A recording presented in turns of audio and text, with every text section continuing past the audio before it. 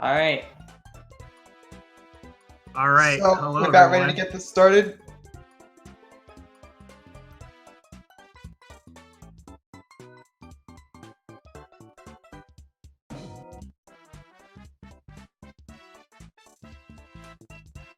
And I'm today I'm joined JuiceACD. by... All right. Hello. How are you feeling? How are you feeling about this? I mean, I'm excited. I'm excited as well. You know, I get to run Warpless. Warpless is a fun category. Yeah. So this is our 5th relay race, but the 4th relay already fifth. race put together here in Speed Gaming.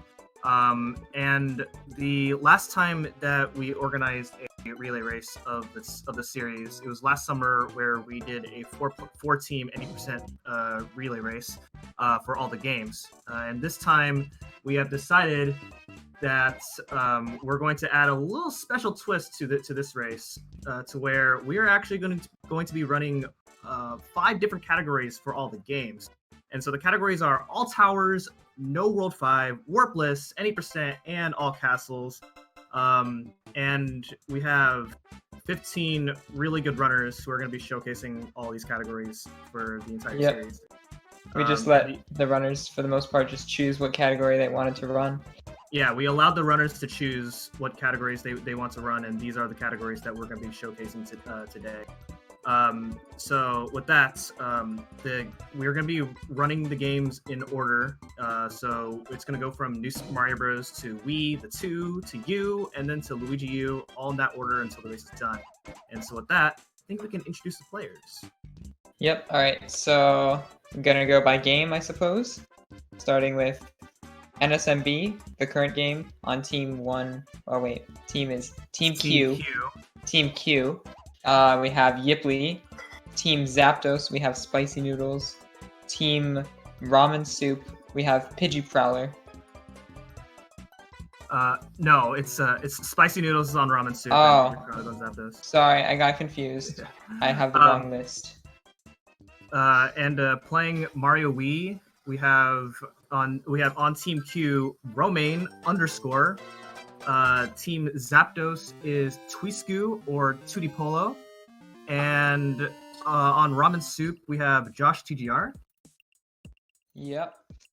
Alright, so then on NSMB2, on Team Q, we have Team Zapdos, we have Uvideogames, and Team Ramen Soup, we have myself, JuiceACD. Okay. And playing Mario U, we have on Team Q MadAstix. Playing on Team Zapdos, we got White Lightning 8117. And on Team Ramen Soup, we have Hendrix 795. Alright, and then for NSLU, the last game we have on Team Q, Blue X2, Team Zapdos, we have Lachurs, and on Team Ramen Soup, we have Mchan338. All right, and with that, those are all the players, and we are very excited for this special relay race. And Lachurs is going to give the runner behind the scenes runners a countdown. And so with that, I'm going to pull JoshTGR in, as he will be joining you for New Super Mario Bros. Alright, yeah, we'll just wait for the race to get started.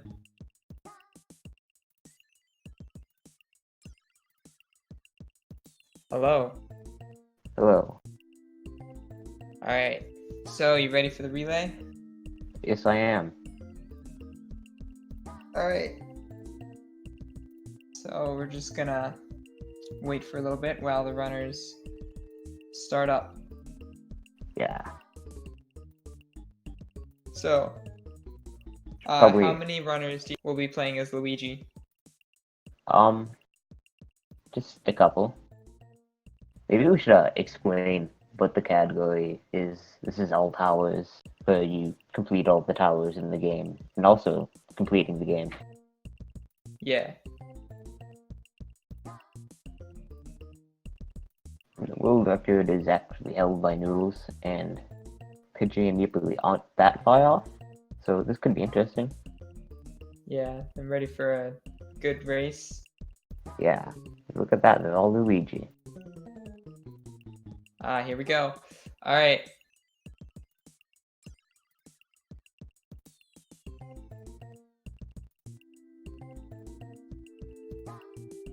My stream's lacking a bit, though. So, first thing we have, Luigi is foolish, lets the princess get kidnapped again, big surprise. Yeah. So yeah, first we have 1-1, just run right and run and hold right level. Yeah. There is one jump at the end. It's not that hard for people who are good at this game. Yeah, it's Also not notice really. these people. Yeah, it's not really important. It's like 0.7 seconds, only 1 in-game second. Yeah. Probably could be good to mention that Pidgey is on a Wii U, which means he has quicker loads by about 2 minutes. And it probably shouldn't be that important in this big thing, but it's that much? Yeah, it's 2 minutes in all towers. I think 2 minutes and 3 seconds. It's quite a bit. Yeah. Oh wow, yeah, you can like see the load difference. All right, anyway, so we got the blocks coming over. Yeah. You want Fire Flower, but it's not that big of a deal. Oh, you have to be getting a shell. Yeah, I'm not sure why he didn't. He grabbed the shell, but I thought he would take damage and then grab fire. I don't know what he's gonna do. Yeah, so now Pidgey is in the lead because he got lucky, you got the fire.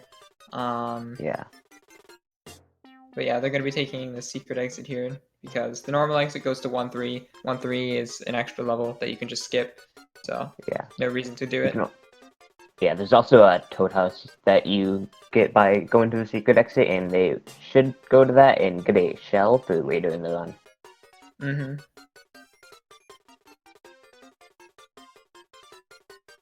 Alright, so what is Zippy gonna do because he has a shell already?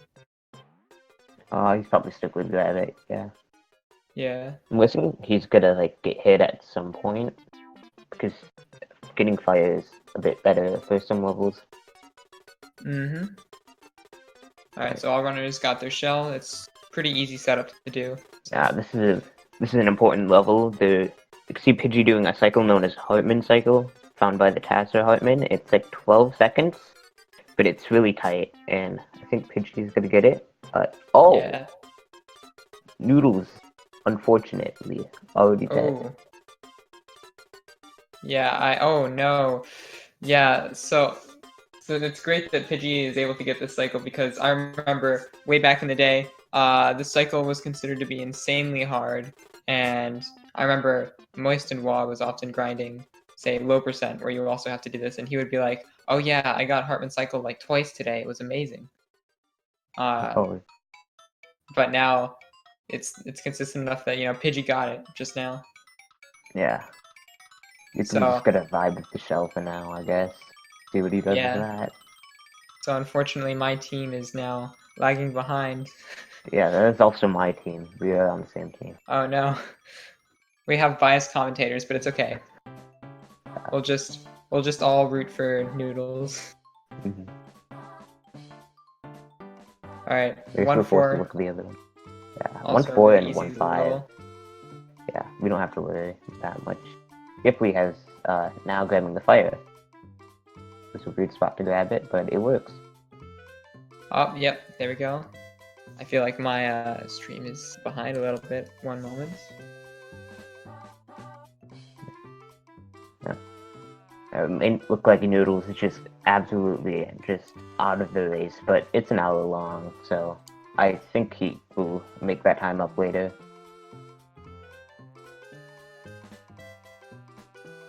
And also, what was I gonna say? Oh yeah, there's star coins throughout the world. We need at least 10 star coins to unlock 2 bubbles. So we're gonna see when it's getting star coins. You might actually get, I believe, 15 star coins to get a backup Toad House just in case. Mm-hmm. So actually, I've never run this particular category. So how out of your way do you have to go for the star coins? I think you can get all of them without slowing down, actually. That's really nice. Yeah. So yeah, all just bouncing through 1-5. Really easy level. Pidgey going into one castle though. There's one little thing that can happen in this level that kind of is prevalent throughout the entire game, known as pixel stopping. You see, like, when Yeah. Pidgey lands on these, you'll sometimes throw a fireball or a crouch. That's because you can sometimes just lose all your momentum on those spots, and it really sucks. It can also happen on a corner. Yeah, if you hit the first pixel, you lose all your speed, and you basically just get stopped. And so they want to avoid that if they can. And on moving platforms, it's a lot easier to do it. So they really have to watch out on moving platforms. Here's a extremely hard boss fight. Let's really hope the runners can get it. Oh yeah, for sure. And he's Pidgey got it. Let's go. yeah. Got 1 out of 3. Here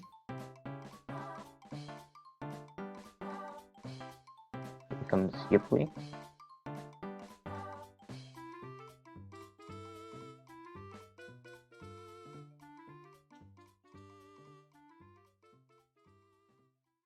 Alright. So yeah, Yipley got it. And so now Pidgey's going on to World 2. Yeah. Of course, not saving. Much faster not to save. Yeah. I don't know if you noticed, but Pidgey scrolled the screen to the right. It just makes it a little bit easier in the first half. Yeah.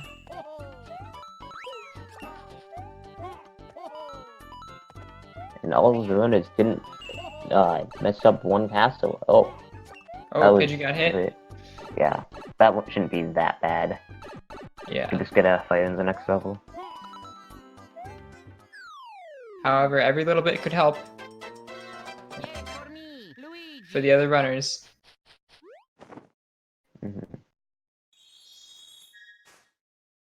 So already we have a noticeable gap between all the runners, right? Yipley about 1/2 a level behind Pidgey, and Noodles, you know, about half a level behind that. Now, Lachurs in this level, you don't have to worry about him. You just scroll the screen to the right. Yeah, just do some camera manipulation. You press L or R, you scroll the screen, and you can make things load differently. And it's useful in some places to, you know, get better cycles or just manipulate a Lachurs in this case. Yeah. I think we might see it in... I can't actually remember if we see it in 2.4 or not. I feel like we do. But I haven't played that level in a while, so... I don't remember which level that is. It's a weird level. We'll see it later in the run. Not after 2.3, though. Alright, so 2-3, we have a maze, but, you know, it's not that hard to get through. That's some pretty crazy movement you'll see. This level is kind of weird in low percent. Because, actually, Noodles to some distract, you can just kind of do this crouch thing over that sauna. I don't know exactly how to explain it, but it's pretty cool.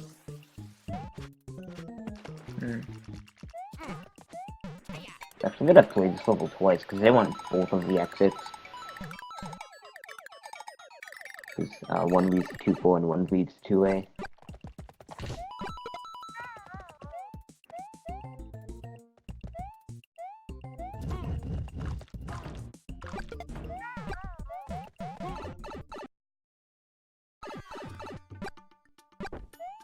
Alright, so Pidgey waiting there for fireworks. He didn't look like he needed to, but he played it safe. If you get double digits at any point in the run on your timer, then you get fireworks and it wastes a bunch of time. So runners of this game have to be aware of that and be ready to avoid it, especially if they mess up. They might have to look at the in-game time to see if they're going to get fireworks or not.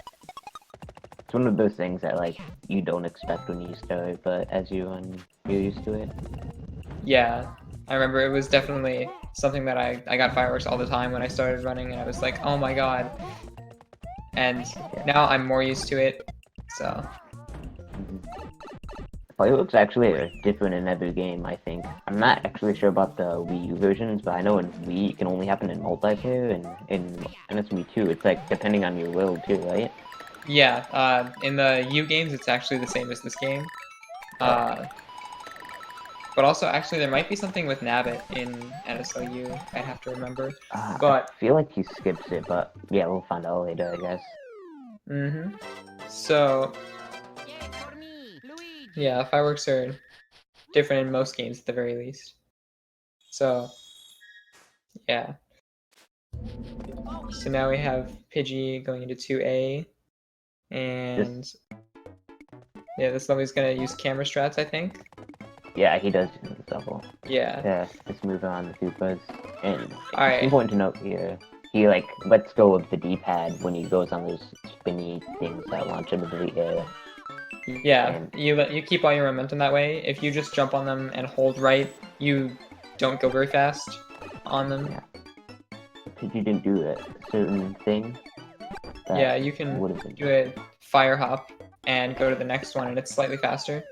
Yeah, that's using fire to like, it's like shooting fire, then just being able to jump normally when you otherwise can't. Yeah, normally you get sprung off those when you press jump, but if you shoot a fireball at just the correct time, then you will be able to jump off of it. Maybe if we might be able, yeah, we just saw Yipley do it. His Yeah. started working at the perfect time. Nice. And he's taking the secret exit. Whoa, look, they're all on the same level. Yeah, they were both in 2-3. It's crazy. Oh yeah, we have to mention that we played this level twice as well, because one leads to World 5 and the other exit leads to 2 Castle. Yeah. Oh, Noodles is small now. That could be a problem for him. I mean, he should be able to keep it until 5 Tower, which is an auto-scroller. Oh, we're gonna see some crazy movement in 5 Tower from Noodles, aren't we? I hope so, if he doesn't mess it up. I think he said he was going for that 5 Tower.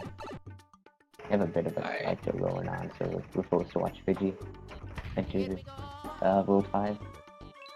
Yeah. Alright. So now we have World 5. Basically, we just want to get the tower here. Yeah, there's some other things we do as well, like getting to World 6, 7, and 8. World 5-1 is not that much of a problem, but you can go too fast and get fireworks here. Yeah. Like, you also have to watch out for these piles of snow on the trees, because if you hit them, then they take you down, and you have to like mash to get out of them. Yeah, and then you're most likely gonna get hit if you run into one of those. Yeah.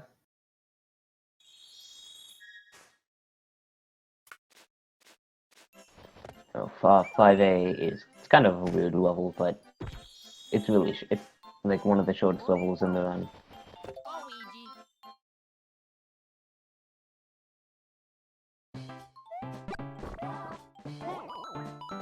Got these little blue things that kind of just go from small to big every few seconds.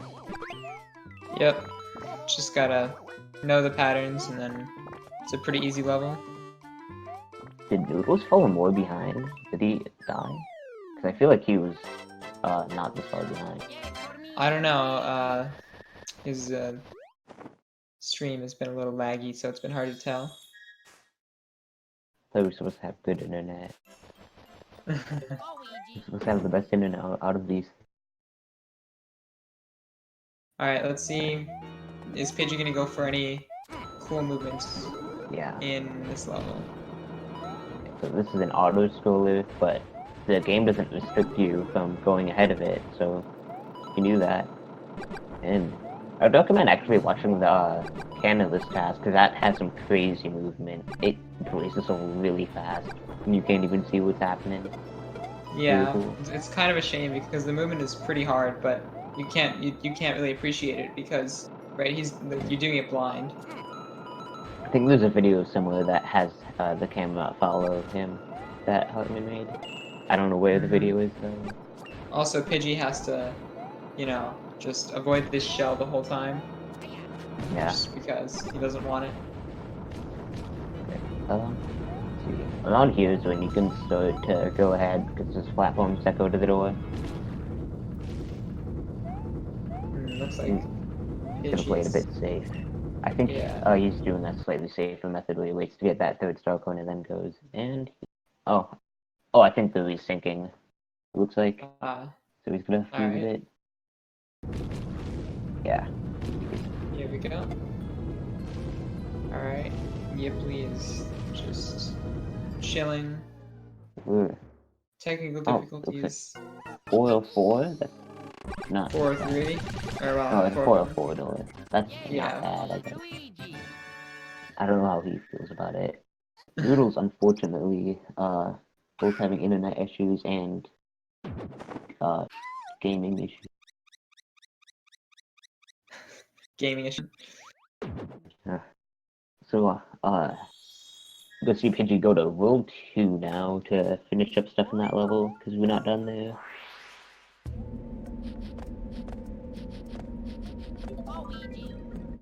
The Noodles slideshow shows him in World 5. Yeah, so basically we haven't got the tower yet in in World 2, so we have to go back for that.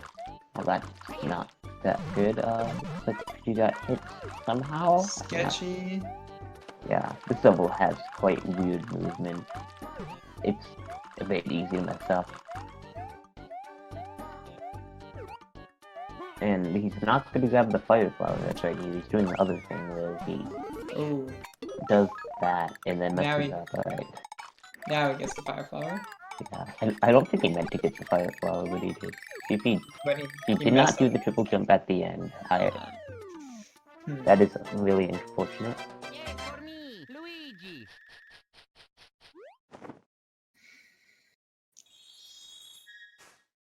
This becomes the third tower of the run.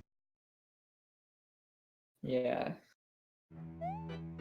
Actually, I don't really know this level very well. Yeah, it's a bit weird. I'm just used to cannonless. So far, it's going well, except right there. Nope, it's still going well. I think he made the optimal cycle. That's nice. Yeah. He made Excellent. Grabbing the spring real quick. Yeah.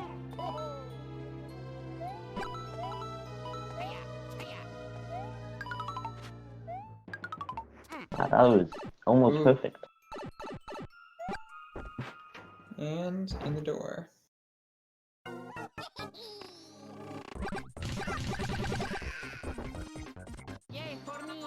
There's some internet curse going around. Yippee and Noodles just aren't having a good time. The internet. Yeah, I understand. It's happened to me. Yeah, it does happen. I think Glitchman in one point in the chat said that they have juice internet, so. Oh yes, my internet is not known for being very good. Here's 2 castles. There's like some other levels. This has 2 exits. One leads to World 3, one leads to World 4. I believe we go to World 4 first, so I mean, this is really stressful. You have to complete this level with a mini mushroom to get to World 4. Yeah. Fortunately, this level has a mini mushroom in it, so you can just grab that. Yeah, but the boss of this level, he has a not very fun hitbox, and you have to ground pound him 3 times with the mini mushroom. Is he unlocking both World 3 and World 4 at the same time? I'm not actually sure. I have no idea. Maybe he's just doing World 3 first? I don't know. Oh, I wasn't paying attention to Noodles' 5 tower, but he's in World 2 now, so I think he had a really good one. I think he had some technical difficulties in World 5, so we couldn't really see it. Unfortunately.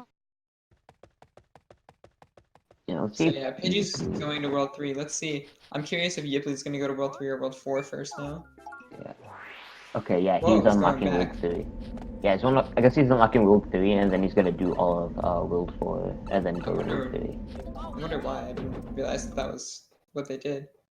Yeah, I'm pretty sure that's an old route thing. I think what used to happen is you do unlock roll forward, beat it, and then do roll 3. That's what the record does, I believe.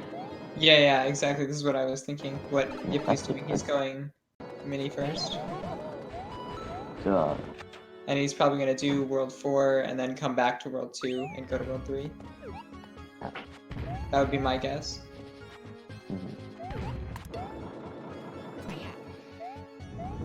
So, 2, 5, and 2, 6 aren't necessary in World 2, so we don't do them. Alright, let's see if he doesn't die.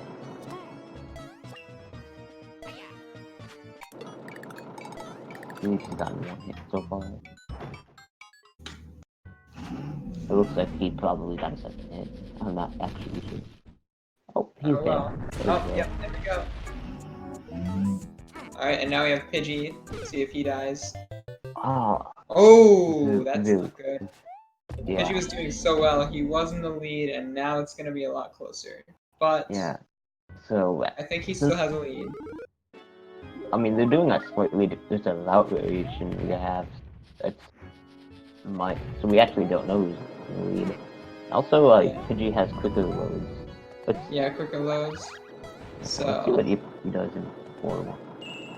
Looks like he's gonna take the mini mushroom. So I would imagine that Pidgey's probably saved about 40 seconds on loads.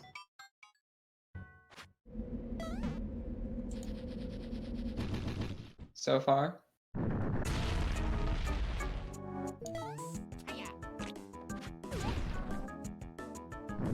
Alright, so Pidgey's doing fine.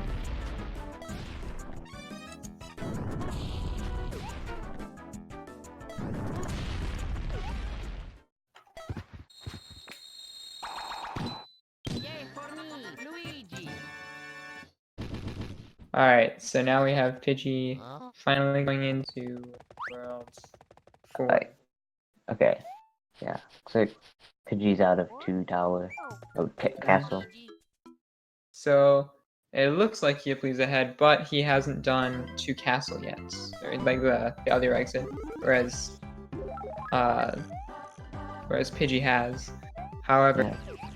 Pidgey's loads are giving him an edge. Yeah. Looks like Yipley is grabbing both fire and normal and fire for tower. See what cycle he makes. I think he's on the best side. He might be like 1 cycle off the best cycle, I believe. No, I think he made it. I don't remember the exact in-game time of the best cycle, but it's around there. Yeah, I'm not sure either. Oh, Pidgey getting hit? Alright, Noodles is also in 4-1. So yeah, Noodles is catching up to Yipley, it looks like. And can't tell if he's. It looks like he did not play it safe and did the little skip things in 4-1. Alright, Pidgey now in the tower. Whereas Yipley going back to castle. Yeah, to complete World 3 or to unlock World 3. To unlock World 3. Yeah, and that shell from the beginning of the run, they're gonna use it there.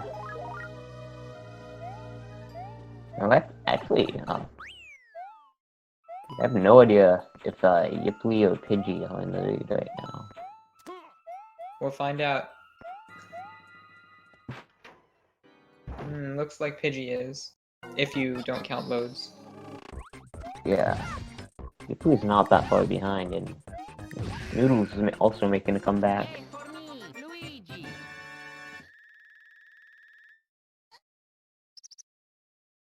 I guess it's a good thing that Pidgey unlocked Group 3 already, because he does not have Firefly with Q Castle. And he's going to be able to use the shell. I still think that I think that it still is slower, but now the runners, we're at a point where we can compare them again. Yeah. Alright, so 3-1's a water level, which is why they wanted the shell. You just go way faster underwater with shell. It's just not even close. Yeah.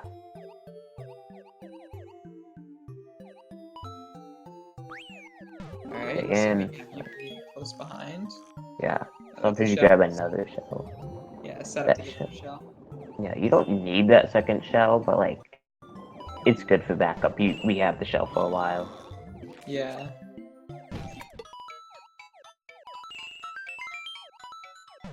Alright, Noodles, killing the boss. So yeah, they're all they're really just right back to the point where they were. Just Pidgey's death cost him, but he's still in the lead. Yeah. However, I think that he would only be about tied with Noodle or with Yipplee if he didn't have such good loads. Yeah. It's nothing too hard about this level, but there's like these moving mushrooms at the end that can kind of mess you up. But otherwise, it's not that hard.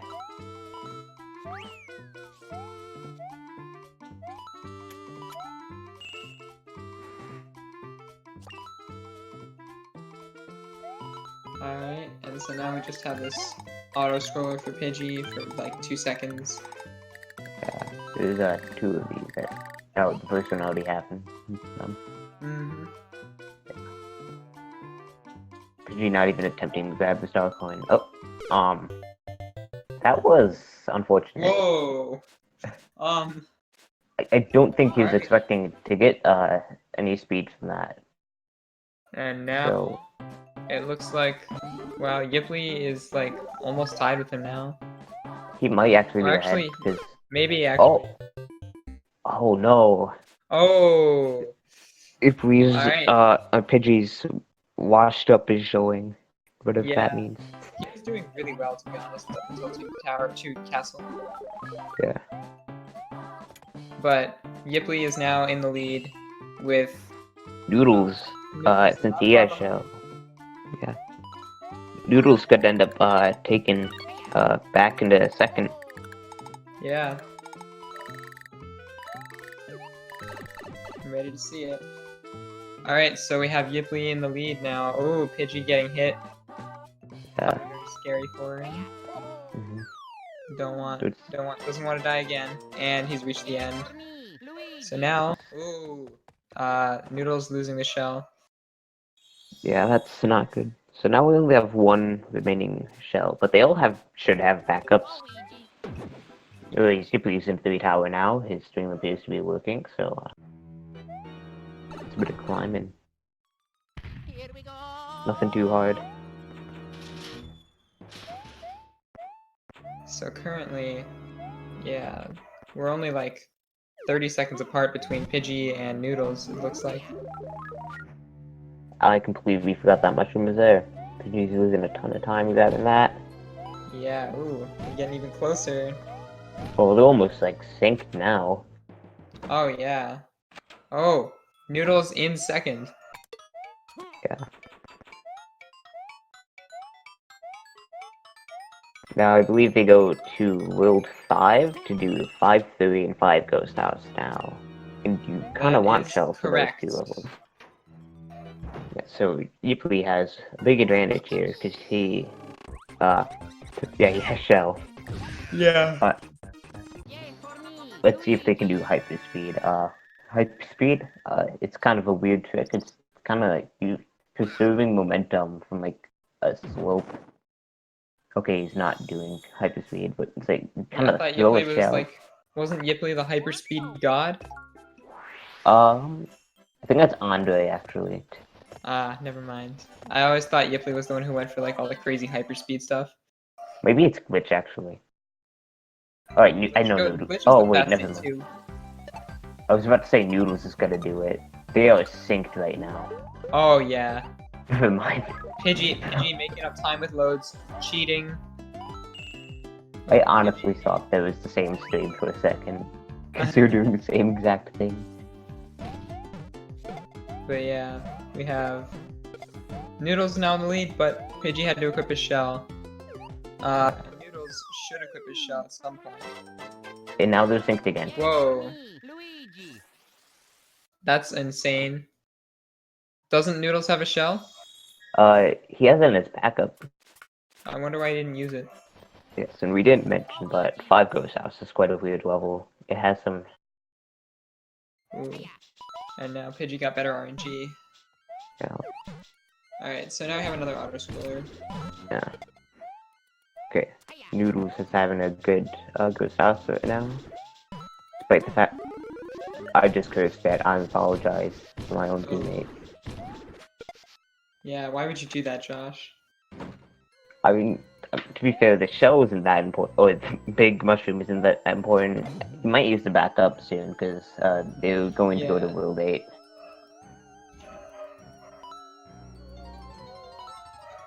I actually didn't see who got the best Ghost House.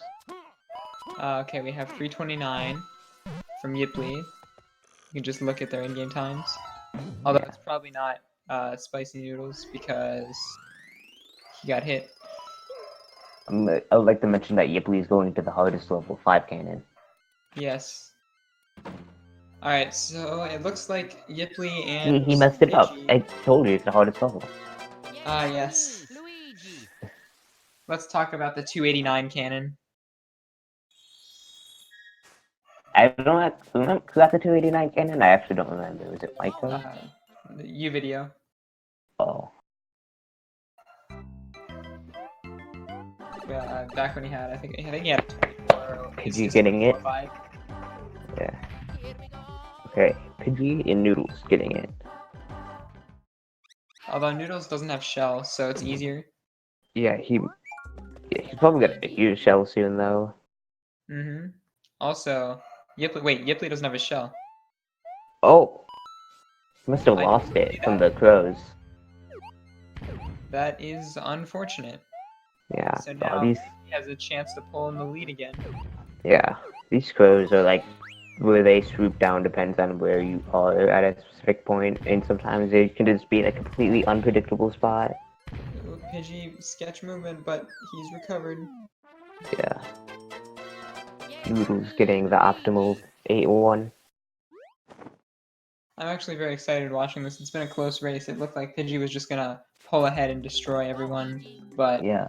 then he died a couple times and the race is close again. Yeah, this is And exciting. so now in 8-2, Pidgey's gonna make up quite a bit of time because he has shell.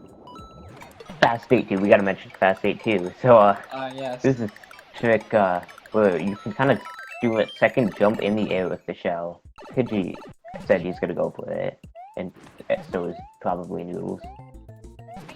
You can see him attempting Ooh, it. messed up. I believe it's Not frame too per. shy. Noodles not using a shell to get it. He does have a shell, right?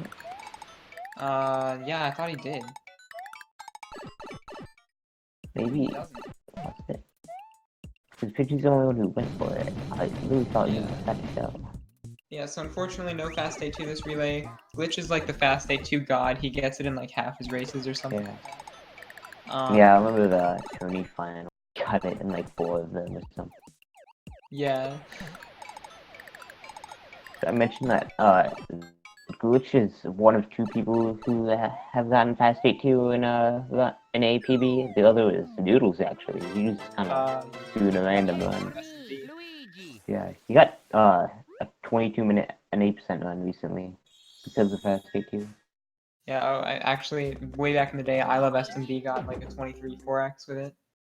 Yeah. 8 towers So- are a weird level to optimize. See Yipley in it right now.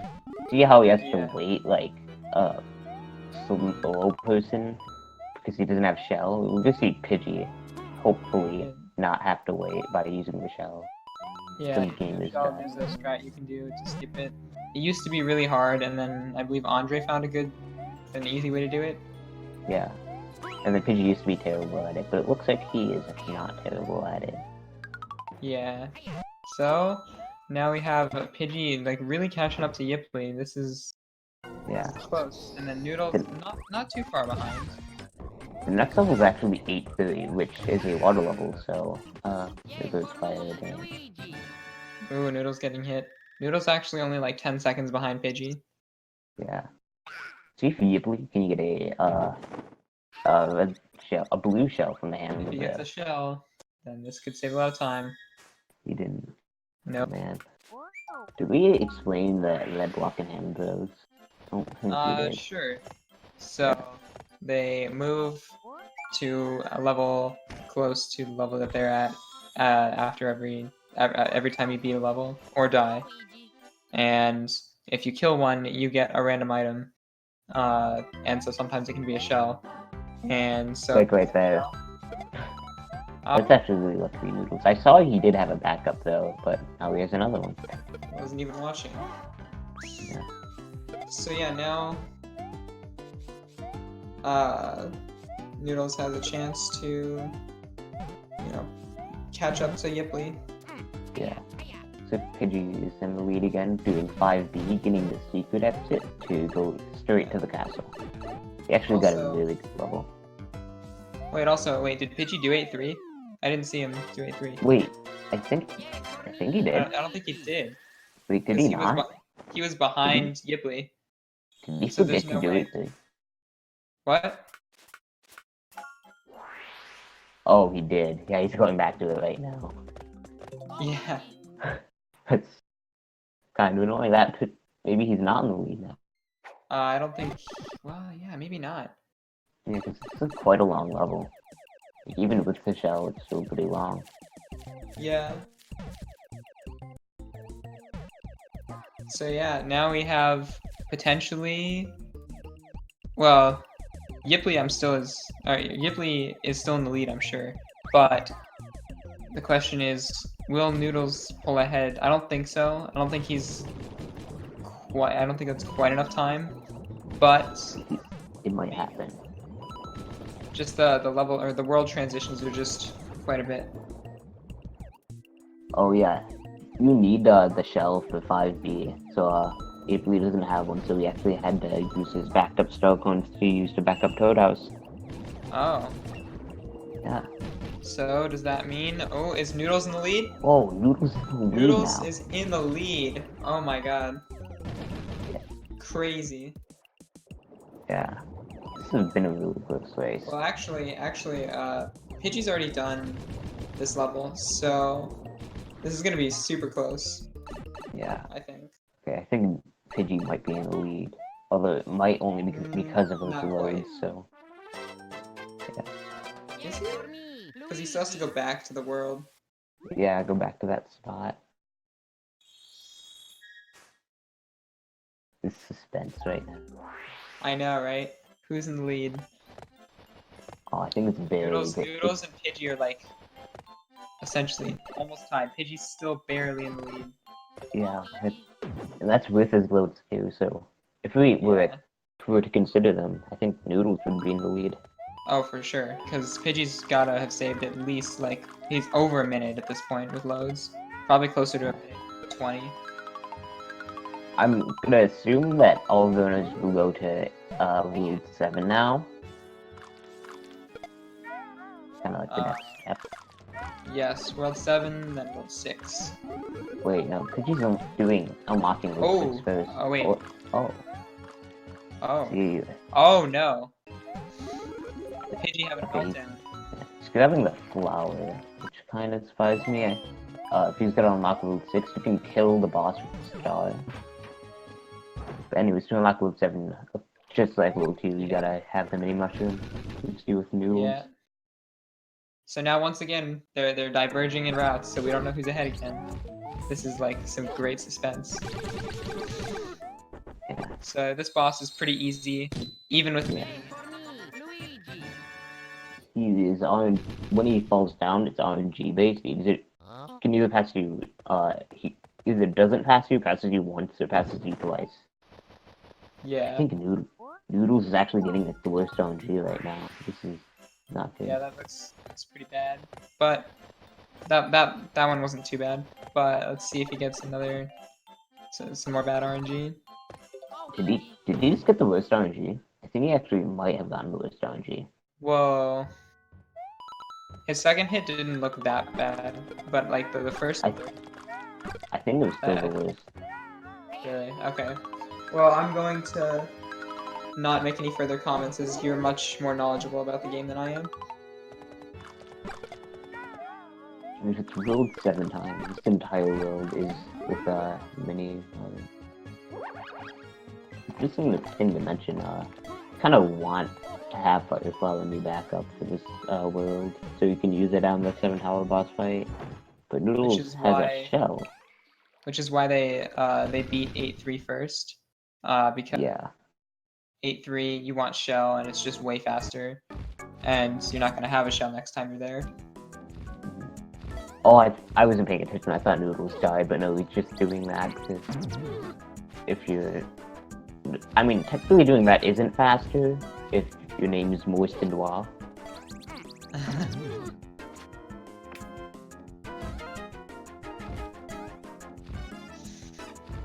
Noir is a legend. Yeah. Alright, Pidgey's RNG. Okay, that was pretty good. I think it was good. Noodles is ahead of Yipplee, but we have no idea where Pidgey is right now. Yeah, exactly. Although I do think Pidgey is going to... his loads are going to carry him. Yeah. He's had some unfortunate deaths. I don't want to say anything, but I don't think I've ever seen a new Nemesis level up, so Which level? The Ghost House? the next level, however, is probably in the Canvas category, like one of the hardest. Ah, yeah, 7 Tower. Yeah. But the fastest cycle, God Cycle, it saves.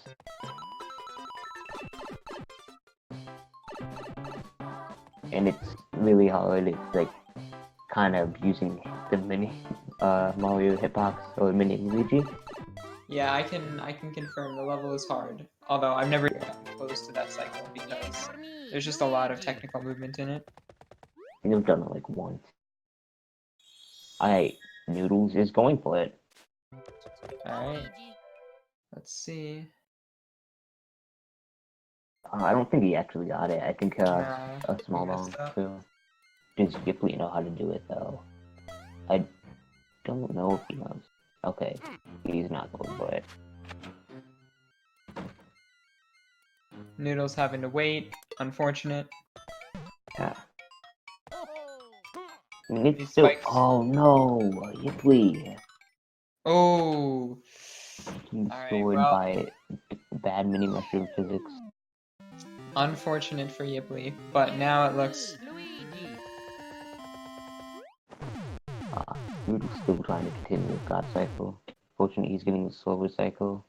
It's fine. Oh, I know, Pidgey knows how to do God Cycle. See if he can do it. One moment while I refresh.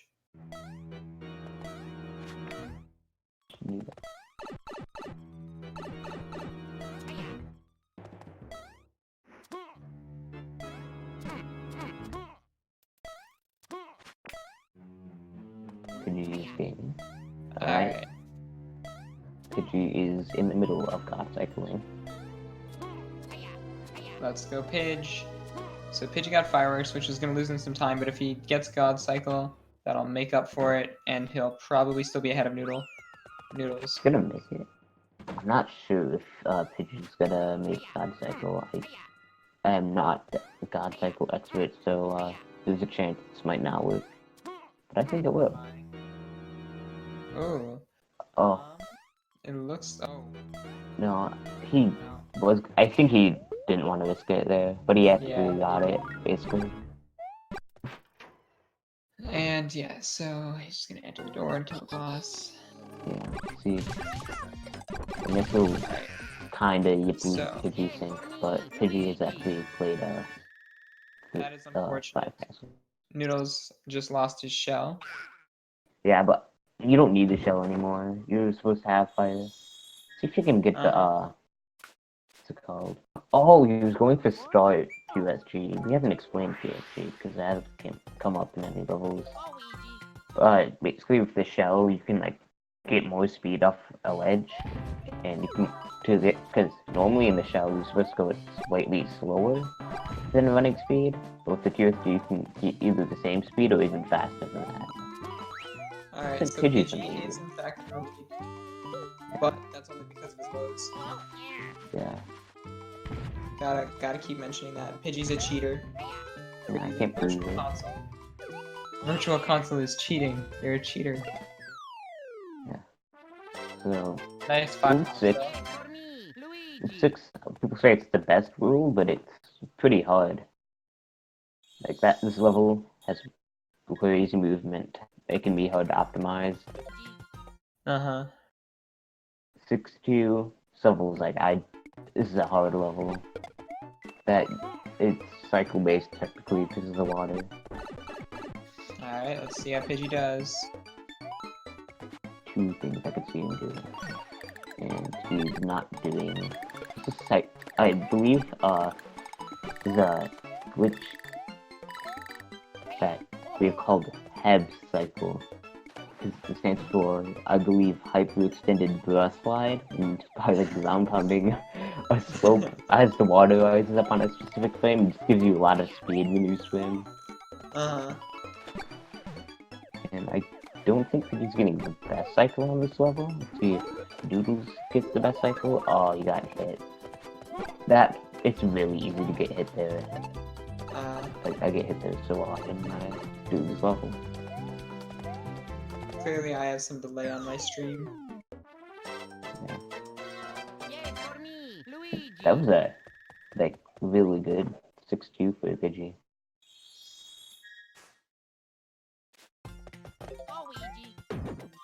So now Yipley is just trying to catch up to Noodles and Pidgey.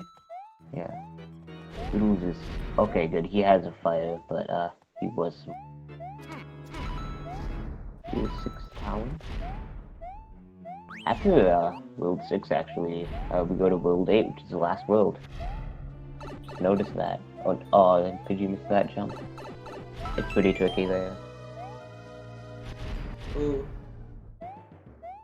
Ooh.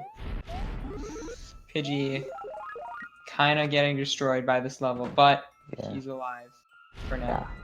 Yeah. See, and Neeply having some spaghetti in 6-2 as well. See if Noodles get a gaming 6 tower.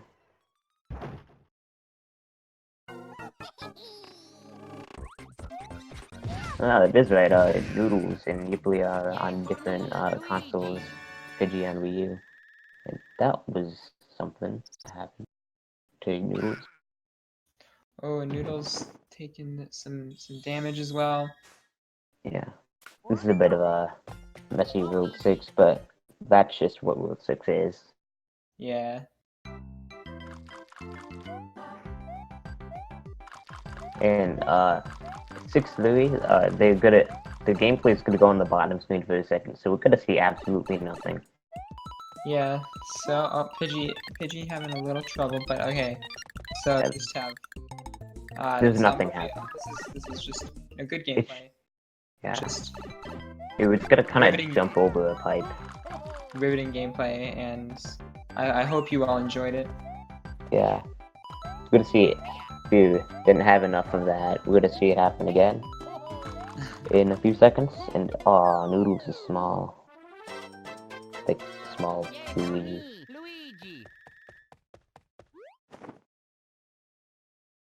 So Oliver is having some not fun in World 6. Yipley is that was Monka S. Oh, he didn't even get the power Yeah. the other two got. And maybe he doesn't know about it. Oh, that flower right there. Well, Right. that would be it. Yeah. 6-4 is a weird re-optimized level. Yes. Kinda all of the builds. Fire hops and more fire hops. Yeah. Fire hops are most commonly used in like 8-7, which is in any percent. And that's a nice little triple jump there. Mm-hmm.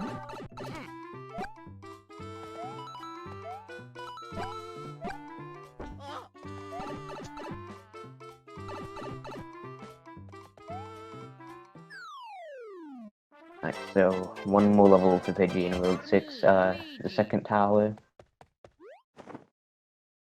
Feels entitled enough for 2 towers. I know, right? Yeah. World 8, that's World 8. It gets 2 towers. It gets 2 castles as well. Wow. Oh no, I just spoiled the ending. I mean, there's Well, only 1 tower, guys, and I'm afraid 1 castle. you're gonna have to leave the commentary stream now. So I'll see you later. Wait, apologize.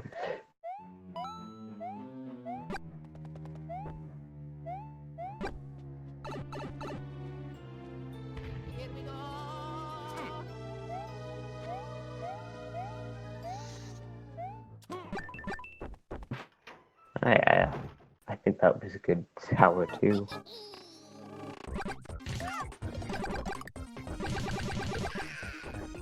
Alright. Pidgey, done with the fight. Yeah, I think that was decent. Yipley got the mini.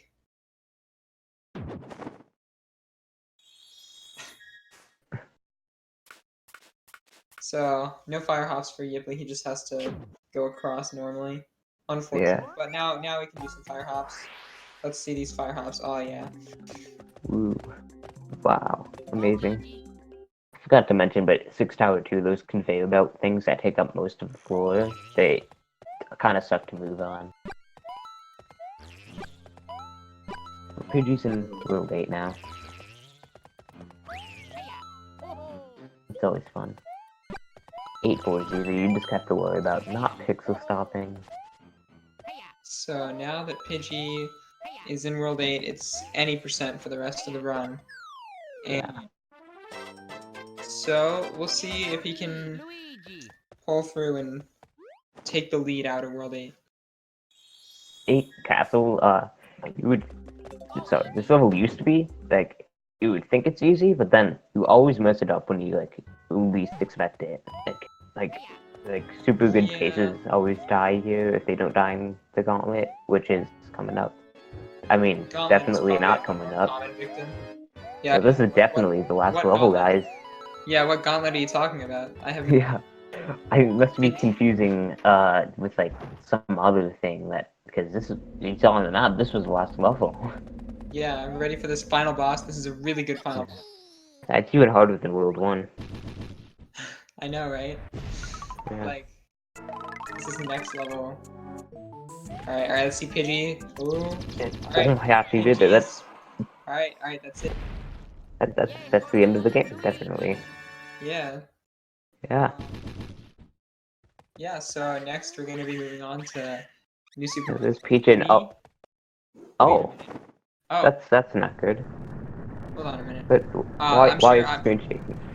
I'm sure they're just taking it to... This is like a special effect to go on to the next game. Yeah, this is some special editing. Yeah. Oh, whoa. Whoa. Noodles dying. Oh, that's what I was talking about. That you can easily die there. So Yipley, a bit good for Yipley and I guess Pidgey. Yep. Yeah. So anyway, yeah, Pidgey's an 8-5 now. So the Gauntlet series of levels that we did a super good job at hiding that I definitely didn't spoil. These are some of the hardest levels in the game. 8-5's not that. 8-5 is pretty easy. Unless you Pidgey and mess it up a ton and PB a ton. I mean, what? So runners are currently like 1 level apart each. Yeah.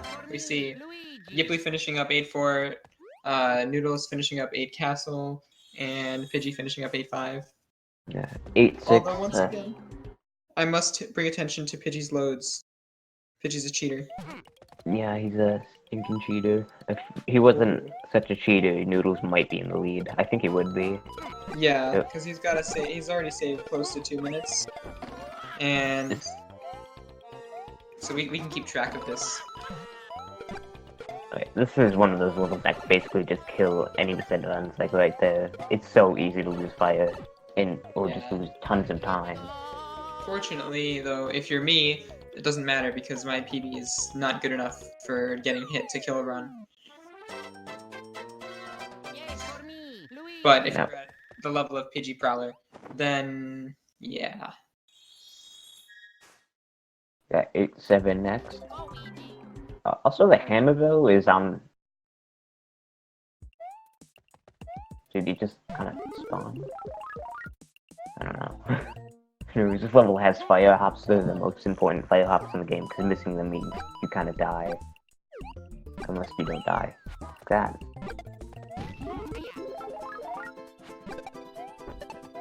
Alright, we got a star here. Oh yeah, I don't think we've even mentioned this, but stars are weird. You only get a speed boost when you're on the ground. So it's kind of like, you jump and then you like lose your speed, and then you just gain it back right away as soon as you land. So they just try to spend as much time as possible on the ground. Yeah. Noodles having internet issues at probably the worst time. 8-6 Yeah. is not a level that you want to miss. Next we have 8-8. This is, in my opinion, it's the worst level in the game, because you have these volcanic rocks that everyone calls meteors, including myself, and they're all RNG. So, right there, it's super easy to take damage. But that wasn't RNG, that was just Pidgey messing up. Do the star.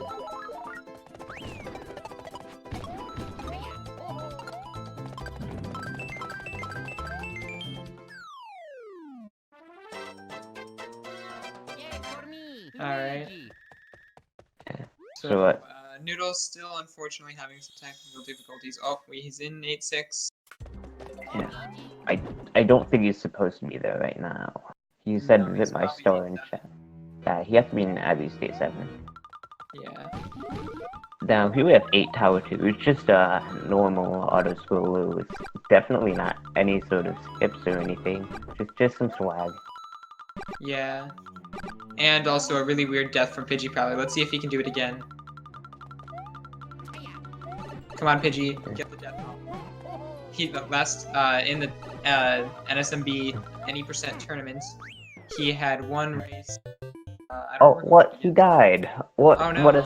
That's not good. That Yeah. definitely wasn't intentional or anything. No.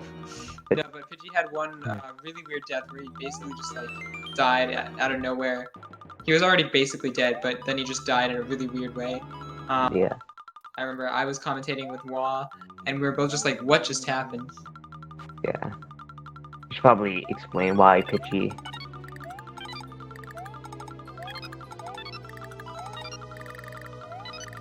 He would be further in the level. So Ooh. getting the red coins, getting a mushroom, and then he's Apparently- going to card. See, Noodle's in 8-6, but I don't think he's in 8-6 right now. But this is a top tier gameplay. And now he's gone. No, I actually might want to get myself ready. You might want to get ready. I can Yeah, just commentate the rest if you need to go do that. I think Lack is supposed to come in soon, so yeah, I can't see where he is, but I'm assuming he's go either ahead. in 8-8, yeah. Just go ahead and set up. Yeah, I'm gonna head out now. Alright. Just So unfortunately, Noodle's stream, still have no idea where he is. He's probably also 82. Meanwhile, Hey, Juice. hi Latch. So yeah, you ready to just commentate the rest of NSMB with me? Absolutely. Alright, so last time we left off, Bowser Jr. Kidnapped Princess Peach after Luigi saved him, and then turns out there's 5 more levels, actually 6 more levels in the game. Oh Big my surprise. god, I didn't know that. I didn't actually know that. I know, Was right? one of those levels a tower? A tower? Yeah. Oh, nice. Man, that's Also- really convenient. To mention, when back in World 5, when Pidgey went to 5B, that was honestly the biggest brain moment I've ever seen. Because you need the shell to get the secret exit in 5B. So instead of doing 8-3 and potentially losing shell, he decided to go to 5B and do that exit first, then go back to 8-3. Ah, yes. Unfortunately, it did cost him his lead at the time. Or, not quite, Yeah. but almost. But now he's back in the lead because he has good loads. And also, I mean, and Spicy Noodles messed up. I have no idea where he is right now because his internet is, not the best. So yeah, PidgeyProwler in the last level of the run. Unfortunately, he's small here. It makes this room a little more tricky because he won't be able to damage boost, but he's fine. Alright, Spicy Noodles said in the final level. So yeah, Spicy Noodles, not Spicy, Pidgey, so being small makes that jump Pidgey just did easier. Oh, he missed the switch. Oh no. And he has to go back, losing a couple seconds, but it's whatever. Alright, so we're just gonna have to see, I believe Pidgey is still in the lead by a little bit. Yipley in last, unfortunately for him, whereas Spicy Noodles is gonna probably finish maybe 30 seconds behind Pidgey or something. Yeah, it'll be close. Hard to tell, just because Spicy Noodles, you know, once again, technical difficulties. Alright, so Pidgey has to take the right paths here, because if you don't take the right paths, it loops, and then you have to do it again. And that's no fun. Alright, Pidgey's small, so... So, this jump here is a jump. The plan here with the jump, and it's a pretty cool jump, is to go over Bowser. Yeah, jump on Bowser Jr., and you're over, and Pidgey's done. Alright, so Pidgey's done. NSMBW now. Yep, and I will... Okay, Noodles is also done. And so, unfortunately, we can't see that. First there. Yeah, I think Pidgey was first. It was very close, though. So, we're going to have basically a tie going into the next level, although I think Pidgey's team is ahead by a couple of seconds. Oh, yeah, we'll be ahead. Alright, so anyway, with that, I think... yes. Actually, no. But anyway, I'm going to leave, and I'm going to leave the commentary to you for NSMBW, I guess. And we'll be seeing you back for NSMB2 and Warpless. Yep. Catch me there, because I'm going to destroy everyone. I mean, what? Anyway, yeah, see you later. Alright, see you, buddy. So yeah, while we wait for the stream to change over, so we have Tuisku playing NSMBW for Zapdos, and on Ramen Soup we have JoshTGR, who you just saw in commentary.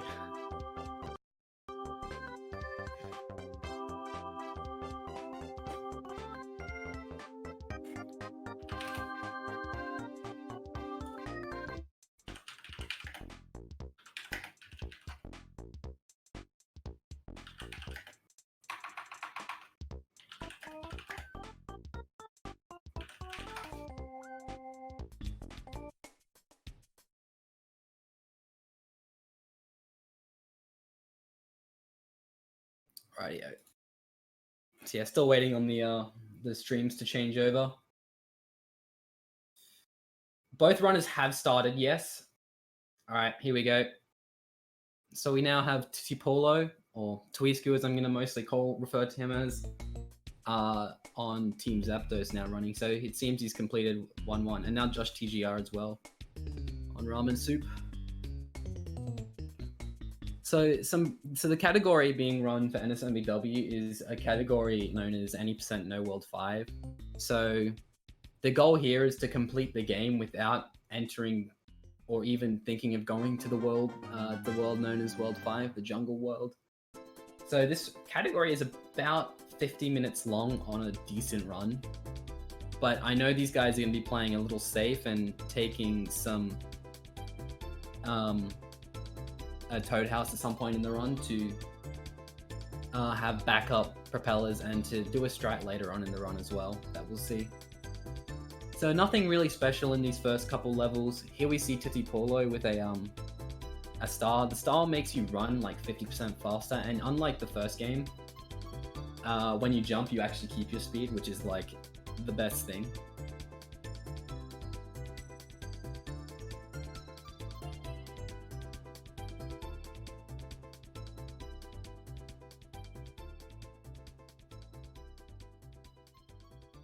Still waiting on Ramen to be put on as well. Don't know if Ramen is even live at the moment. Alright, so entering 1-3, here we might see Tuisku. I think he'll pick up a Yoshi in the level. The reason he will do this is just because there's a part later on. There's a part at the end of the level where there's 2 Hammer Bros. These Hammer Bros are completely RNG. If they jump down, you lose propeller, and that loses a lot of time.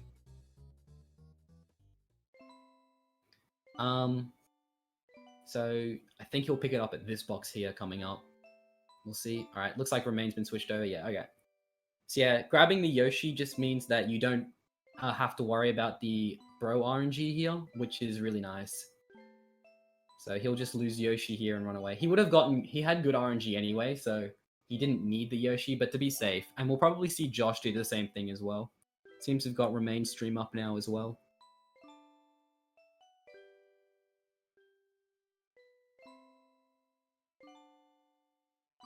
So here we have a little cutscene that plays after you complete 1-3. This toad screams at you for a bit.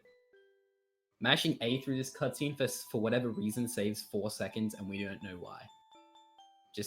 We don't know why. Some theories, like I heard a really good theory from Uvideo where Nintendo just forgot to put the icon for spamming A. Or like pressing A on that, so it's just there. But yeah, so we grab the star, and the star is mostly for later on in the run. So don't worry. It's not slow, it's fast. Now on to my favorite level in World 1, One Tower. Also, if you see in the left there, Tuttipallo has that Goomba in the bottom left of that little square. That means he's going to get a guaranteed Goombaless, which means we won't see a Goomba from Twisku. So 1-1, very fast level when done correctly, and looks really nice as well. So, as long as you're fast enough to get there before that opens up, then you're fine. The 100% Taz by Soig, which is definitely you should check out. A really nice watch. Actually makes that cycle. 560 there is really good.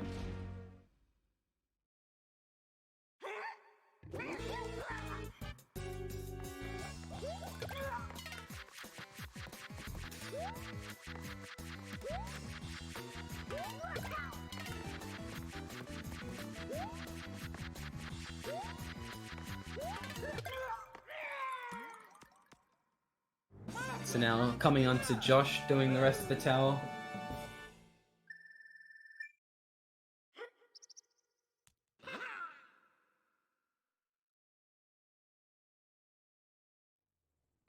I should also add that with the world record run, if you watch, is 46:45 by Fade Vanity. At the start of the run, he'll go into the camera mode and check the Goomba. That's to check if he will get Goombaless or not. Because the Goomba always rotates. I think he always rotates clockwise. So from the starting position, we can actually work out where he's going to be once we get to that point. So this is another one of those levels. Really just awkward movement some places. There's a part here where there's actually a semi-frame perfect motion control. I should add actually that to do a lot of some of the movement here, so like flying up here like Twisku did, you have to shake your Wii remote, and motion controls in video games aren't really good. So we see Twisku actually got the semi-frame perfect fly there, which is really hard to do. Alright, so it seems Josh and Remain both have a 50% Goombaless position. So they're just gonna YOLO in there and hope that maybe the Goomba runs away from them.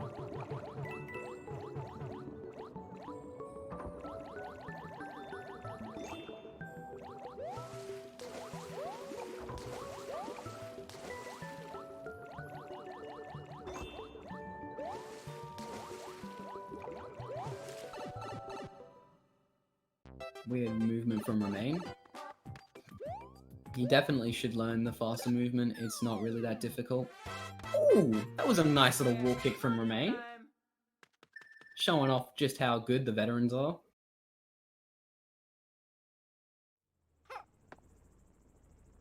So yeah, as you see, the Goomba's going to be in the top right-hand corner of this square. So as soon as Tuttipallo will run onto this, he hopes the Goomba, and the Goomba won't hit him at all, like you see there. So that saves about 20 seconds over not getting Goombaless. Oh, rest in peace, Hendrix. Hendrix just got a PB in New Super Mario Bros. U Deluxe just before the relay. If only he got that in the relay. So 1-6, another one of these awkward levels. These paratroopers have really janky hitboxes. There have been clips, many clips of runners who seem to have landed on top of the paratrooper, but instead have gone inside of it and gotten hit. So JoshTGR also getting Goombaless. We're 2 for 2 for Goombaless so far. Maybe we'll be 3 for 3.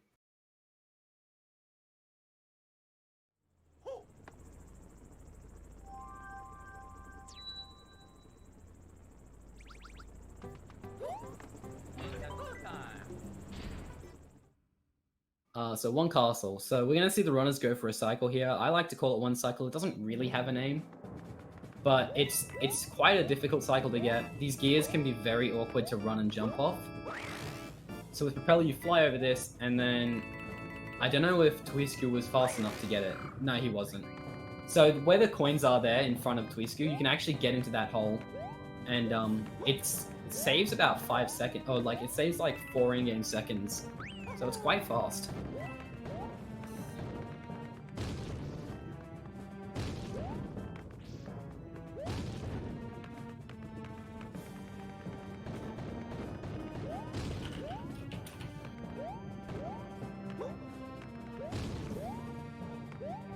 So maybe we'll see Josh get the one cycle here. This ending part, we fly up and get into this hole with the dry bones. That was a very good one castle, all things considered, from Twisku. A 5:25 is a decent time, so no, we didn't get a one cycle from Josh. I didn't. Ooh, Josh running down the edge of the gear. Like I said, these have janky hitboxes and they're really hard to control yourself on.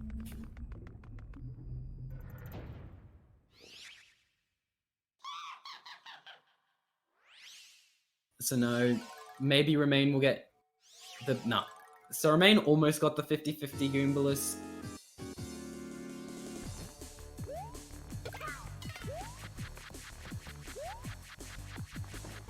Fortunately for Josh, losing Propeller there actually doesn't lose that much time.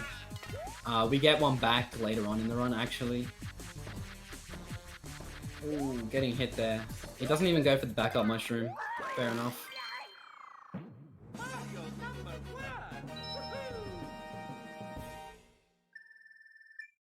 Twisku ended that level off there with a 493. The fastest possible time, if I remember correctly, is a 501. So definitely not a bad level from him at all.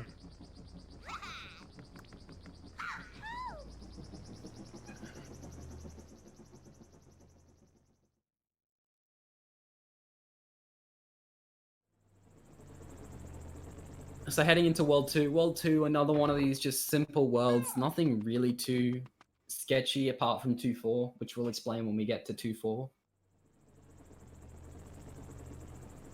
2-1 is a level that is actually faster without Propeller. But because we keep Propeller in it, we lose a couple seconds to optimal, which in the long run doesn't mean anything.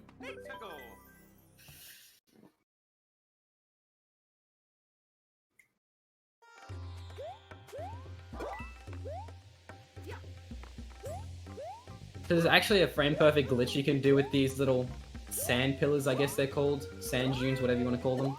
Where if you fly at the right timing to before going in them, you fly straight through them without losing any speed.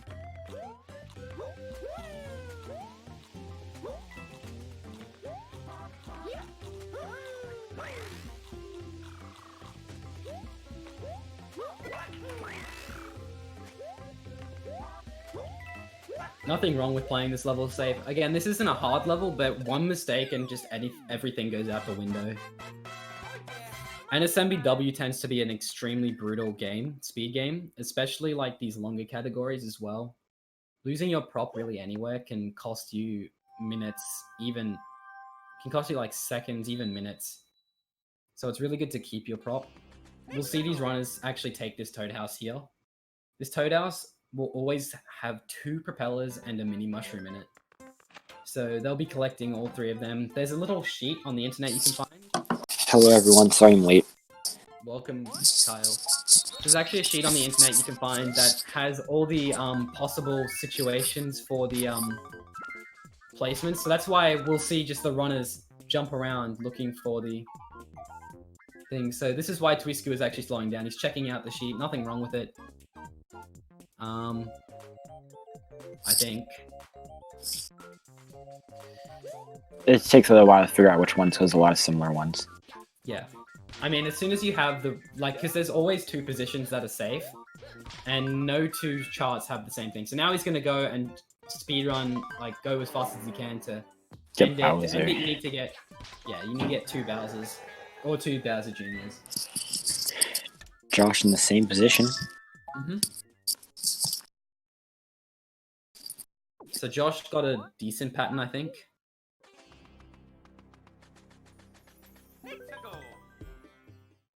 So yeah, we get 2. So they get 2 propellers here, and that's mostly just a safety thing. There's a lot of brutal things in the run that can end it really quickly, and we don't want that. Also, Josh is picking up a fire flower. I assume that's just in case he gets hit. Oh no, they pick up the fire flower to become a tier 3 power up later on. That's right. So I'm gonna let you speak because you haven't been able to speak. So into 2-3, this is a dark level, very dark level. I don't know how these guys actually see anything in this level. They're very good gamers. Yeah, 2-3 is just like a memorization level. It's not that. It's just that you have to memorize where everything is. Exactly. And once you get the star, it makes it really easy anyway, so nothing too hard. So we saw Josh pop one of his propellers that he got from the Toad House. The current world record for this category actually doesn't take the Toad House. It does the whole run without getting hit or dying, and it does a strat. Because that's what world record needs. World No record time in loss. this category is extremely optimized. There's not much more you can do to save time on it. There are a few little things like 6-1 fast cycle, but nothing Two that tower. anyone's really willing to. 2 towers kind of a technical level. It's kind of all about having your motion controls work decently well.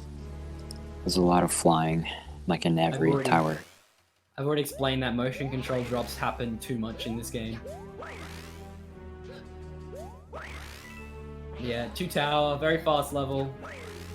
Jumping off of these, I guess grates, if you want to call them, actually replenishes your ability to fly. And it's important to note that if you jump off an enemy after flying, you don't replenish your fly. Which is something that sucks, but like, we have ways around it. They fixed it in New Super Mario Bros. U. Which is, yeah, as a new Super Mario Bros. U runner coming into this game, it was really weird to jump off an enemy and then just not fly again. Like, why?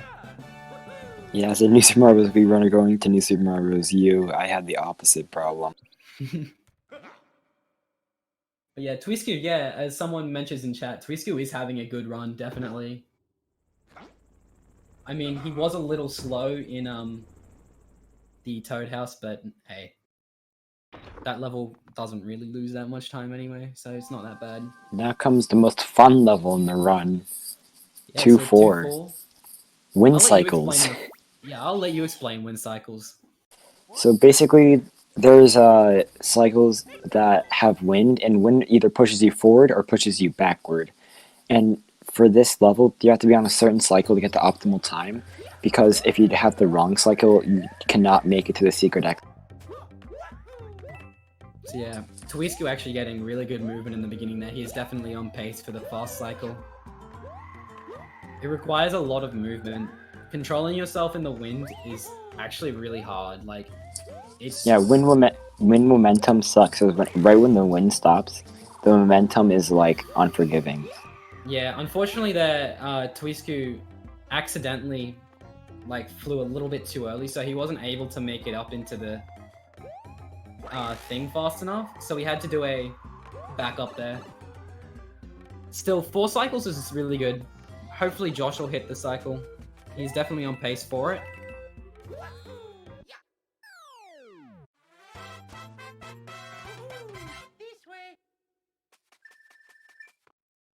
So yeah, to get the cycle, you have to go non-stop. And then you have to do this triple jump here. So Josh was just a little bit too slow. Wasn't able to get the triple jump off. Yeah, this is a really hard trick to get perfect. Because you have to do, like, especially the beginning, that triple jump. Or there's a triple jump, well, you have to turn it to a duck jump on the last jump. That's kind of hard. Yeah, moving on, we now are into 2 Castle. This is an auto-scroller. Not really much we can do about it. The 100% time and the N% time are the same exact time. Actually, a lot of runners like to swag out and collect all the star coins, so that's pretty cool as well, I guess. Also, the randomness is always a set path from when you can continue, so you just have to memorize which path it goes on. Other than that, it's a pretty simple level.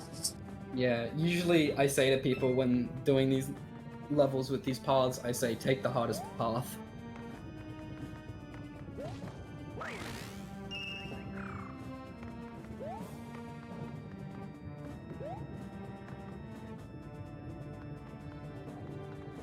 So if we want to talk about actually the skill of these runners, I think Tuisku actually recently got a 48-58, like 57, like just like this morning.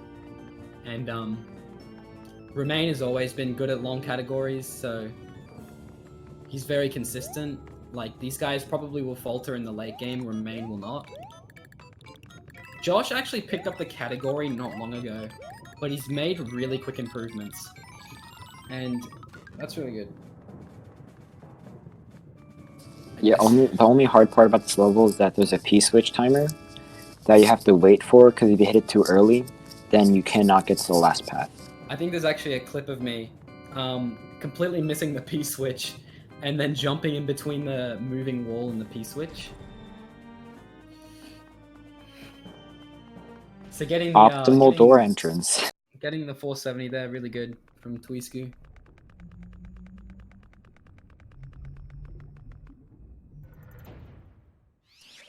So, Josh almost missed the cycle.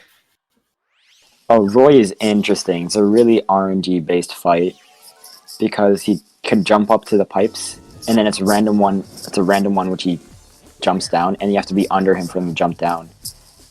Oh, you don't actually have to be under him for him to jump down. Oh, yeah. Also, if he lands on the ground, I'm pretty sure if he lands on the ground while you're on the ground, you get frozen. You get stunned, yeah, and it's not fun because the stun is actually you don't get out of the stun for quite a while. So he just shoots a fireball or whatever at you. But once he's out of the pipes, it's really easy. Optimal key.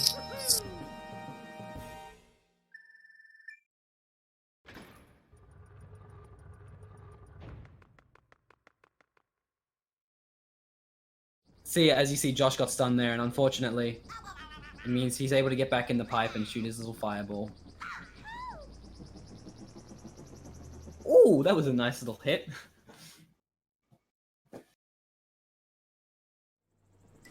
Now comes my personal favorite run in Canonless world. I mean, World 3.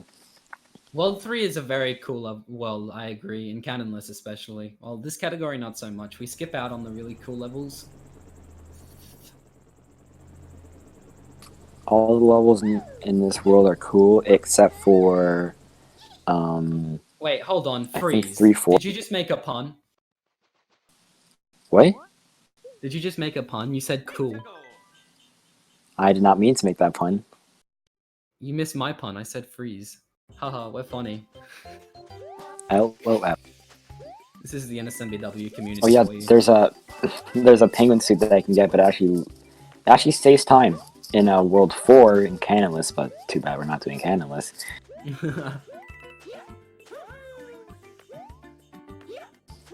Oh, also we're not going to see the fun tower movement. No.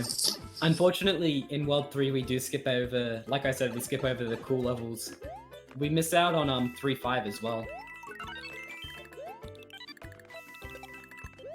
But definitely, if you want to check out a Candlemas run, Green's run, 30, I think it's a 134. 134. Check Green's run from the relay a year and a half ago. That's okay. I envy that. Like that relay, like that segment in the relay, the NSMBW segment, was such a good watch, with Fade and Alec commentating and everything. I had one of those. I was in that relay, and I had one of those saves that I think it was a popular Geeks clip before. Yeah. And it was like where there's a moving ice block, and then you accidentally use propeller, and so you're falling off to the edge, and so you just wall jump and spin, and just survive on the single ice block at the end. But it only works when it's moving towards you. But that's not in this run. So yeah, Josh is actually playing really smart right now. He's not popping his propeller at the moment, because if he loses it now, he won't have a backup one anymore. And fortunately, these two levels don't need a propeller. That was a really good star grab from Tuisku. Tuisku was Here popping comes the off. yeet jump. Ooh, that jump's like actually kind of tight. Oh, he didn't bonk at all. Yeah, those jumps are actually kind of tight. Yeah. Oh, Yeah, no I triple should jump add- swag. Yeah. I should let you actually talk about sliding as well. Oh yeah, sliding is only sliding in this game down. Wait, sliding on downhills or sliding on ice? Sliding on downhills.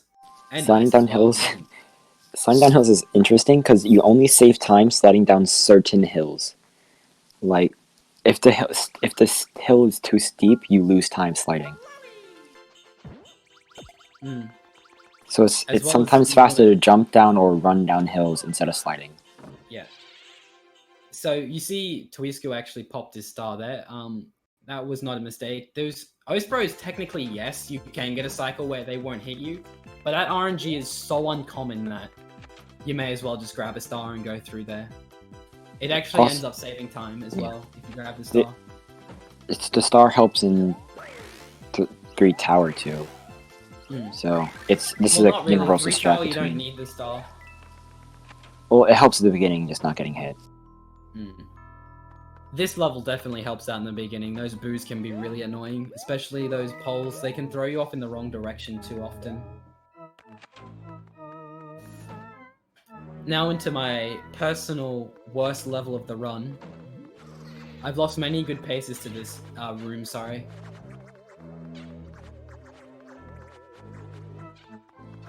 Spam that D-pad back and forth.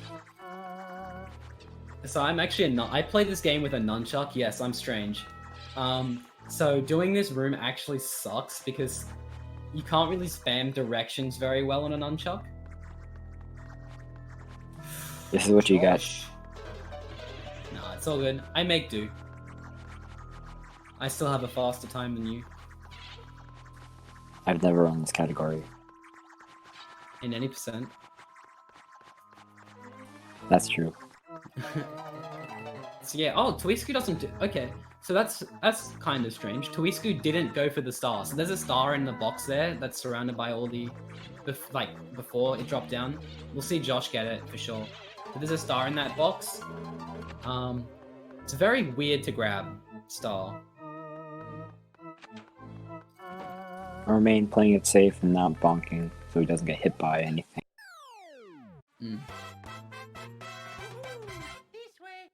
Ramen is one of those runners where he'll play really safe strats for most of the run, but because he does that, it means he doesn't really make any mistakes. So it ends up being faster than people who do fast strats. So yeah, Josh successfully grabs the star. He'll fly up here and then fly down. Fortunately, when you're flying, you're actually spinning around, so the boos are actually constantly opening and closing their eyes. And then he'll grab the star as late as possible, because when he grabs the star as late as possible, it means he'll enter this door with the star still and be able to run to the flag faster. which was a cool little strat that I never actually thought of myself. Probably some Gix or some Green Uprooter Mastermind. Honestly. Yeah, talking about runners of this game, Green Uprooter definitely candidate for the best NSMBW runner ever. The top, Currently the two like highly respected ones are Fade Vanity and Green Up. Well, I mean, don't forget Oshguard as well. Oh yeah, Back when he had a really Oshguard good was time without like any of the tricks that were found recently. That was a good game. he even had the cannonless and 100% world records as well. So he was, yeah.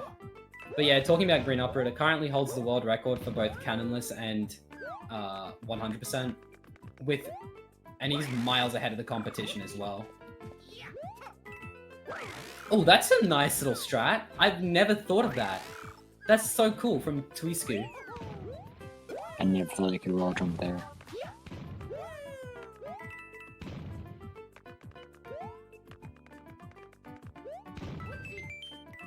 So here is probably the worst part of 6-1. Grabbing this star, it's so... Okay. This is going to be awkward for Tuisku. Oh, he gets it, but he gets hit. Fortunately, he does have backup propellers. He might as well... That's not a problem. I don't think he should use his propeller because he has to switch to mini. No, he can pop it before... Because it saves time in 6 tower as well. So Josh going for this crouch jump, and he gets it. So that crouch jump is really difficult. And I'm surprised that he actually went for it. Oh, does he have two? Does he have two propellers Yeah. left? Oh. Tuisku has 2 propellers. Josh has none. I think Ramen also has 2.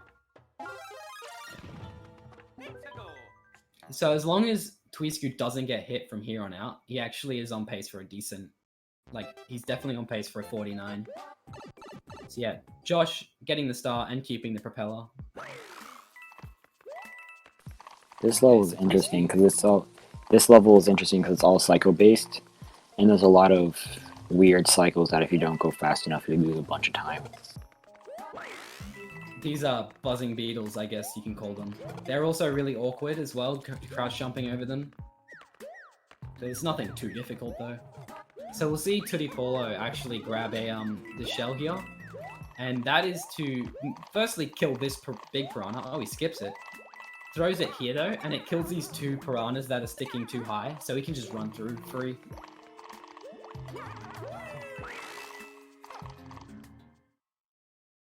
.442 is... Yeah, it actually loses a pretty decent amount of time not having propeller here. Because you have to get the water cycle, and that's just not happening. Both are annoying. But yeah, all 3 runners definitely on good runs. Like, nothing bad has really gone wrong. Like, nothing wrong has gone happy. I'm good at English. Nothing wrong has gone bad. Oh, Josh accidentally doing a shell jump. Did Josh do a shell jump? That's so cool. No, like he threw the shell and then caught up and jumped onto the shell. Oh, okay. Wow, I thought he meant actually like shell jump. Shell jumps in this game are so hard. And unfortunately, you need to do one for low percent. Mid-airs in this game are like almost impossible. So 6 tower is another cycle-based level. We'll see these runners most likely get a 3x time. I don't know. Oh no, Tuisku is definitely on pace for the fastest cycle. So here on out, he's gonna fly up here and then jump here, and he's gonna just fit through this little gap here before the pole comes down. Perfect from him. I still want to kind of go on a tangent about how hard mid-air shell jumps are in this game, but that doesn't really mean anything in this run. It doesn't mean anything in any run. In any run, no. Ooh, Josh, that was tight. So yeah, Tuisku can just kind of stand on this platform and wait for... Is it Roy? Or this one's Roy. I think it's Roy. I think the other one's Morton. Or this one could be Morton. I think... I don't know. So yeah, I don't think Josh is on pace for So that's okay. So that's not too bad actually. Fortunately for Josh, he doesn't really need propeller anymore for the most of the run anymore because he will pop mini for 6-6. So that's actually not too bad. Although it does kind of worry me this part here. Okay, he's fine. He decided to stay as small Mario instead of picking up a power up. He got hit going through the thing and it was just faster anyway.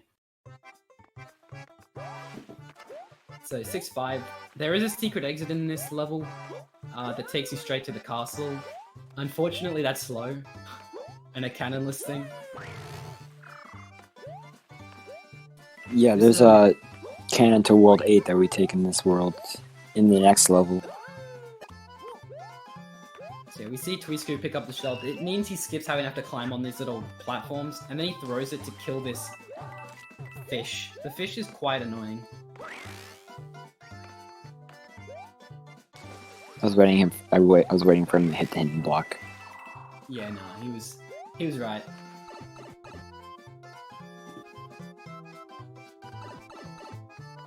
So yeah, no pipe jump from Twisku though. In the next Right level, you're going to see a very difficult strat. A very difficult strat in the next level, so be prepared. So yeah, Ramen kind of janked up his movement here, so he's not actually going to be able to get the fastest cycle, unfortunately. Which isn't too bad. It saves probably 10 seconds if I would best guess it. Make sure you watch 2D screen very carefully. Yeah, it's actually kind of funny because with Mini Mushroom you have the ability to run on water, and this level is a boat ride, but you can just run on the water with Mini. Yeah, this is the difficult strat I was talking about.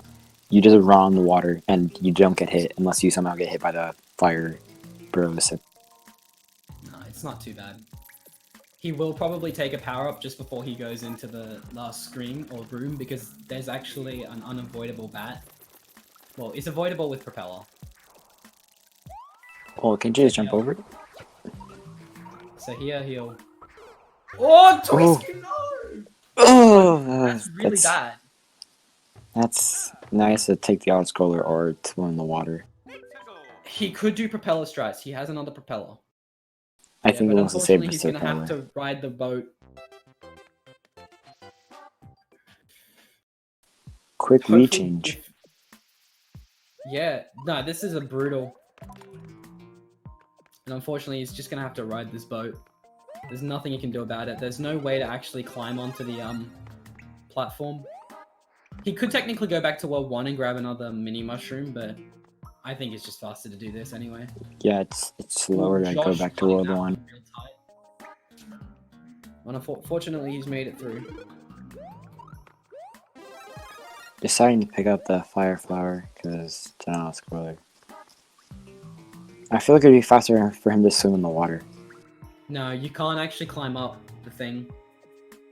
Oh, you can't? Oh. No, you can't. So it just ends up having to have to ride this platform, which means it'll put Ramen Soup has now taken the lead.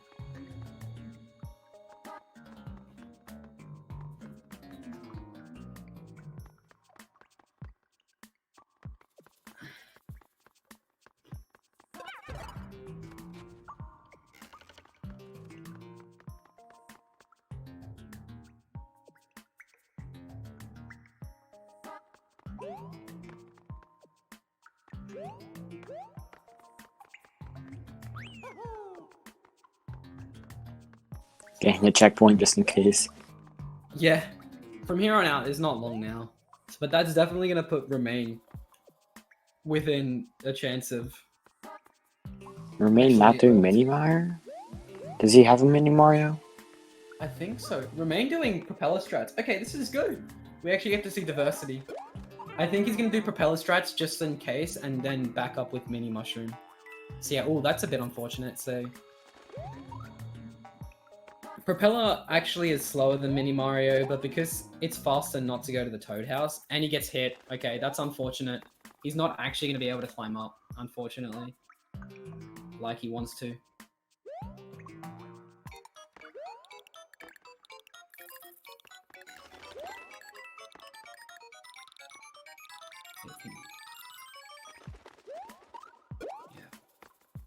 So, fortunately, he does have the mini mushroom, so he is going to go for the mini mushroom strats as well, which is good for him. But this run still has like so much potential. Josh, in 8-1 here, is going to go for a triple jump at the end of the level. And I'll let you explain if you want. Yeah, there's a rough triple jump at the end of the level that requires 2 damage boosts. The first one being right here. And then he has to jump off this block and do a triple jump over this fire flower, or that fire pillar, which looks like you should not go through it, but you can. So yeah, Tuisku playing safe, not a bad idea. Still ahead of Ramen, which is not bad. Coming up, 8-2 on Josh's screen. 8-2 is a rather difficult level. It's one that's definitely overlooked a lot by newer runners. If you mess up 8-2 a lot, you actually lose heaps of time, and it's not hard to die. Like, it's really easy to die. Yeah, you can die at the beginning if you're not careful, because of how the fireballs fall. So like Josh there, that fireball there is the pesky one that usually kills people if they're trying to go fast. So these rolling hills here, they are... The idea with 8-2 is you want to be jumping off the rolling hills that are going forward as much as possible and not really jumping off the ones that are going backwards. Unfortunately, there are some unavoidable ones, like that one there and this one here. But Time for this strat. This strat is weird. You jump over the next rolling back, because you get a lot of speed on that old one, or the far one. Skip. It's not a difficult strat. If you can time your shakes perfectly, then you're fine. A 4-4-2 pipe, definitely very good. This corridor, there's a bunch of zooming Goombas. You want to be jumping, yeah. So Josh was going for the new strat actually. So there was a new strat found where if you crouch jump off a rolling, like a hill like that is going backwards, and uncrouch, when you uncrouch, you actually go back to full speed.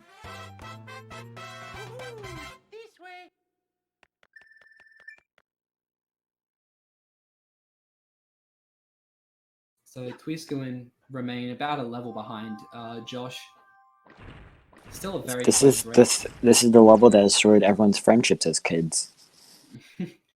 8-7. Bone Coaster. Will we be seeing any swag from these runners? Yeah, this is the swag level. Alright, Tuisku successfully achieved triple jump. Whoa. Okay, so Remain's just opting to fly over that lava pillar to make it a little safer here. Definitely not a bad idea, especially when you don't feel comfortable.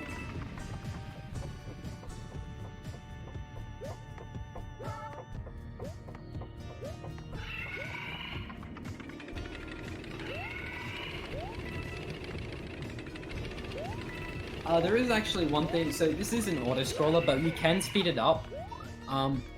The bone coasters, because when they're moving forward, they go at high speed. If you jump off of them, you actually keep that momentum. Or, well, you can keep that momentum. So you want to be jumping off of them as early as possible.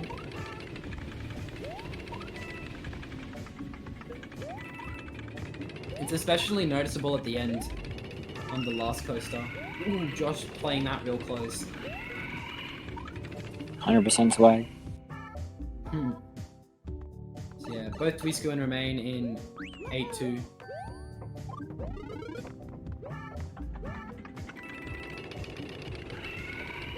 Rip the fire flower. It just jumps off a D. That's actually how you know you're on pace. If that fire flower jumps off, then you're on pace. Also, a 4-4-3 from Tuisku. That's a really good time to enter the pipe. Okay, so he got the crouch jump the first time, and he almost got the second one still. That was a very good 8-2 from Tuisku.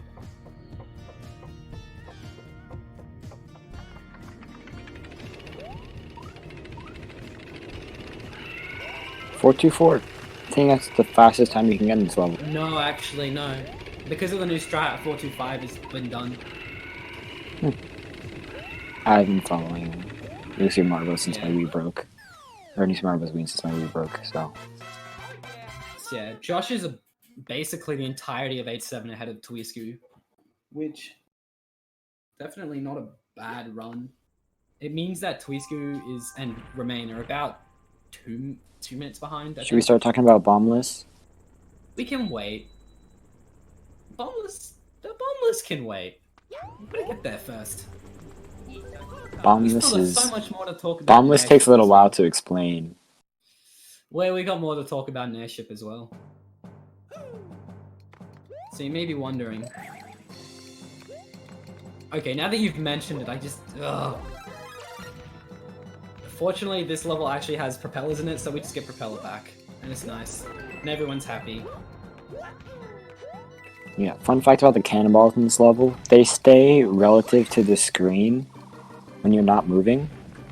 So, like, whenever it shoots, it goes up and down compared to the level, but not to the screen. So you can get hit right here. Oh, I didn't know that. Oh, yeah.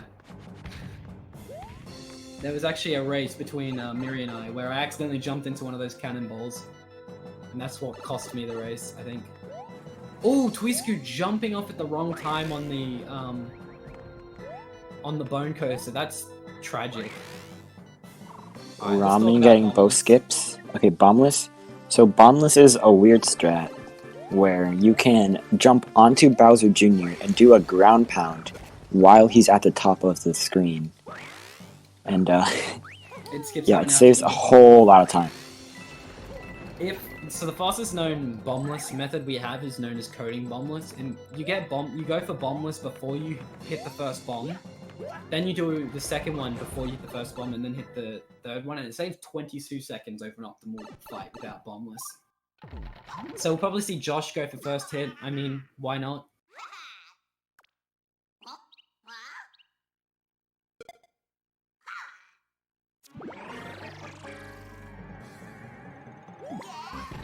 Okay, so he didn't actually go for first hit, but he'll probably... He's doing the regular Bombless strat. Yeah, regular Bombless. So this doesn't actually lose time doing this. Yeah, this is a really hard strat, and it's all like positioning dependent. Where Bowser Jr. has his cart when you jump off. Oh, we got a troll here! Yeah, if you don't have there's plenty of setups actually that we've discovered for Bombless, but if you don't know these setups, it's really difficult to get it. So here he's gonna want to fall down because he's gonna drop another bomb. Alright. I mean, not a bad fight nonetheless. Fun fact, you can ground pound the bomb when it's falling on top of you and not get hit because of the sections around you go up before you go up. I've done that before actually. Alright, so Josh leaving 8 airship while Ramen enters. Wow, the tides have turned now. Team Zapdos now in last place, and Team Q just overtaking. Remain's runner. He's not run a fast run. He's not done a fast run, but he's done a consistent run.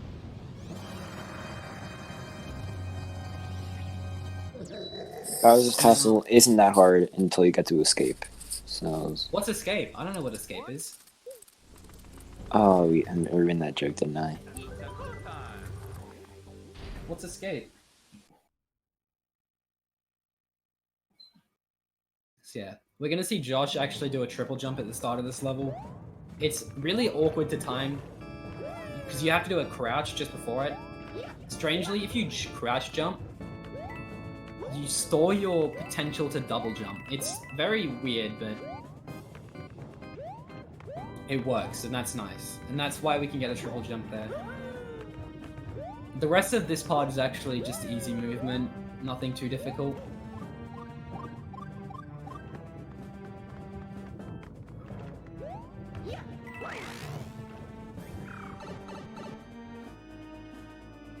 We have the downward escape, or downward section to Bowser's fight. This is actually like not that hard, because you can just spin. You can just shake your Wiimote as fast as possible, and then you'll most likely be fine. Yeah. The fastest possible pipe entrance we know of is a 609. And you have to like enter the pipe frames before, like on the few frames that is first loaded. It's really difficult to do. So here, Josh is going to try and enter the pipe. 607, definitely not a bad time. Nothing to... You can tell when the pipe's coming up because the coins, 3 coins before the... I do a strat where I actually sit on a platform before it goes into the pipe. So Twisku's actually really good at double bombless, so we'll probably maybe see a bombless come out of him. Maybe. It's really nice to see all 3 runners have made it to Bowser Jr. with a propeller. Yeah, New Super Mario Bros. Wii is so punishing if you don't have the propeller. No. He'll probably go for first hit bombless, because it's the one we know the best like setup for. He definitely goes for it. Oh, he gets the troll hit.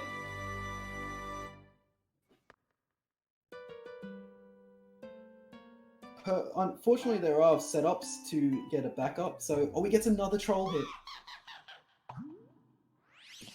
The worst is the troll hit into fireball combo. 3 troll hits.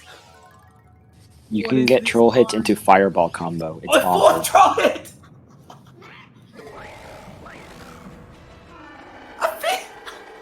My God. I feel Sorry. really bad for him.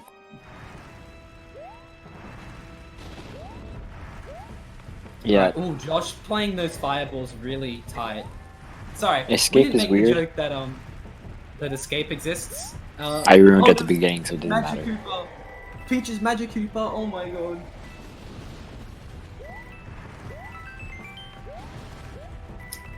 Ooh, Josh Yeah, getting actually some decent fireballs here. Yeah, so the first part about escape is you have to line up the fireballs to go in a straight line, so you can just get the optimal time. And the second part of this game is like actually hard movement, using these moving platforms to skip all these walls. Your heart is racing at this point, and then the last skip actually kills you. Yeah. Fortunately, Josh has made it. Yeah. Very good run from Josh. Josh did not fall in the lava at the end, which is important, because then that means this one is invalid. That's not a thing. So yeah, we'll probably hand over to the NSMB2 guys now. So yeah, any closing remarks, Kyle, before we head off? No, I mean, No. this is a really interesting game, but only if you actually like start to learn everything about the game. Because there's a lot of stuff to this. There's actually now an 80% tutorial in development for this game, which is something that this game has been without for a very long time. So yeah, we'll hand over to the NSMB2 guys now.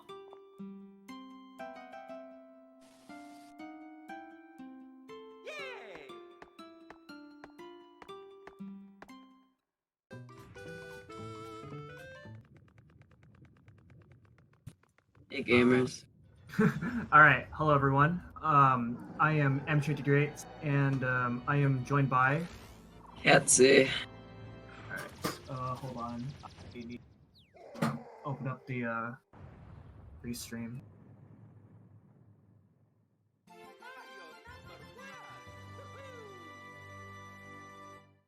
Okay. So this is New Super Mario Bros. 2 for the 3DS. So we are now back on the handheld system to where this time we are back to a very similar formula to what we saw in New Super Mario Bros. So the bottom screen is back. So they'll have reserve items during level.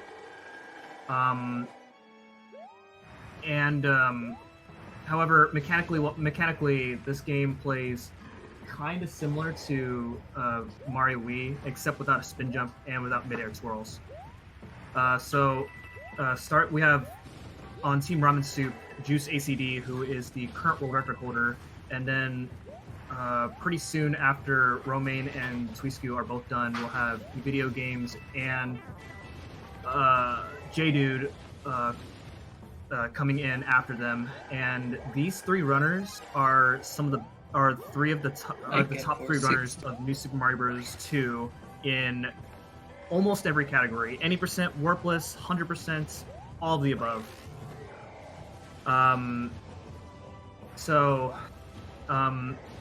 The category that they're running is Warpless, and Warpless is a category where you don't use any of the warp cannons at all. So they're going to be going through worlds 1 through 6 as fast as possible. And yes, it is 1 through 6. In this game, there are no worlds 7 and 8 in this game at all. Yeah, those are replaced by World Flower and World Mushroom. Yeah, and those are like the bonus worlds, which you will not be seeing at all in this run. So Romaine just finished on for Team Q, and now coming in after Romaine is going to be JDude.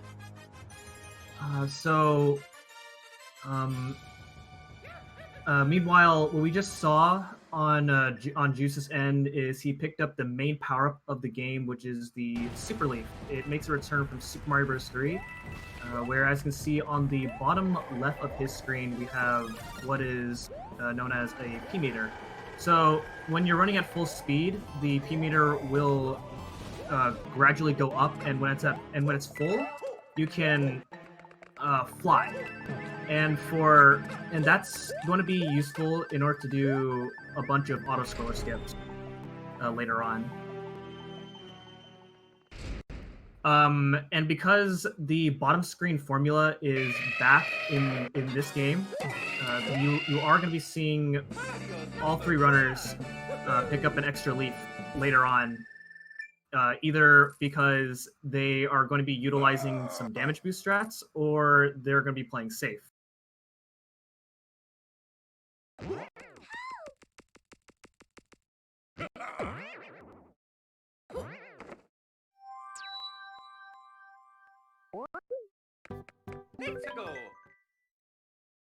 Alright, so JDude and Uvideogames are both up. And like I said, these are three of the best runners of the game. So we're hoping to see pretty good competition. Juice has a pretty good lead right now, but there is still quite a lot of relay left to go.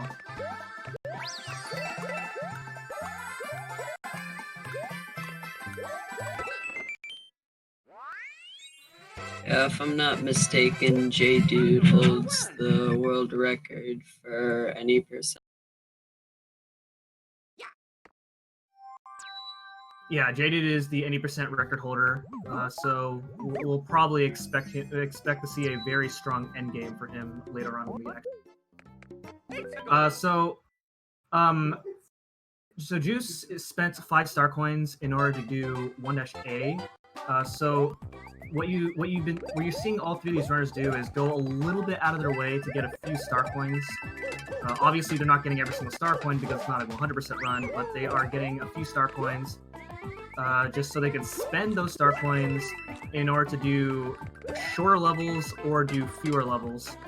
And so 1A is faster than the other level that the runners would otherwise take, which is 1-5, and that level is a water level, and I believe it is also an auto scroller. So obviously that you want to avoid that at all costs.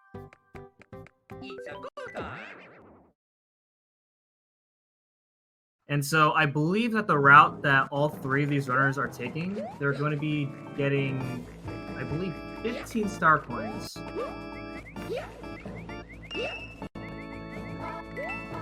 So they're doing some pretty cool strats in order to maintain momentum while still getting the star coins.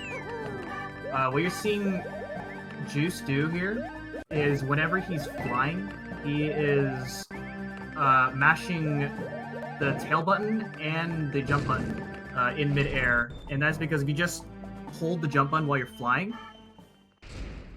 then it kills off your momentum. So just mashing the tail spin allows him to keep that speed.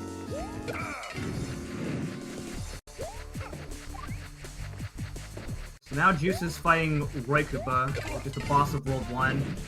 And interesting about the thing about the Koopalings is in every other NSMB game, the Koopalings hitboxes, like you have to wait a little while for the Koopalings to like fully get up so that you can hit them. In this game, you can hit the Koopalings just right as soon as they're coming out of their shell. So as you see, Juice just got a really, really good Roy fight there.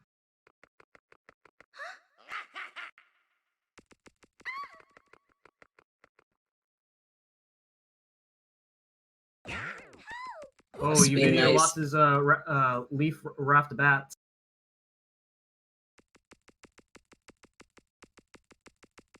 Okay, he's gonna get another one. The fortunate thing is that in this game has a very small item pool, so it is very easy to get your super leaf back. So this is one of the more forgiving games to speedrun in the entire series.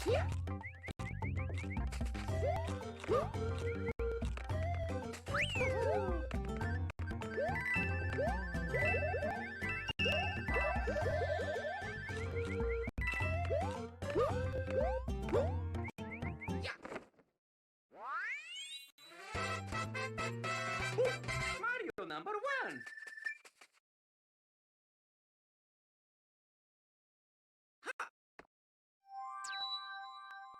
All right, so Juice is now approaching 2-2, and once again he's going to be getting a star coin, and there is a vertical section that you have to climb in this level in order to progress forward. But with the leaf, you can just fly up and get to the part that you need to go to. So it skips having to like use a moving platform to go up, and then get up to where he just went to. Mario number 1. Okay, so I know for sure Juice is going to go to 2-A, which is on the bottom here, and 2-A is if you're really good, 6 seconds faster than 2-3, but it is much harder to do. But Juice is feeling pretty confident about doing 2-A, so we'll see how this goes.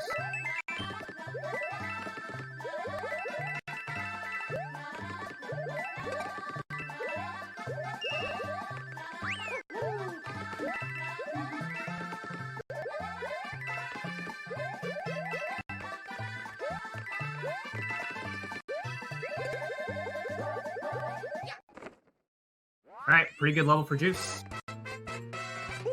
Mario number 1.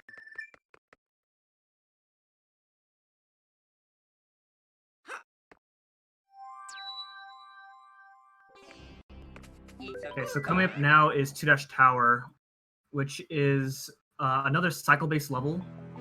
I believe Juice is going to go for the fastest cycle, so he's first going to pick up that leaf right there, and then go for some very precise jump in order to get the cycle.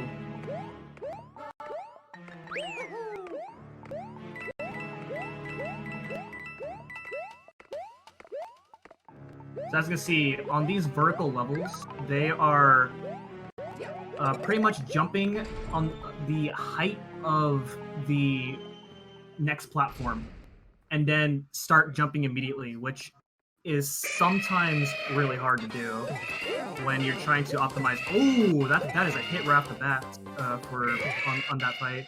Resnor's hitbox sometimes makes no sense, but he does have an extra leaf, and I believe he's going to go for another one later in next level. So it's not a big deal. Like I said, this game has a lot of super leaves throughout the entire game, so mistakes are like the least are the most forgiving in this game.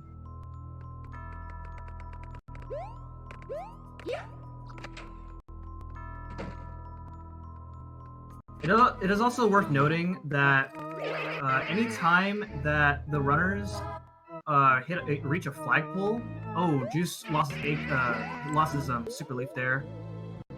Anytime that the runners reach a flagpole, they're going to try and hit the 2,000 mark of every flagpole. And that is because the flagpole, like, the flagpole goes down with Mario, like, at the same time. And so, by hitting the 2,000 point mark or the 1,000 point mark, then they save the most amount of time on flagpole animations. Now, the level that Juice just went through, it was a bit of an interesting section because you want to always be facing right. If you face left at any point, the giant ghost just stops moving. So they're making sure they're facing right as much as possible.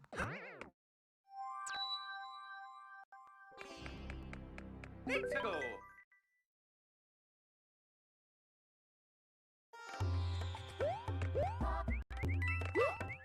Okay, so now Juice is on to this level, which is 2-B. This level is kind of difficult. These bombs can be a pain, but Juice just makes it look really easy. Mario number 1. Another thing to note is that fireworks are really rare to get in this game. In order to get fireworks, you have to get double digits on the current world that you're on. So, for an example, these runners are in World 2. In order to get fireworks, then they have to end the level with the clock ending at 22. Hopefully you won't be seeing that, but it is just worth noting that fireworks are really hard to get. Juice is going for an auto-scroller skip right here. For this one right here, he got it really cleanly.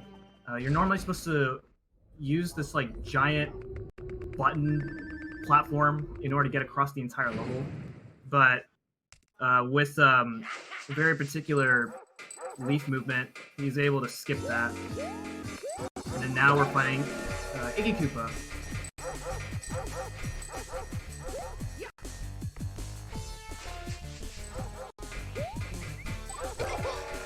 So the fight itself here is pretty predetermined.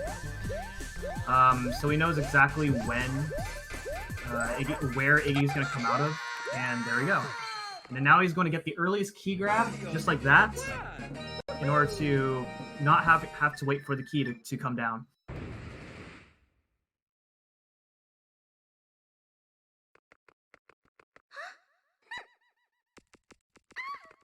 So aside from, I guess, the 2-dash tower, well, no, not 2-dash tower. Was it?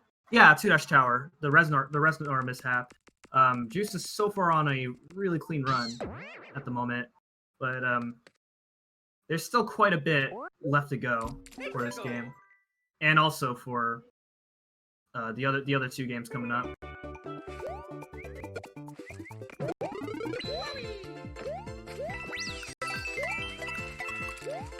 It is also worth noting that even though this is a warpless run, where they cannot use any of the warp cannons, they are still allowed to use any of the secret exits in order to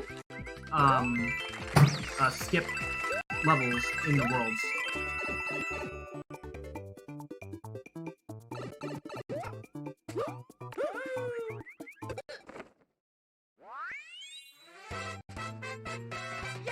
Mario number 1.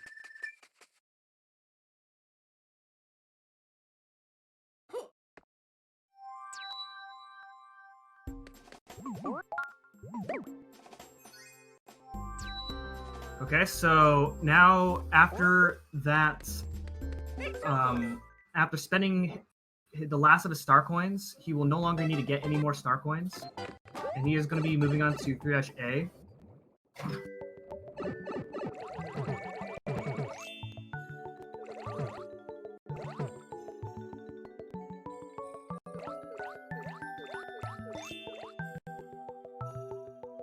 So 3-A is one of the more interesting water levels, as we have these currents pushing you forward. And then of course there are currents that are moving backwards as well in this next part. You obviously want to choose the current that will the path where the currents are always moving forward in order to gain the most amount of speed for the water levels, as you move pretty slow in the water.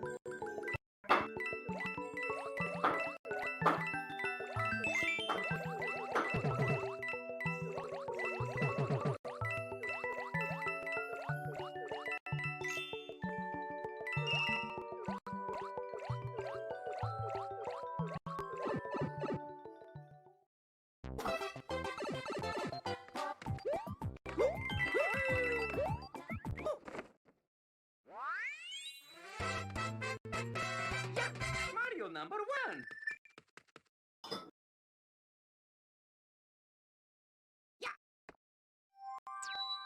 Okay, J-Dude is now out of World 2. Uvideo is only just a level behind. Losing speed there, he can still perform the skip without P-Speed. Just be a little bit more difficult. Okay, he gains his P-Speed back. So we'll see if he pulls off the rest of the skip right here. It's pretty difficult. Okay, he makes it. So all three players are just got a really good 2-dash castle. That is one of the first 2-dash castle is definitely like the first difficult level to get really good at. Because that skip is definitely not easy to do.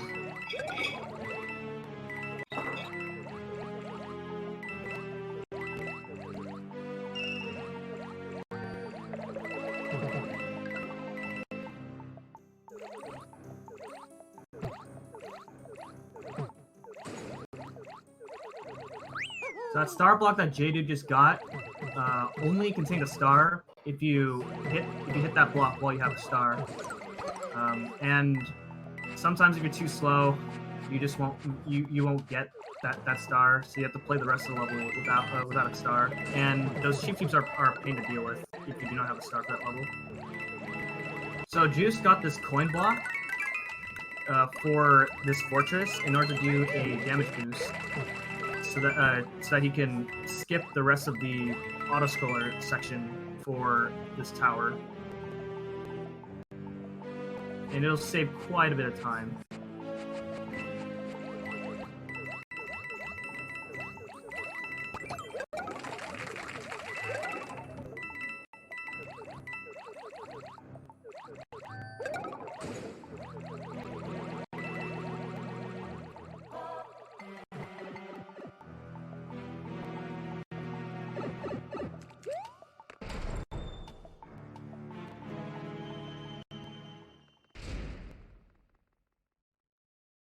So the reason that damage boost works is because when you have a coin block, it adds a like a temporary shield, so that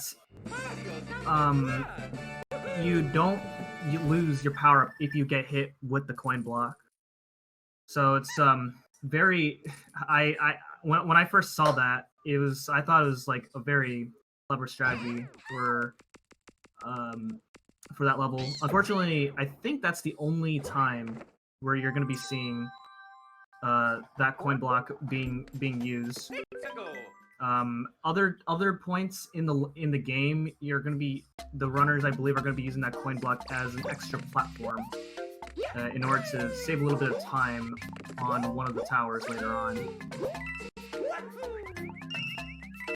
So Juice is now on 3-4, and if you play Coin Rush or run 100%, this is the best level in order to grind coins, and it is also the best level to get 1-ups for a 100% run. As one of the requirements in a 100% run is to get a bunch of lives. Kind of a silly requirement, but it is what it is. Nice pipe jump. Oh yeah, so you can, the moment you transition from a horizontal pipe, you can do a short hop followed by a wall jump in quick succession, and you'll save a few frames. And if you do a bunch of those in a run, it can add up.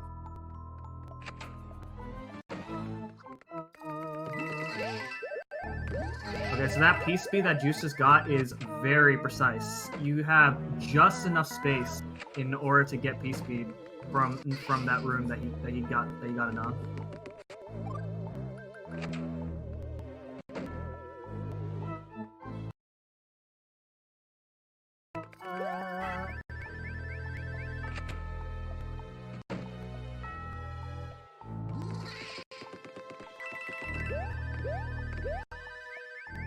So he's building up more piece speed right here, so you can skip, so you can build up flights to skip part of that moving platform, and then breaks those blocks, so you can take the secret exit for this level in order to skip a bunch of World 3.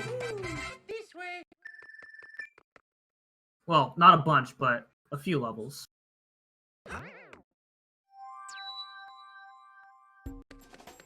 It's a good time.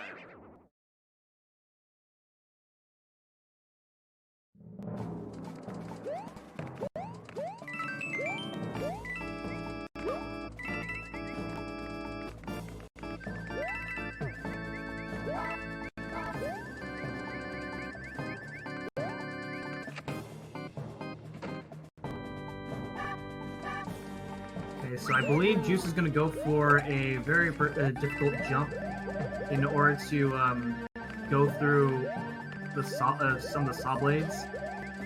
And if he misses it, then actually, I think he got it earlier. Probably must have missed it, but it's definitely a pretty precise thing to do.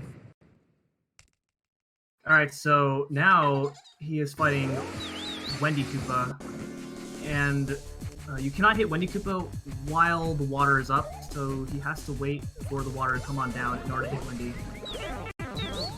Oh wow. Okay, so Wendy has a very weird hitbox. So that was a little strange that Juice got hit there. Just barely was barely able to hit her while the water was coming down. But using the backup leaf, he will be getting another one later on, and now he will be heading on to World 4, which is the Snow World. Yeah, it's a good thing he had a backup. If he didn't, he'd be kind of screwed there.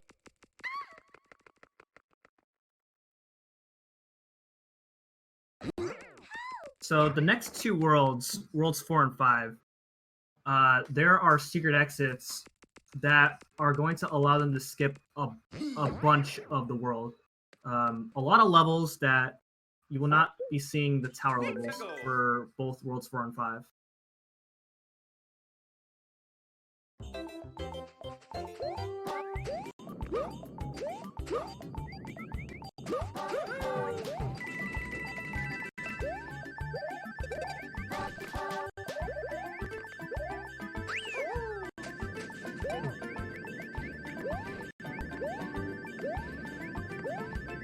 So once again, maintaining P-speed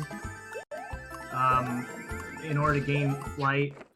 And it's also worth noting that whenever you land on the ground while you have P-speed, the P-meter actually refills so that you can actually fly more times later on, which makes the Super Leaf really powerful in a lot of the vertical levels.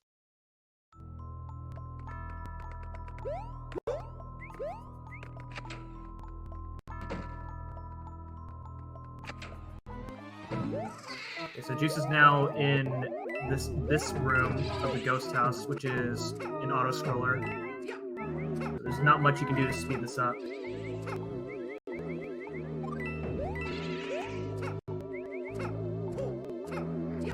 I haven't been talking about JDude and Uvideo much, but these two runners are also having a really good run.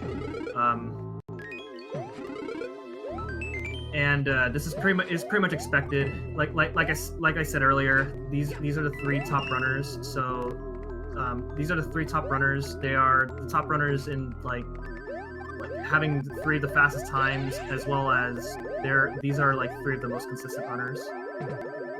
So it's definitely So I expected that these three runners here are pretty much maintaining pace with each other. Although I actually did not see what happened with Uvideo, as it looks like he's fallen just a bit behind J-Dude. J-Dude also getting hit by Wendy right there. Also going to be using his leaf. Oh, Uvid's getting hit by the saw blade there. So he's going to have to get another super leaf soon here.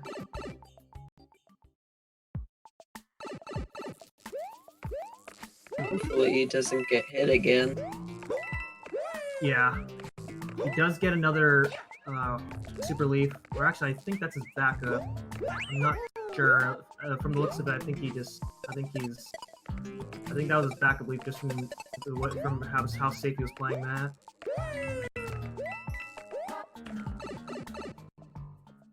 And the level that Juice just went through, doing the fastest strat for that level is pretty difficult.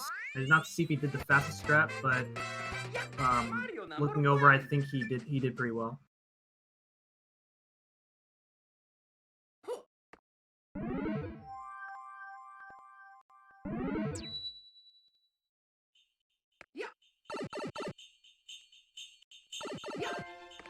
Alright, so Juice is now taking the warp pipe over to the castle, which again, it's gonna skip a lot of levels in World 4. So now he's already doing the castle.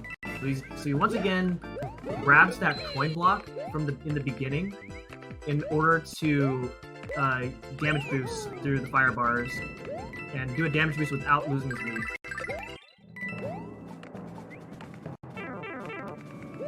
Now, I'm not exactly sure what determines the coin blocks to appear on the map. I believe it determines by how many points you get on a level, and then the coin block will just follow you throughout all the levels until you pick up the coin block. Alright, so this is Morton Koopa, and Morton's really easy. He will always come out in this exact spot right here. So, you know, you just, as soon as you hit him, you just hang out on the top, and then just hit him every time. But loses his leaf, though. But that is fine. The next level does contain a leaf.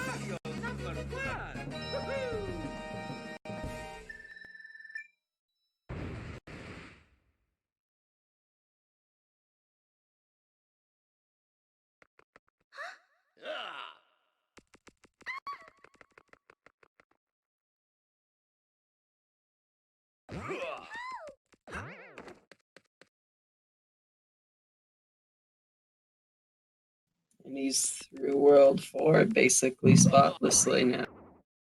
Yeah.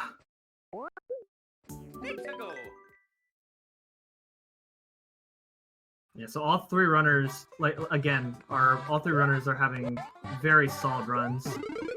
So Juice is now getting his leaf back, and he's going to be taking the secret exit here in 5-1. And this secret exit, just like the secret exit that he got in World 4, it's going to allow him to skip a lot of World 5. So again, you will not be seeing the tower level at all. And I believe he's going to go for a very difficult strat. Nice! That's very precise to do. It is very easy to get hit by any of those Koopas if things go slightly out of hand while performing that.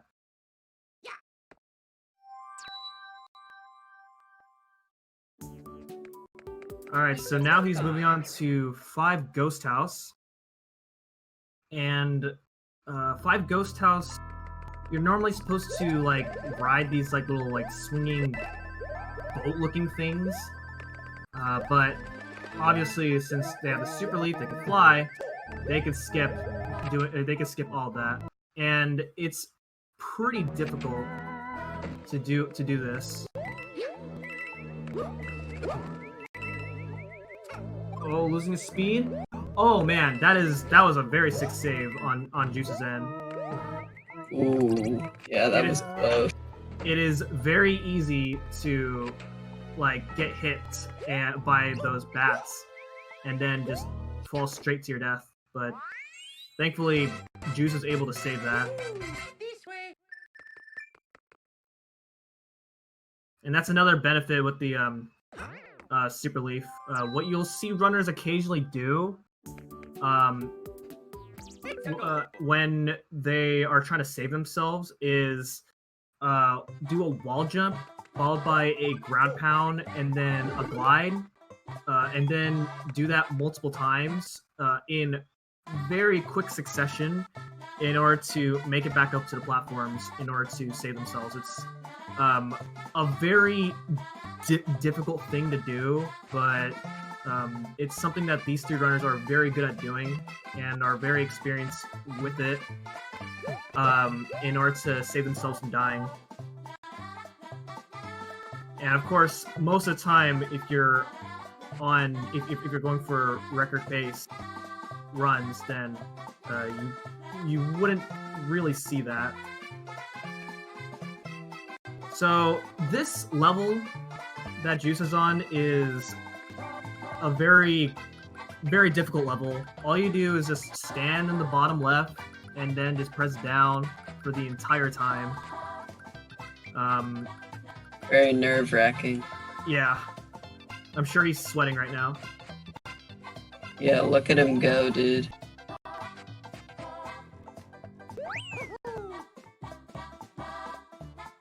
But towards the end, he is going to try and build P-Speed in order to hit a block early.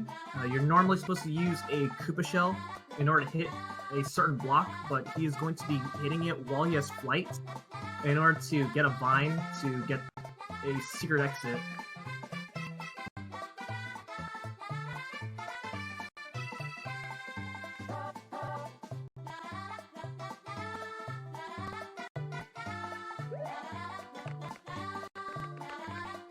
So here he goes.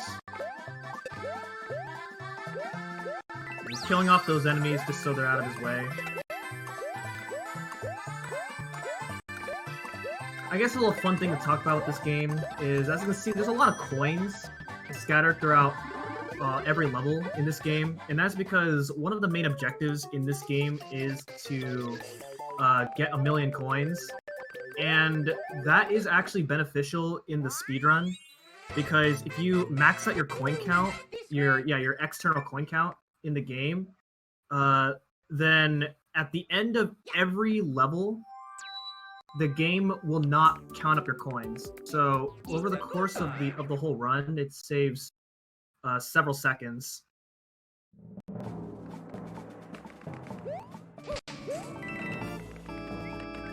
Does this apply to all categories? Yes, it applies for every category.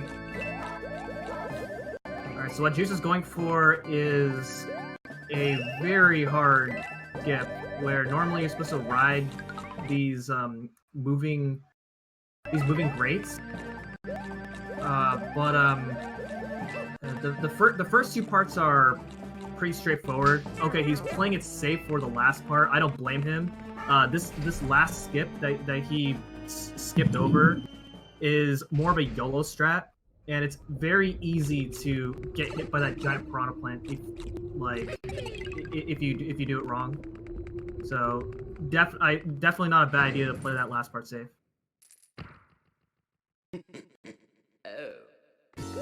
Alright, so Ludwig Koopa. You have to guess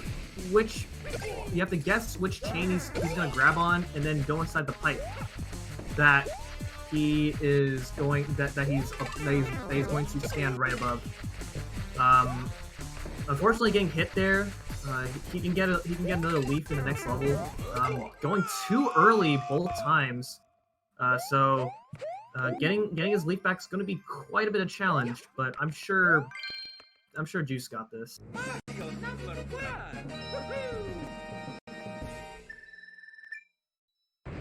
All right, so now they're moving on to World 6, the final world. And from this point on, this is where the category meets up with any %. Yeah, if he's small going into 6-1, it has a chance to go bad.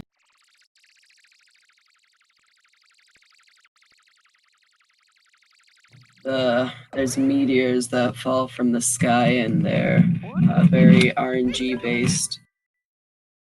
Yeah. So we'll see what meteor pattern Juice gets in this level. Although as long as he's moving as fast as he can, he should not have to worry about the meteors too much. Though he does have to go out of his way to get another leaf. Yeah, so he's getting another leaf right here. Very lucky that the meteors did not fall on the block that he was getting the leaf from. Otherwise, that would screw him over getting the leaf.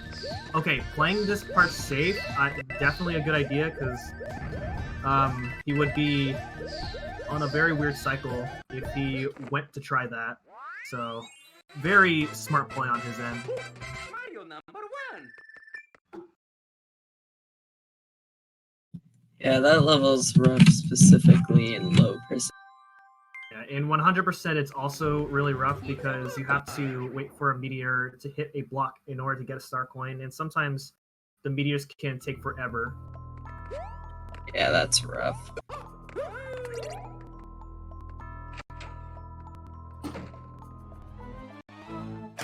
Okay, so I believe Juice is going to go for a damage boost strat here in the Ghost House in order to not have to wait for a boo to get out of the way of the door. And it just saves just a little bit of time. You'll have to get another leaf later, but it still saves more time than waiting for the boo to come out. Or he is not going for it, okay.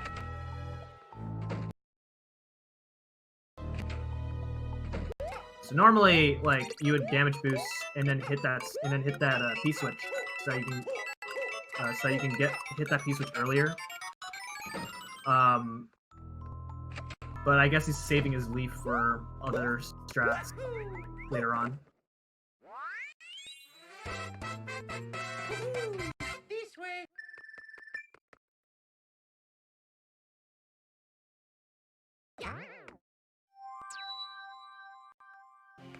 So once again, getting the secret exit of the Ghost House in order to do 6A, and that skips a couple levels, and those levels that they would otherwise do are extremely painful.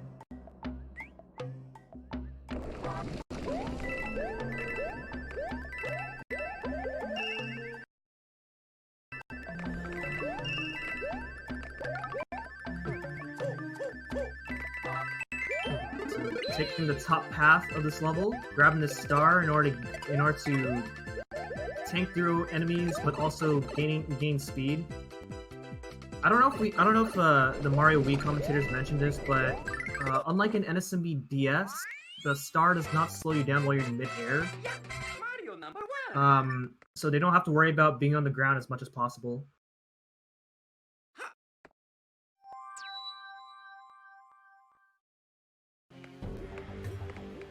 It's a good time. Alright, so 6-Tower is very difficult, and we'll see if Juice goes for a pretty difficult P-speed strat. Yeah, across the board, this is a pretty annoying level to do in every category. Okay, so far it looks good. Okay, hitting that particular flamethrower in order to turn off the flamethrower so he can land on it safely, and that was really clean on his end. Wow. Just completely annihilated that level. Yeah, nice consistency for Juice there. Mario number 1.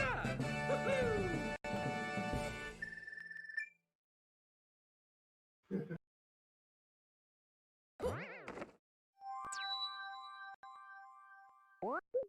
The Uvideo also not going for the damage boost.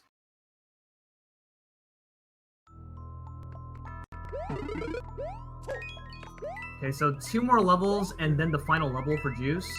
This level that Juice is on is pretty straightforward, not really much to talk about.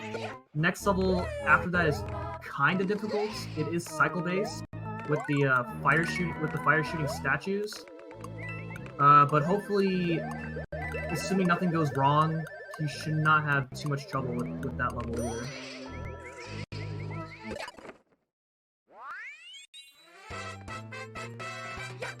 Mario number 1.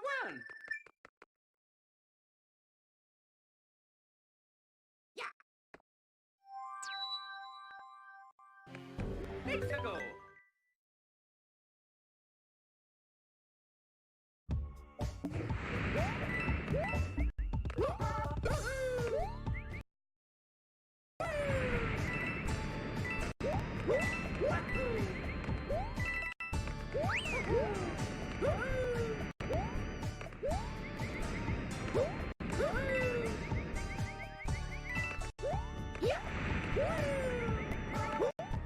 Yep, very good. And then now Juice is heading on to Bowser's Castle. Bowser's Castle is a pretty difficult level for it being the last level of the run. He's gonna go for some very precise damage boosts, and then he's gonna go for an auto-scroller skip. And then after that will be the fight itself. So we'll see how this goes. If he messes up, then he will not be on the right cycle in order to do the damage boost efficiently. Because he goes right through that giant dry bones. Okay. Okay, so a little bit of a hiccup, so he's opting out of the damage boost. But still really good damage list first room otherwise. Now he's going for this skip right here. You're normally supposed to ride those block snakes in order to get across, but you can just fly up there. Okay, so now this part is also cycle based. So as long as you do everything right, you wouldn't have to slow down too much. As if you are outside of these walls, then you will get stoned when these Koopalings do their flash attack. And sometimes, depending on where you get stoned, that could be a death. As you will not be able to mash fast enough to struggle out before falling into the lava. So it's very brutal.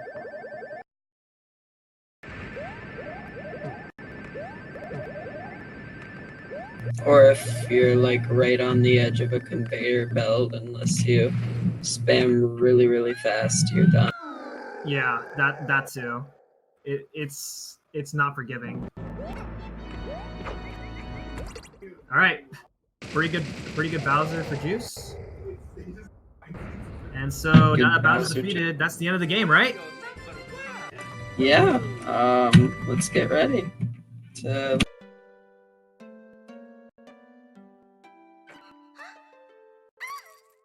Oh wait, what is this? Peach just went up. What the heck? This isn't supposed to happen.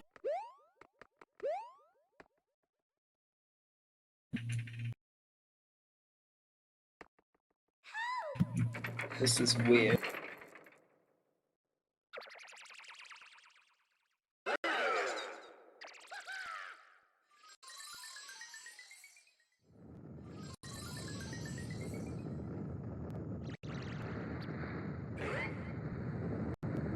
What is this? Whoa! Oh my gosh, Bowser's huge now. What the? This has never happened before in the history of NSMBW speedrun. Alright, so now we have the escape sequence. Unlike in Mario Wii, there's really not much that goes into the escape. So what Juice is doing here is just looking out for Bowser's swipe attack, and then just getting out of the way anytime Bowser's about to do the swipes. And then we get to this part where he just shoots fireballs, like a wave of fireballs, and then the process basically repeats. It's important to note with this boss fight that it's not RNG based. When his eyes turn orange, he claws wherever you are, either the left, the middle, or the. That is correct. And using the flight of the Super Leaf does allow Juice to skip a few parts. I believe it also skipped a swipe each time, so keeping the Super Leaf here is pretty significant.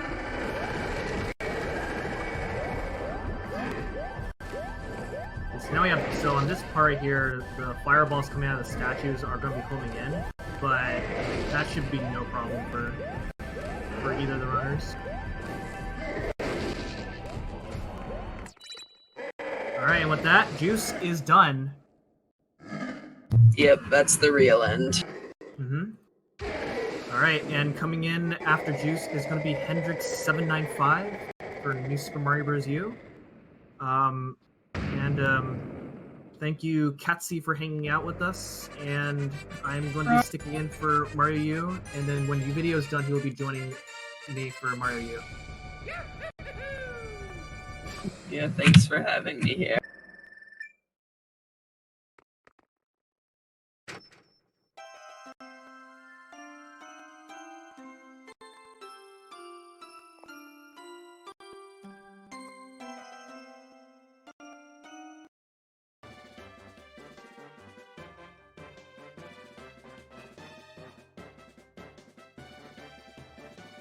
Okay, so meanwhile, JDude and Uvideo well, Uvideo is heading to the Bowser fight, and JDude's just started the escape sequence.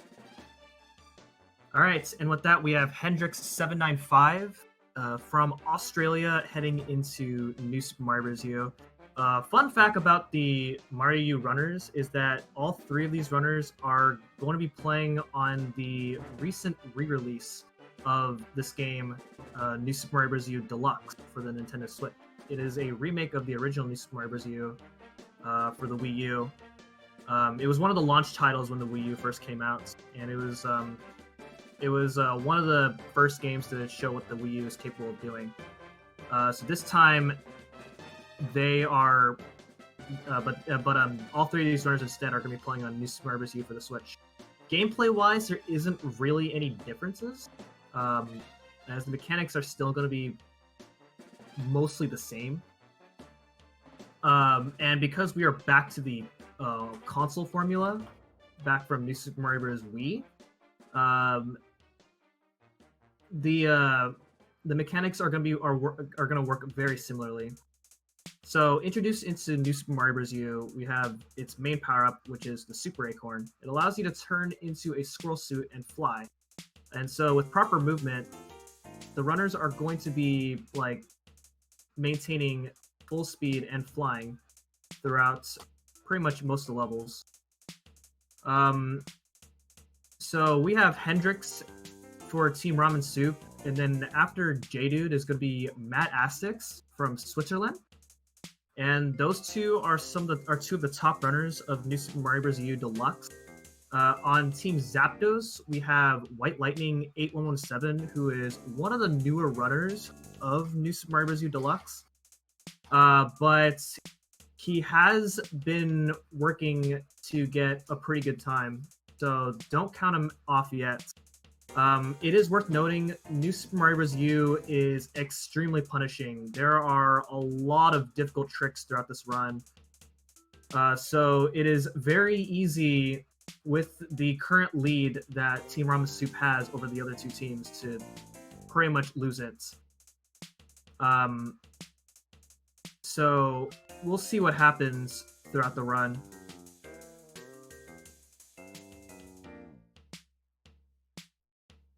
So with the Super Acorn, your movement in this game is very powerful.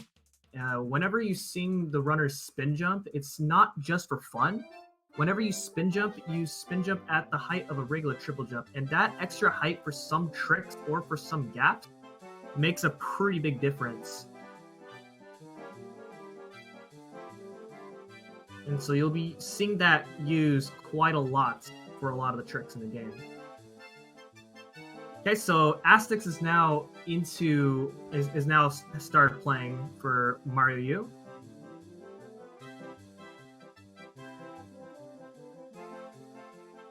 And then coming in is going to be White Lightning for Team Zapdos. So Ramen Hendrix just got Fireworks. Unfortunately, anytime you get Fireworks, that you lose 15 seconds, which is quite a big deal for this game. It was unfortunate because if you're going for the fastest time, then you're going to cut it really close to getting Fireworks. And unfortunately, if you just make one very, very little mistake, that is what happens. But he still has a pretty big lead over the other teams, so it shouldn't be that big of a deal.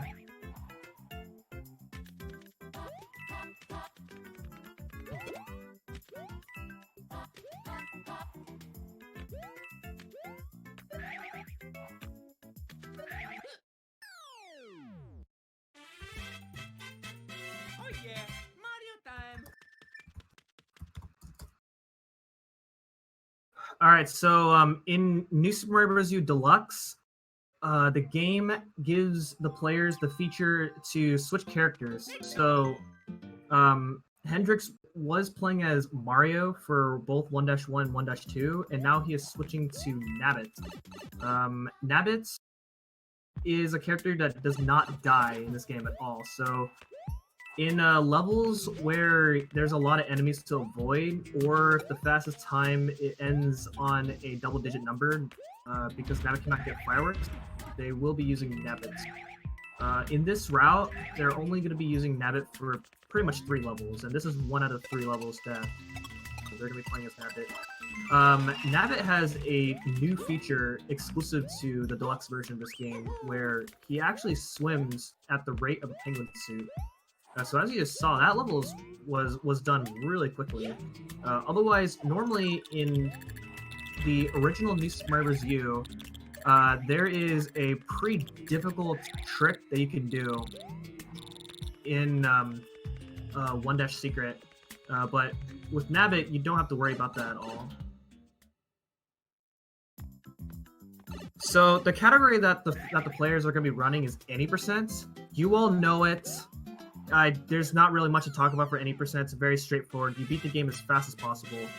So the secret level that Hendrix just did will take him straight to World 5. So he'll be going to World 5 right now.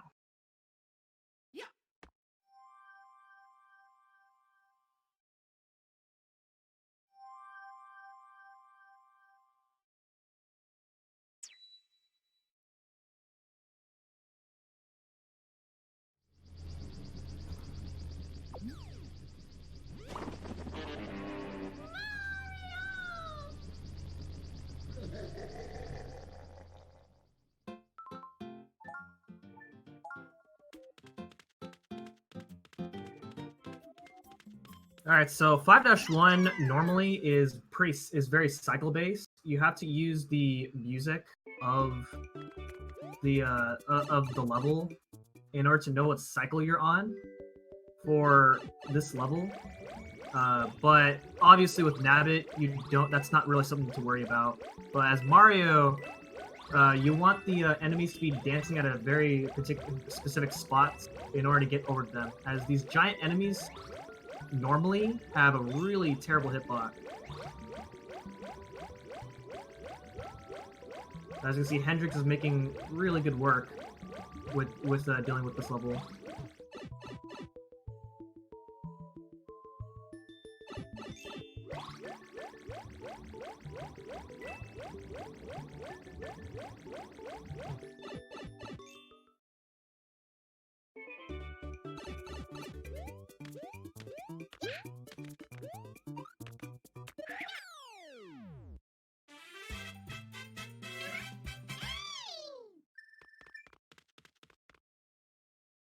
Okay, so the runners now have a choice between 5-2 and 5-3. They're going to be doing 5-3 because that saves, well, in OG NSMBU, it saves 4 seconds if done well. but it saves a little bit less time in this game because there's an extra pipe transition. And one disadvantage that New Super Mario Bros. U Deluxe has over the original Mario U is that the loads are significantly slower. And so because there's an extra pipe transition in 5-3 as opposed to just no pipes in 5-2, 5-3 saves less than 4 seconds. I don't have the exact number in my head on how much 5-3 saves, but if done well, it is definitely faster than 5-2. 5-2 is a safer level to do if you are doing a Mario-only run, as it is very easy to lose your Acorn suit in 5-3 if you're doing as Mario, and there are Acorn suits in 5-2 if you happen to lose your Acorn. So this will be the last level where the runners are going to be using Nabbits. And now they are going to be switching back to Mario, and they're going to be playing as Mario throughout the rest of the run. So 5-Tower is normally an auto-scroller where you have to ride the block snake up to the top of the level.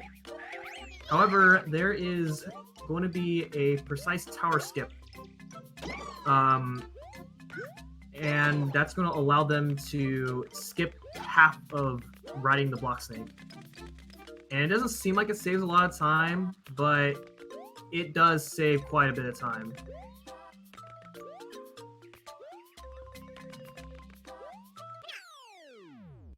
So here's the part right here. He is waiting for the block snake to be at a certain height, and then he's going to set it up.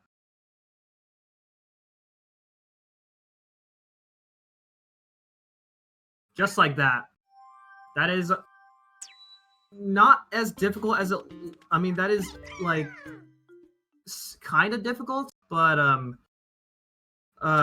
you can cling on to the wall for a little bit with the Super Acorn, so you can make it less, so it's not as precise as Hendrix made it look. So the boss of every tower is Boom Boom. Boom Boom is pretty straightforward. You jump on him 3 times, and that's pretty much it.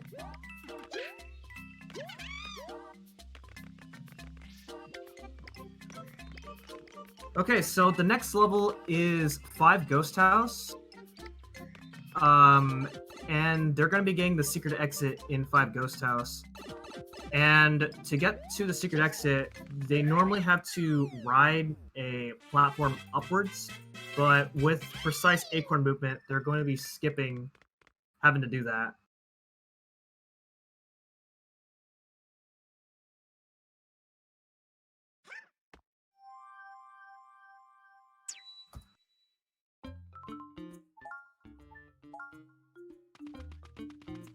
Good time. And this skip is kind of precise, so we'll see how this goes. Meanwhile, MadAstix's turn to do tower skip.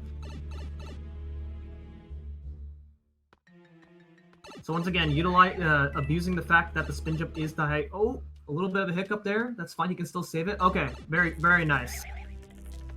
It is very easy to get hit by any of those boos, but very nice job for saving that on Hendrix's part.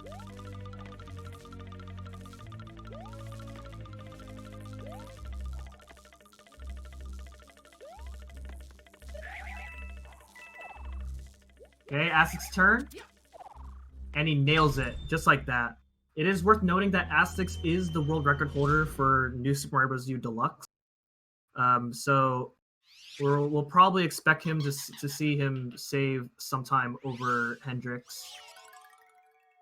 Lightning, on the other hand, is doing 5-2, and like I said, 5-2 is a bit of a safer level, as 5-3 is a really hard level to optimize.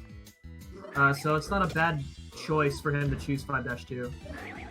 Like I said, it only saves just a little bit of time, but over the course of the relay, it shouldn't matter too much.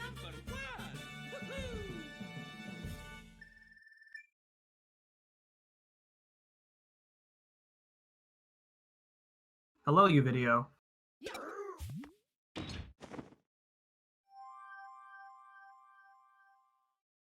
Or I guess his mic is not ready yet. Okay, so Hendrix is now doing 5 Secret, which is an auto scroller. Probably actually no, never mind. But this level is an auto scroller. There's not really much you can do to speed it up. You can land on these parabeetles to get a bunch of 1-ups. But that's really all you can do. Alright, meanwhile, it is Lightning's turn to do Tower Skip. So we'll see how this goes on his end. He decided to switch to Luigi, which is not a bad safety strat, as that means that if he loses his acorn, he can switch to another character, as every character will have different power-ups. So by playing as Luigi, he loses it, so he will not be able to do Tower Skip. So now he has to play the rest of the level without doing Tower Skip, which is unfortunately really slow.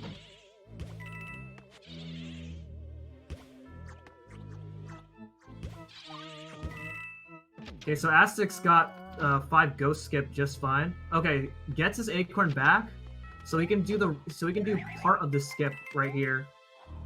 Okay, so that still saves time over. That still saves quite a bit of time over not having to ride the entire block snake up. So good recovery for Lightning.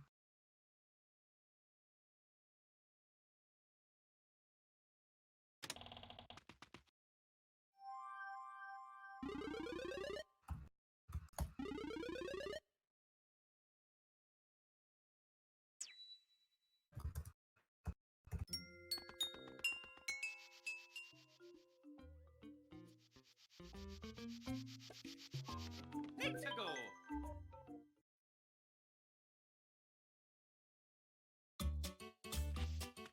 Hello.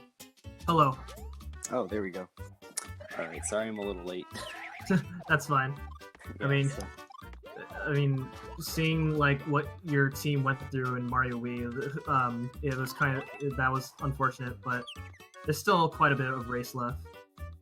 to be honest, I actually didn't see Mario Wii. Could you just tell me real quick, like, what happened?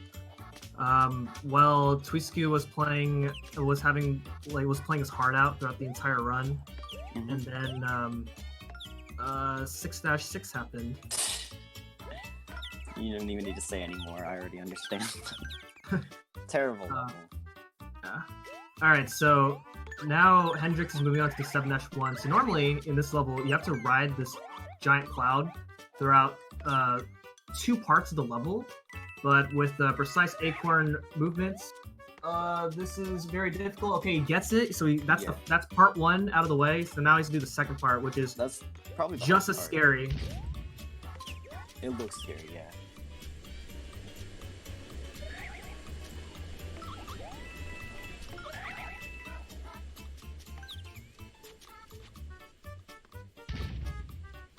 And looks like he got it just fine.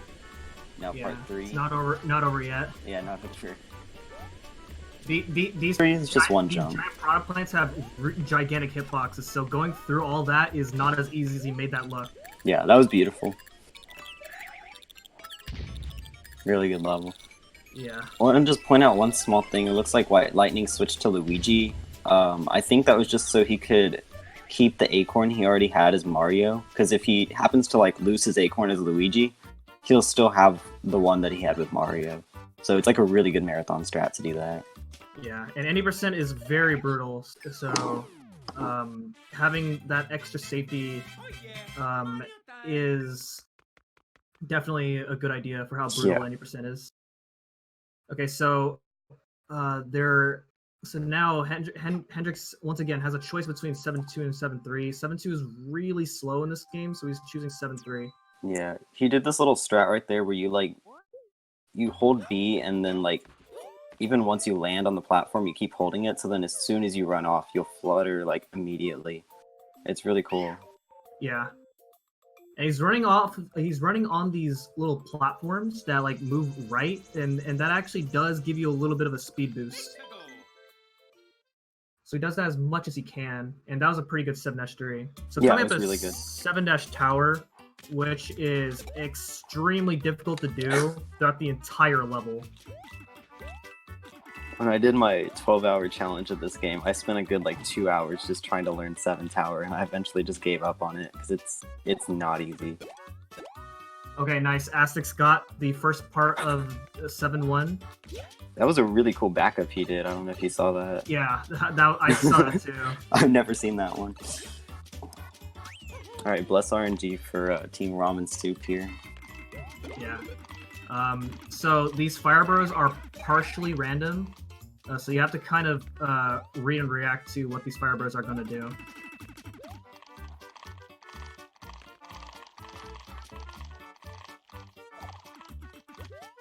Okay, so that's the first half of the level. That went really smoothly. And MadAstix also got a really good 7-1.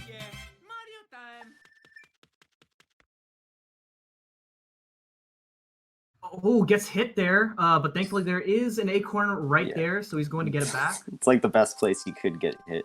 Yeah, so he has to play it safe, unfortunately. Okay.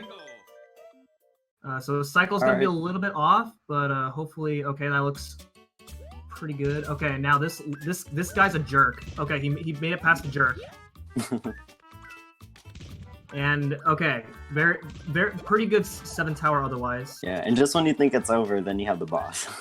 Yeah, so Kamek is completely random. The blocks that he sends out are random, and then where he spawns is random. So this is a pure guessing game. So, you know, for any percent attempts, this is like, well, pretty much for almost every category in this game, you're never truly on PvP pace until you get a run out of this. And he got it perfect. Oh wait, no. Okay, that was really interesting. I'd never seen him spawn in the middle for the second hit, but he got it. So.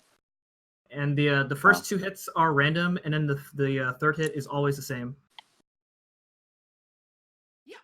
I guess you would know more about this fight than I would, like a lot more. I mean, he spawns anywhere. Yeah. And now Kyle's doing 7-1 skip right now. Let's see if he can do it.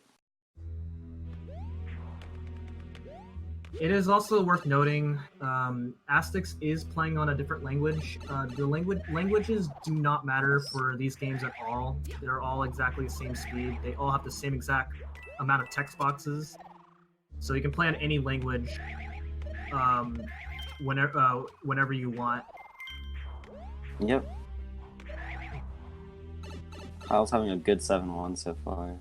Yeah, he's actually on a really good run in general. PB pace for sure. Oh my god, that looked really scary on the top there, but he made it. Yeah. Alright, well, that was barely great. skid through the first, like the very top piranha plant. And just barely skip fireworks too. Did you mention fireworks already? Yeah, I did. Okay, yeah. We saw Hendrix get fireworks in 1H2 earlier. Oh, yeah, that's an easy level to get him in. Yeah, if you're going for the fastest strat, it's definitely really easy to get it. Alright, so Hendrix is in 7 Ghost House. He knows this level's normally really complicated, but he knows exactly which doors to go through in order to go through this level as fast as he can. Yeah, if you know what you're doing, it's not really a difficult level. There's a few little optimizations you can do, like that pole grab right there. It looks like Lightning's Joy-Cons are on low battery. He said in the chat before that he hopes his Joy-Cons don't die during the run, so I really hope that doesn't happen. Let's don't know what he'll do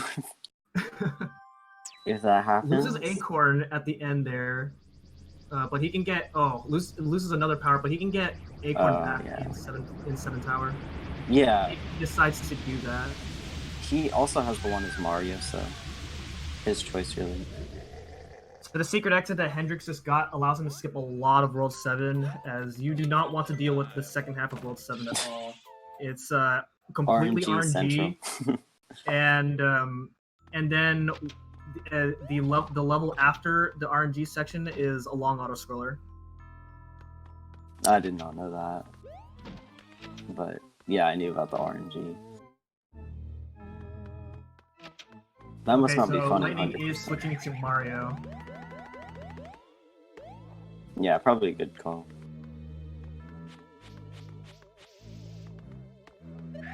Okay, so Hendrix told me before his run that he is not going to go for what's called cycle skip in this level. It's a Instead, good he's going idea. to go for a more common variation of what this level used to be done as. Yeah, that part right there, you can actually make a faster cycle and not have to wait for those blocks to move, but it's not easy. This would probably have to be my favorite level in Mario U, just because, like, it's not really that difficult, but a lot of the jumps look really, like, cool.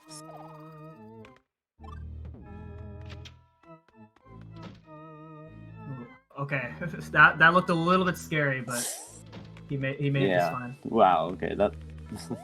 I don't know if that's what he was going for, but he got through it, so... It's all good. And, White Lightning... making it through 7 Tower. Oh, he's at the end. But, yeah, he's good. Alright, so meanwhile, on Hendrix' end, normally there is an attack phase where Ludwig splits himself into 3, and you have to guess which Ludwig is the correct Ludwig, which is the one that shoots the most fireballs, but with the acorn, you can obviously skip that. Yeah, and this boss is like completely consistent because of that. Otherwise, it would be Lightning RNG. not going for the Kamek quick kill. Huh. He might have just not been able to get up in time. Maybe he's not confident with it, or It can be a tricky strat, so yeah. okay. Once again, not going for Hopefully. the. There we go. Yeah, I guess he doesn't go for the quick kill. Alright, I think he just needs one more hit, right? Oh man. Okay, so that's what what Kamek can do is if he teleports enough times per cycle, then he will drop all the blocks down on you. Okay, well, Kamek done. MadAstix didn't go for a fast cycle either. Yeah, it's a very good risky call. strat to Yeah. go for in this type of run. I don't know if anyone saw Juice do the 2 tower cycle in NSMB2 during his run, but it's probably even harder than that, and there's even higher risk, because if you miss it, you're like dead. Yeah. So. Okay, Yeah. so Hendrix is now off to the best level in the entire run. This level is 6 minutes long. Oh my god. This level's an absolute bore, to be honest. And if you're doing small Mario %, this level is even cooler. Because if you die at the very end, then you gotta do this entire level all over again.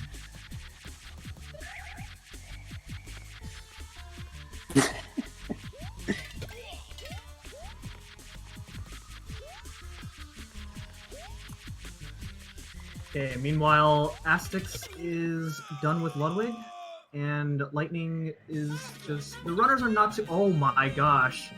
Okay, that was really scary, but he did not get hit. I looked away for a moment, so I don't know what happened, but I'm guessing it was something on airship. No, Lightning was right above some booze while at the same time skidding up to the very top of the cube that he was in. And because the cube has some pretty interesting physics, he did not descend on top of the booze at all. Shoot. Yeah, that cube is weird.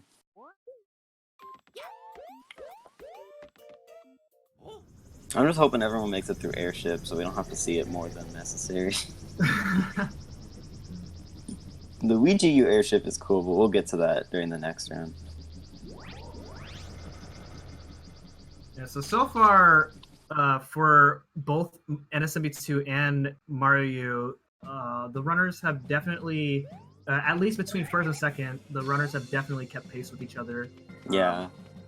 I think the pace has been pretty consistent overall. So, really nice consistent play for both the NSMB2 and NSMBU runners. Can I just mention something about NSMB2 real quick? Okay. So during the last time Warpless was done in a relay, I think a year and a half ago, the world record for Warpless was 47:22. And today, our 3 Warpless times were 46:57, 47:01, and 47:17. So we all beat the world record from the last time, which is pretty cool. Yeah. I guess while we do have the time, I want to shout out Papeраrio and Daniel Hartsveld, I believe that's how you pronounce it. Those two were supposed to run Mario U, but due to scheduling conflicts, they were not able to make it. So very cool on White Lightning and Astix to substitute for them. Yeah. And Diamond Crafter A as well for NSMBW. Yeah. DCA was supposed. Yeah. Shoutouts to Josh for filling in for DCA for Mario Wii. All those runners are very excellent runners.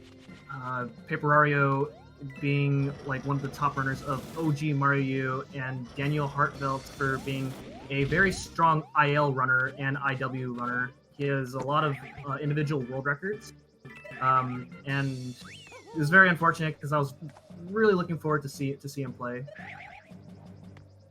Stuff happens. Yeah. It's pretty cool that like people were able to fill in like immediately though once they said they couldn't do it.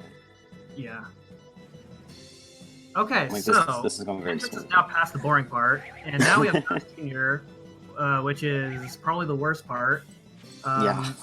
What he's going to do is fly up, ground pound on Bowser Jr., and then he's going to do this every single time. It looks easy, but Bowser Jr.'s hitbox is extremely terrible. There have been insane clips by various Mario U and Luigi U runners of runners getting extremely trolled by the hitbox. And he flies to the left after the flight because those blocks fall at the end, and the ones on the left fall first, which means you hit the ground sooner, which I think is just a cool little strat. Yeah, and it actually saves a full second. Yeah. But going more into the fight, if you do not have Acorn, that fight is an absolute nightmare.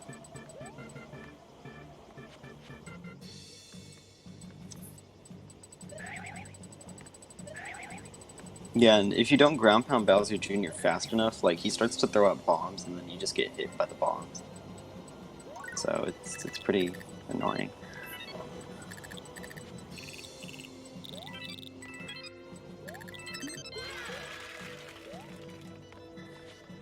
All right, And so like now Hendrix is going to be moving on to World 8, and I am going to sign off early as I'm going to be preparing myself for Luigi U. So, all right, good luck with that, man. Yeah, and you got this, dude.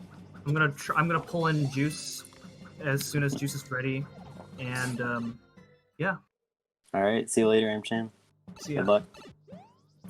Alright, so I'm just going to mention one quick thing. Kyle switched back to Luigi for airship, and the reason for that being that he can pick up an acorn here as Luigi, so then he still has his acorn as Mario, and he can have that as a backup for World 8, so there's still a lot of like clever little things you can do to be safe in this game, and that only works for Deluxe, because you can change characters. That wouldn't work for the original NSMBU. And really good quick kill on Bowser Jr. by Astix. That is a lot harder than it looks.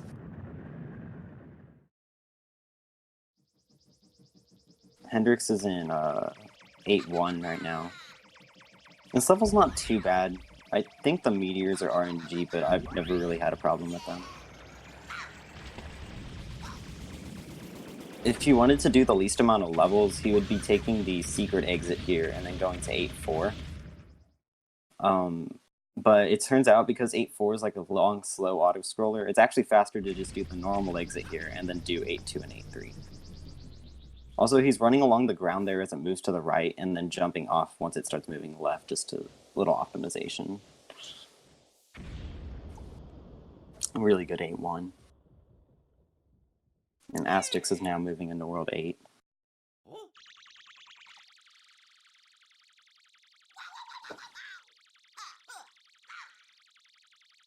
I'm pretty sure Kyle's run is still PB pace for him. I just really hope his Joy-Cons make it through.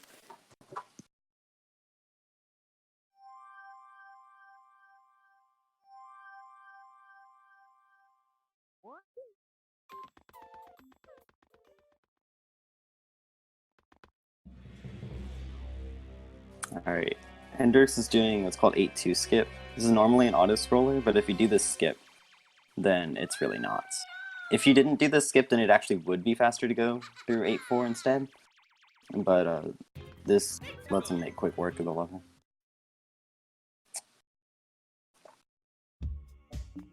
So, yeah, good job. Hello. Hey, Juice.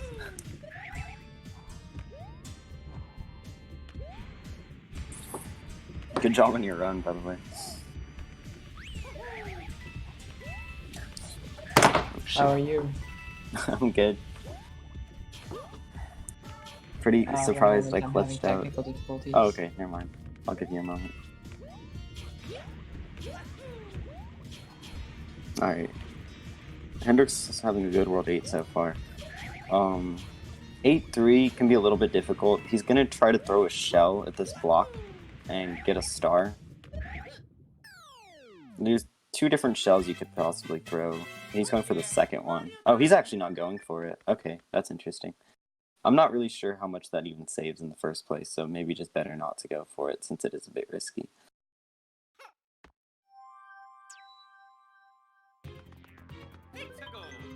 Yeah, after that, 8-2 is or 8-3 is a pretty straightforward level. Just kind of a run, ride, and jump sort of thing. Alright, and now I'm here for real. Alright. Hi, Juice. So, hello. How has the run been going? How have the run...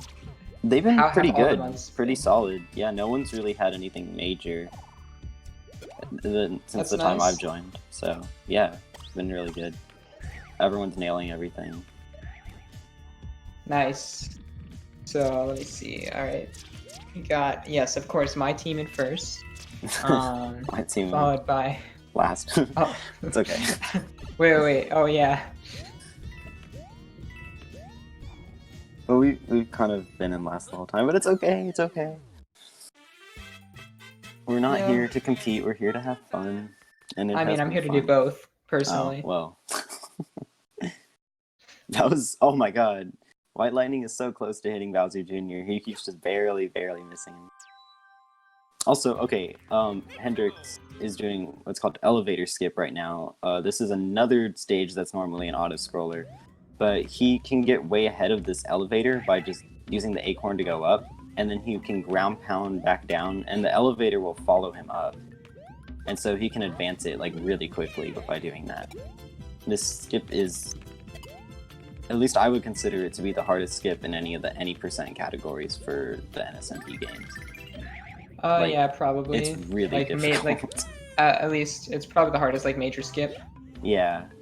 I mean, I would suppose there's probably, like, really dumb strats in all the games that are harder than this, but... I mean, yeah, that, Fast like... 8-2 and NSMB, I guess. I think that was talked about earlier, but... that's true. Like, things that are required to save, like, a significant amount of time. I mean, like if you consider that 556... skip there saves, like, 2 minutes. Dude, we didn't talk about 556 for this race, I guess. Oh, well. Yeah, well, I don't know if we should talk about that. That doesn't really apply, but... Yeah, you can't even do it in anyway, 5. Great elevator by Hendrix. Like I said, not an easy strat, so... Yeah. Yeah. Alright, so... Now we're He gonna must be on a good pace. MadAstix, try it. I haven't seen him mess up. Same with Astix, actually. Yeah, I have been taking a break, but... So I don't really know what the runs are like, but... Yeah, now we get to see how Astix does. Yeah. Can we get some Bless RNGs for White Lightning's battery, please? Oh. I keep saying that low battery. Well, usually it takes a while to run out. Yeah, it does. The Switch battery life's pretty good. Or the Joy-Cons, but... I don't know. Alright, good elevator so far. Oh, that's not good. Okay, so the thing is, because the elevator follows you up, at that point you just finish the level on the elevator. Yeah. It's pretty unfortunate, but he did still get a good bit of the time saved from doing that whole first part of the skip. Yeah, so And he's just gonna try to... Oh no, never mind. He's just gonna try to, like, jump on stuff to maybe get a little bit of extra height if there's a spot where he can. Yeah, but... exactly. Oh, you gotta kick the bomb off. Yeah, I kind of forgot to mention you can't have anything else on the elevator with you for it to move up. Well, I mean, kind of why would you forget that's mention the that when we need to concept of the skip level. it? Yeah, exactly. I forgot that level even had like that. We don't have in time it. for gimmicks. We have time for speed. Yes, exactly. It's like how I forget 5-4 in NSMBW has the same concept basically. Yeah. Oh no, okay. White Lightning also got hit in the beginning of 8-1. We'll see. I guess he's gonna just try to make it through. He has a backup acorn as Luigi. So he could just like take a death and use that, but it looks like he's just gonna make it through. Yeah. Oh, scary.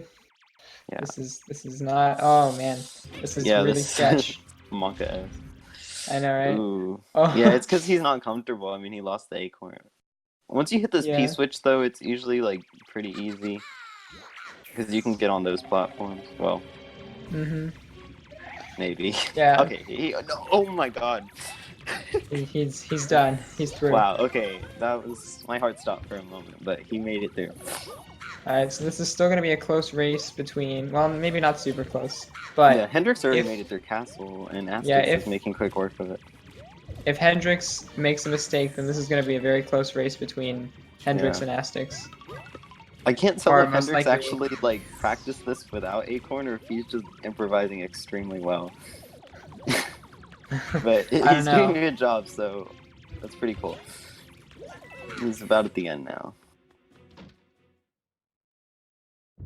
Yeah, that's Alright. not an easy section, so... Alright, so we have the first hit on Bowser. Nope. It can be difficult to get back into that clown car, and if you don't get back in before Bowser Jr. does, you lose like 30 seconds.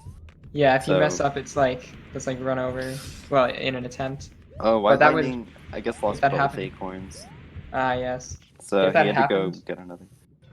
Yeah, if that happens, it's like, and it would be an attempt or a possibility for Astix to catch up.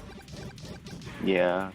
At Although least he's some. already got 2 hits, so it looks like Team Ramen Soup is about to close this one out in the lead, going into NSLU, the final game. Yep, there it is. That's the final And hit. GG to Hendrix. All right. That was a really great so run. I don't know what Yeah. his time was, but Let me see if I can do some quick research on that. I'm sure he'll say the time.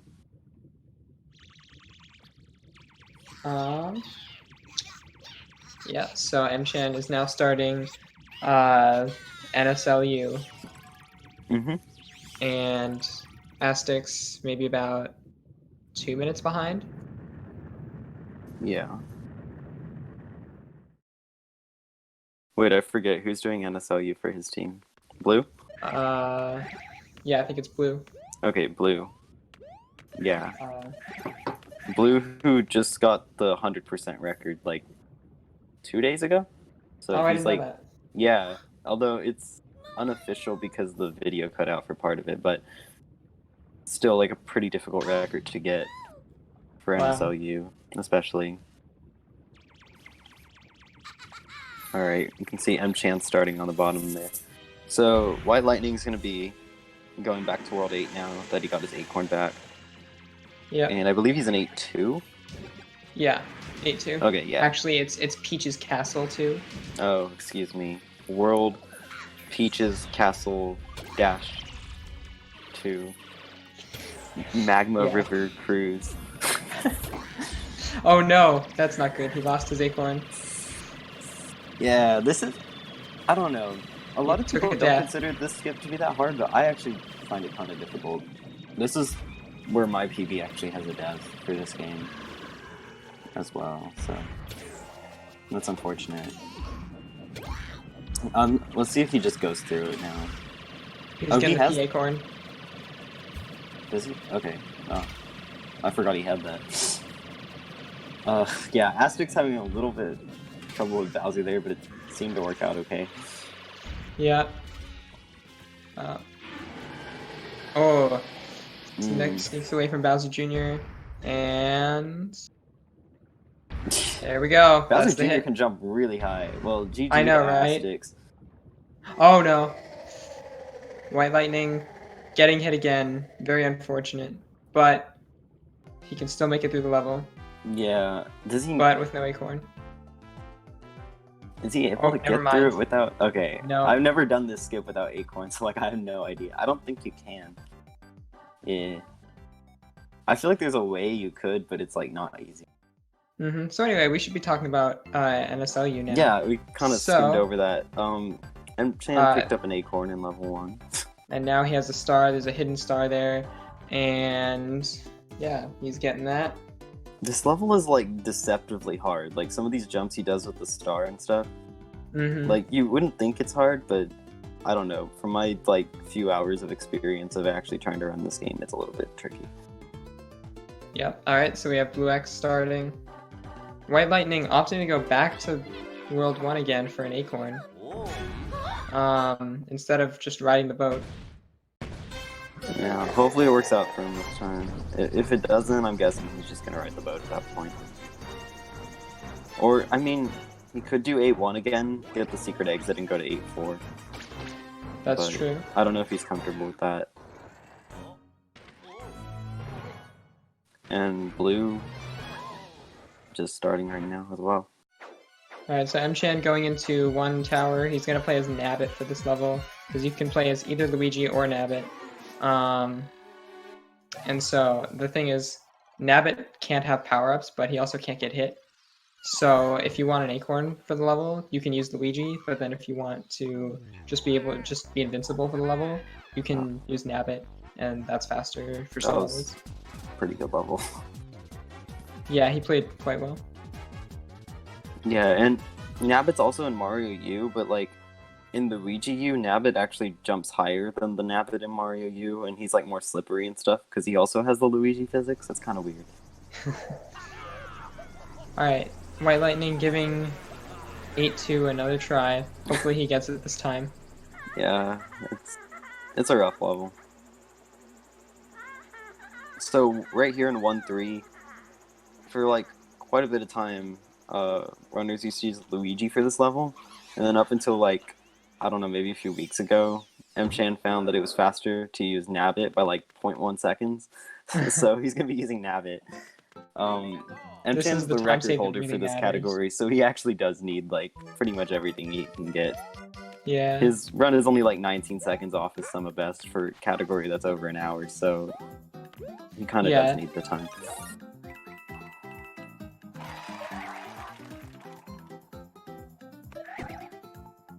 Also, turning around at the flagpole is a thing. Yeah. It's faster by like, I don't know, 8 frames or something. Something like that. Yeah, it's pretty negligible. It's a lot less it's a lot less of a time save than it is in the NSMBDS. Yeah, in that game But you it does save take like time. half a second every time. Yeah, it's like a huge time save.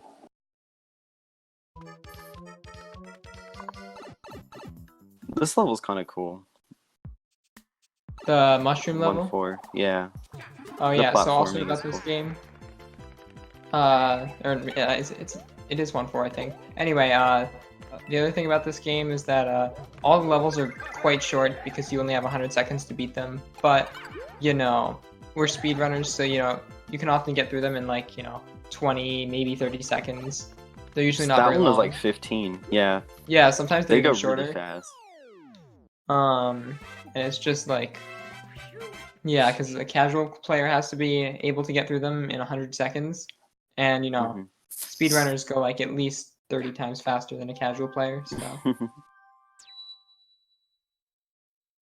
Alright.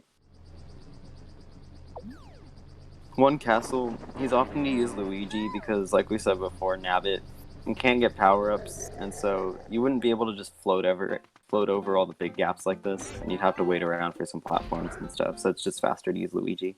Yeah, so in that spot that M-Chan just passed, normally you hit a P-switch, but you can just fly over it. I actually didn't know that. Yeah.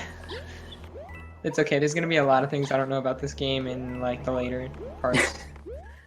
Yeah, I'm not the expert on this game. I've run any percent, but I've never run all castles. I have watched quite a few runs of it, so I'd like to think I know a little bit about it. Blue also having a really good one tower. So, yeah, the fights in this game, you know, you just stand there and wait for them to come out of their shell. Really. So White Lightning getting the first part of elevator skip. again, a really Yep. difficult strat. So we'll see And how much opting more to he not goes go for. for Yeah, opting to not really go for everything, but he is still going for a little bit of stuff. Just yeah. trying to save a little bit of time. Just you anything know, you do to doing like ground fly pounds. up and then ground pound back down will usually save time. Yeah. Let's go.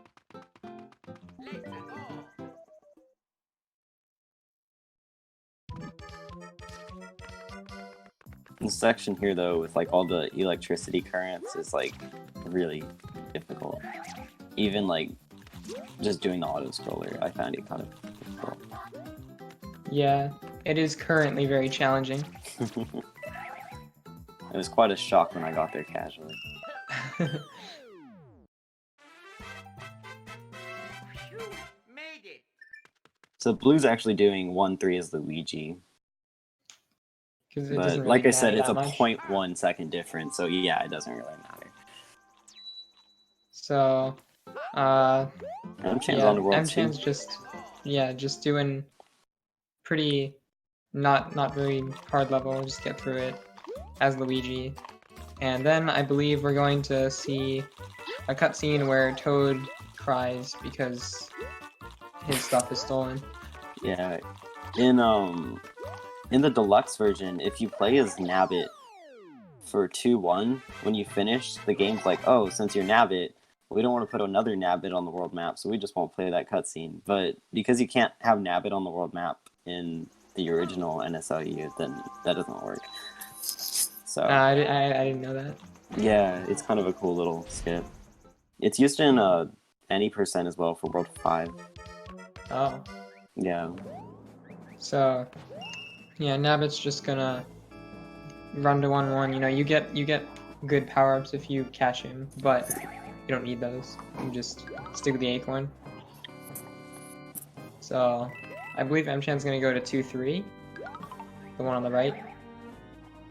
Please don't prove me wrong. Yeah. And then he just like hears me and goes to 2-2. Yeah, okay. Even though it's on 2-3. Yeah. Yeah, I'm sure you can just guess without us saying it while he plays his Nabbit for this level. Well, you'll see in a second. I mean, I wouldn't want to do this as Luigi. Yeah, exactly.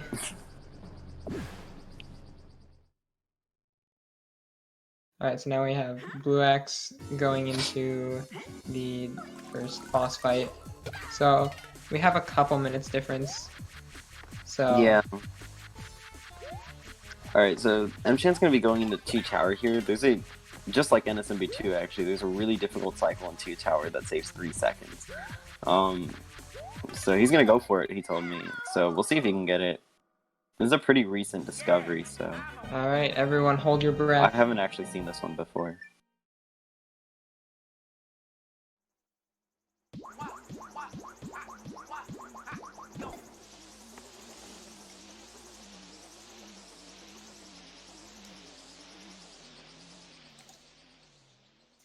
Wow.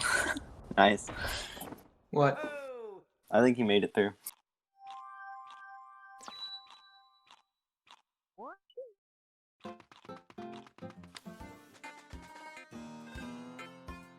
Alright. So, Boom Boom fights are pretty boring, to be honest. Like, he gets some new ability every time, but you just hit him once and then just, like, stomp on him every time he gets up again. Yeah, all you do is wait for him to open his eyes and then do a jump, and every time it lands, like, perfectly. Yeah. It's really easy. Oh, so These are White the Lightning's hardest in the final fight now, by the way, so... Let's see yeah, how he almost does. time for Latch to come in and destroy everyone. Yeah, Lachurs is the current any percent record holder. So that's pretty cool. We actually have the 3 main record holders of every category. So That's Latch true. for any percent, M-Chan for all castles, and Blue for 100%. Yeah. But this is M-Chan's strongest category for sure. He is really consistent. Yeah. Although Blue's on a great run as well, so... But the question is, can he make the cycle in 2 tower? Is he gonna go for Okay. it? So you see, White Lightning didn't get back to the car in time, so now he has to wait around for all these fireballs to fall, and then Bowser Jr. will come back eventually, and he can get the car. But it's a big time loss. It's definitely very unfortunate for him. Oh god. Okay, M-Chan, unfortunately getting bad RNG there with the hammer bro running into him. You can make it through that part without hitting any enemies. He's got a propeller mushroom now. This is bad. He has to fight the enemy. Arguably the best power-up in the NSMB series. Just my What opinion. is? The propeller mushroom. No, I'm gonna have to go with the super mushroom personally. Okay, I don't know about that. I'll have to go with the mini mushroom. Uh-oh, White Lightning, can he get the car back in time?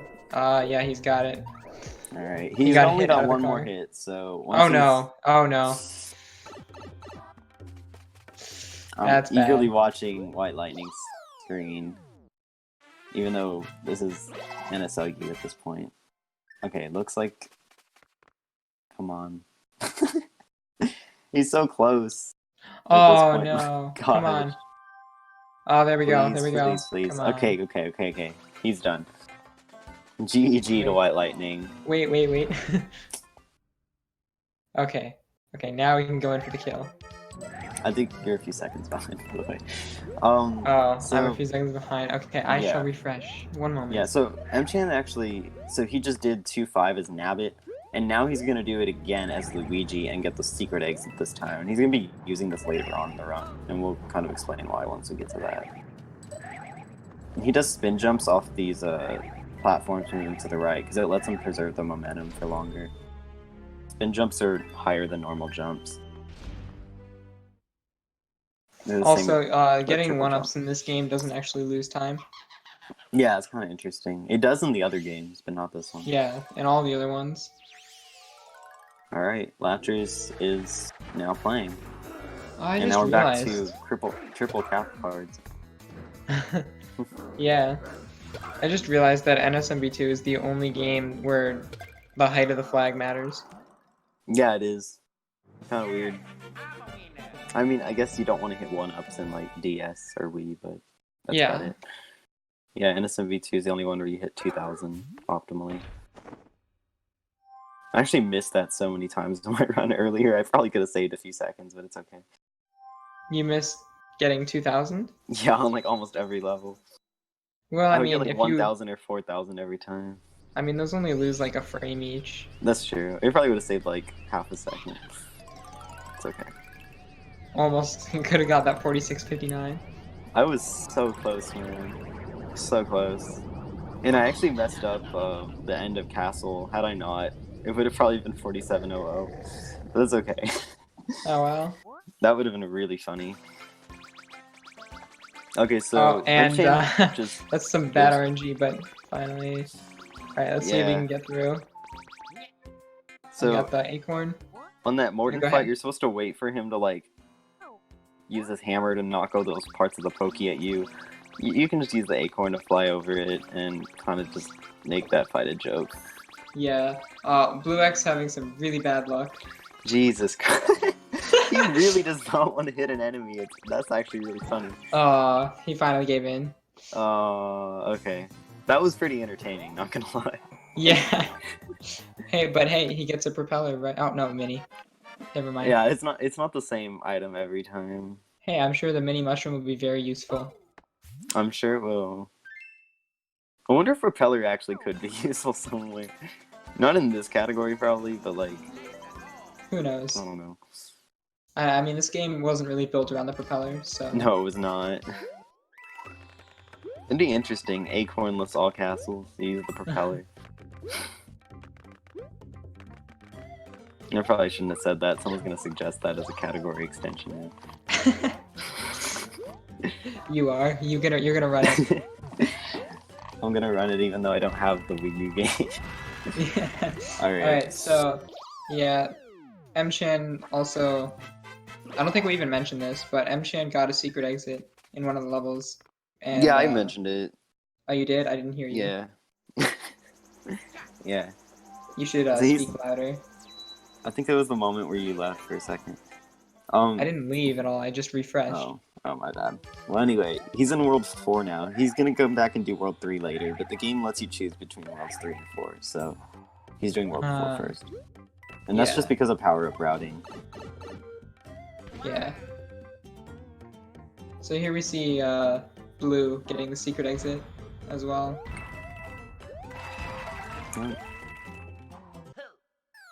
Man, everyone had a good one tower. That's like not an easy one tower. Man, I'm jealous. I wish I could have had a good run tower in my one. My run. How was yours? I got hit in mine. I lost like 4 seconds. Well, 3 seconds. Same, something like that. So yeah, not really much going on right now. We just have everyone on the world map or yeah. Blue just got that secret exit as well, which he'll use later. Yeah. I'm just making Alright, we have the quick next work of that castle. level. Yeah, You gotta good not tower. get hit by this penguin. Yeah, you another go the new wrong time, strat here actually. Mchan told me that it was just recently found that Luigi's 3 seconds faster for this level. So 3 seconds? Wow. That's a yeah, lot. it's like not just like a small amount. So pretty cool. I wonder like what makes him faster exactly. I'm not quite sure, to be honest. I mean, just the fact that he can like use the spin jumps probably is pretty fast. I don't quite know. That was a pretty quick tower though. Yeah. Speed. And Latch doing 1-3 is now to save that juicy 0.1 second.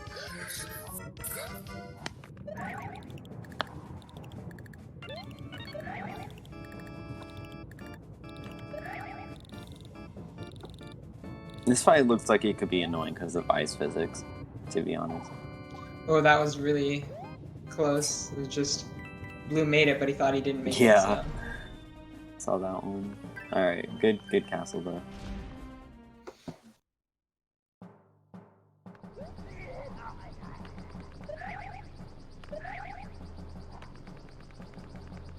And Lachurs just finishing up that quick level 1-5.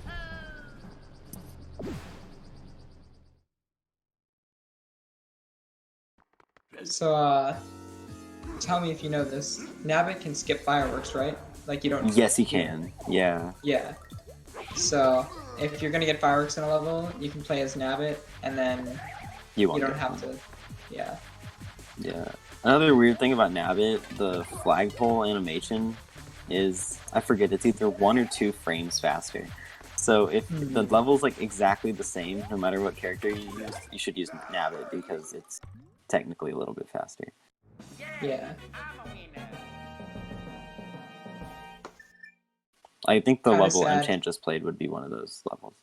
Kind of sad. Like this is called New Super Luigi U, but it really should just be called New Super Nabbit U. To be honest, yes. There is actually a category where you only play as Nabbit the entire run. And there's a category where you only play as Luigi as well. That one is a lot cooler to watch, I will say. Yeah. Obviously. Yeah. I'd say Nabbit levels are generally more boring just because you don't really do anything other, well, like you don't have to worry about any enemies. It's just A lot of them- platforming, yeah. Yeah. Like the Luigi levels, they have to worry about like, oh, there's an enemy here, I have to dodge that. Yeah, exactly. And it typically makes for more enjoyable levels. Yeah, it's a pretty basic level there. See, so he got 77, but he's not going to get fireworks. Because he's Nabbit.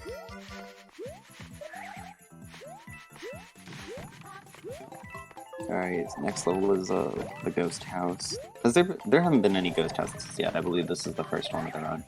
I think so, yeah. Yeah, so the ghost houses are usually just like some sort of puzzle, but if you know what you're doing, they're not really hard. Yeah. And this one is like really fast too. Well, all the levels in this game are pretty fast. Yeah. Actually, are the ghost houses even really like puzzles in this game? I don't really remember them being that Not tricky. really. Well, because remember, you only have 100 seconds to solve the puzzle. Yeah, exactly. Yeah, it's a pretty straightforward level there. I believe there's a secret exit. Well, there is a secret exit that's a little bit less straightforward. But Oh, is that yeah. the one that like takes you off to like World 6 or something? Yeah, I believe it's World. It might be World 7. I don't really remember. I don't know. I'm not the expert on this game. I've played it Yeah. casually, but We don't need to know this for the commentary. yeah, it doesn't matter. So avoiding those 2 penguins there, so he doesn't have to get into the encounter. Alright, so Latch is, you know, back in World 2, but This level is like meant to be sped run. Right but here. which one? The one that M-Chan's on. It looks like a Mario Maker kind of level. Yeah, I really except like you this play as one. Nabbit, so Yeah. If you played as Luigi though. It's still it'd be cool. interesting. Yeah. Yeah, there's also like one point at the end, right here, where he turns back very slightly, and then just goes through the thwomp as it falls down. It's pretty cool. Yeah. Instead of doing the wall jumps, that's a pretty sick strat.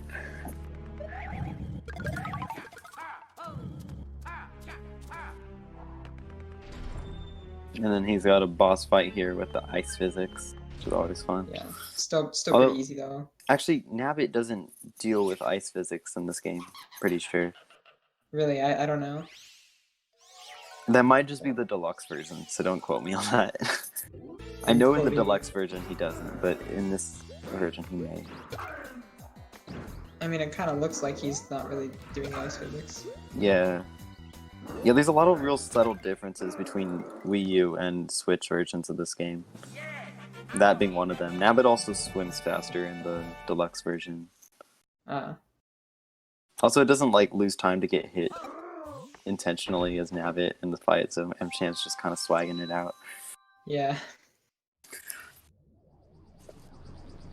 Man, I wish I could do that. Just, you know, sit back and relax whenever the boss is in their shell. I mean, you did a pretty good job of getting hit by the boss. They weren't in their shell though. That was after they came out of their shell. Oh, okay, that's fair. Well, we won't talk about that. Your run is good. Let's leave it at that. Alright, so, instead of going on to World 5 now, because he finished World 4, he still hasn't done World 3's castle, so he has to go back and do that. Yeah, and he Also gets being Baby careful Yoshi to first. avoid that penguin. Yeah, that's the reason he does World 4 first, is because then he can go back, get this Baby Yoshi that's conveniently placed at the beginning, and use it in World 3 to And swim yes, it's faster. Baby Yoshi, not Baby Yoda. I knew you were going to say something about that. It just popped into my head. Which is better, Baby Yoshi or Baby Yoda? Baby Yoshi. I don't know about that one. Alright, so he doesn't really use Baby Yoshi here. Actually, he doesn't, because he plays as Nabbit, so he doesn't even have to worry about it. You just play as Nabbit, you don't even bring Baby Yoshi with you. Yeah, if you were to play as Luigi, he'd start the level with Baby Yoshi, but that's not convenient. I want to say this level's actually faster as Luigi too, but just for that sake, he uses Nabbit. That might be wrong. Either way, Nabbit's better. New Super Nabbit U for in Yes. 2020. New Super Baby Yoshi U Deluxe. Okay, so anyway, yeah, now it's the water level, so he's gonna bring Baby Yoshi with him because Baby Yoshi swims really, really fast. Yeah, just like any Mario game. If you're carrying something, you're gonna swim faster. Makes absolutely no sense, but it works. Uh-oh. That's Whoa, he's abandoning Baby Yoshi. Yeah, that's probably the best thing to do in that case. I mean, rip Yoshi, but like... it's not worth it. It might have been worth it, I don't know. I don't This know. level used to not be done with Baby Yoshi, so M-Chan still knows what he's doing. You just swim. You press A. Yeah. Alright, pretty good. Yeah, and he was gonna ditch him after this level anyway, because the animation, like, after the level's over on the world map of, like, Luigi, like, jumping out of the level or whatever, is, like, slower if you have Baby Yoshi. So, I want to get rid of him once you're done using him.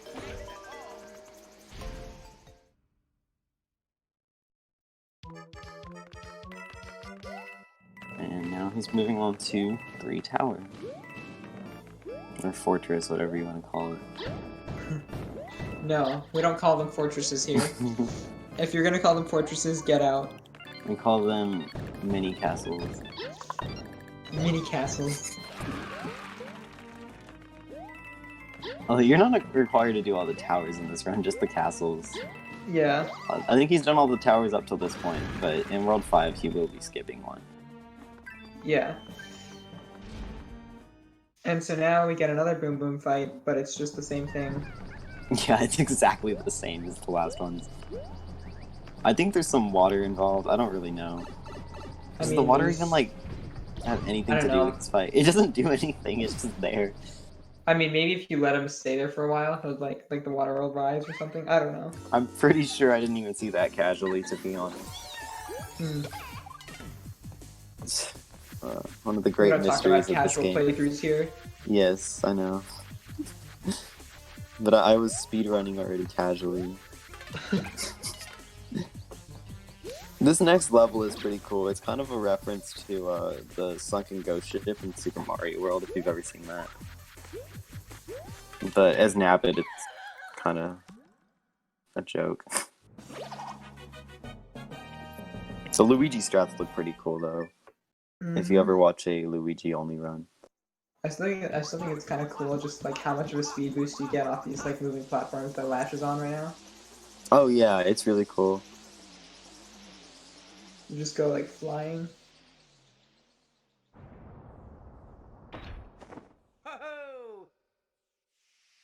I actually don't know if they do this, but I wonder if doing neutral jumps off of those would even let you preserve it even more. Just a thought. It works in NSMB too. Who knows? Just ask M-Chan later. Yeah, I will ask him. Alright. I don't believe this is actually any RNG here, this little section. Like, it looks like it should be, but you just wait for the fish to move and then you're good.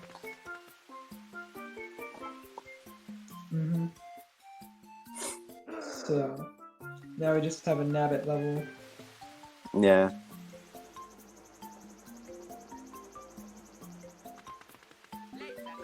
This is another one that I'm pretty sure is like about the same speed. But Nabbit is faster. Yeah. By a frame Exactly. or two. I don't know if that's actually true, but It's probably about right.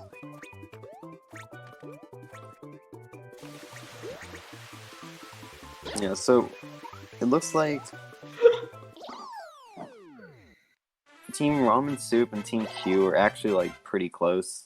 Within the same world at this point.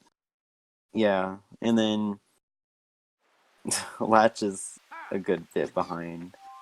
it is Like- unfortunate. Just Like overworld behind. he came in with his team, you know, kind of far behind, but he's You been know. playing pretty well. It's okay. Yeah.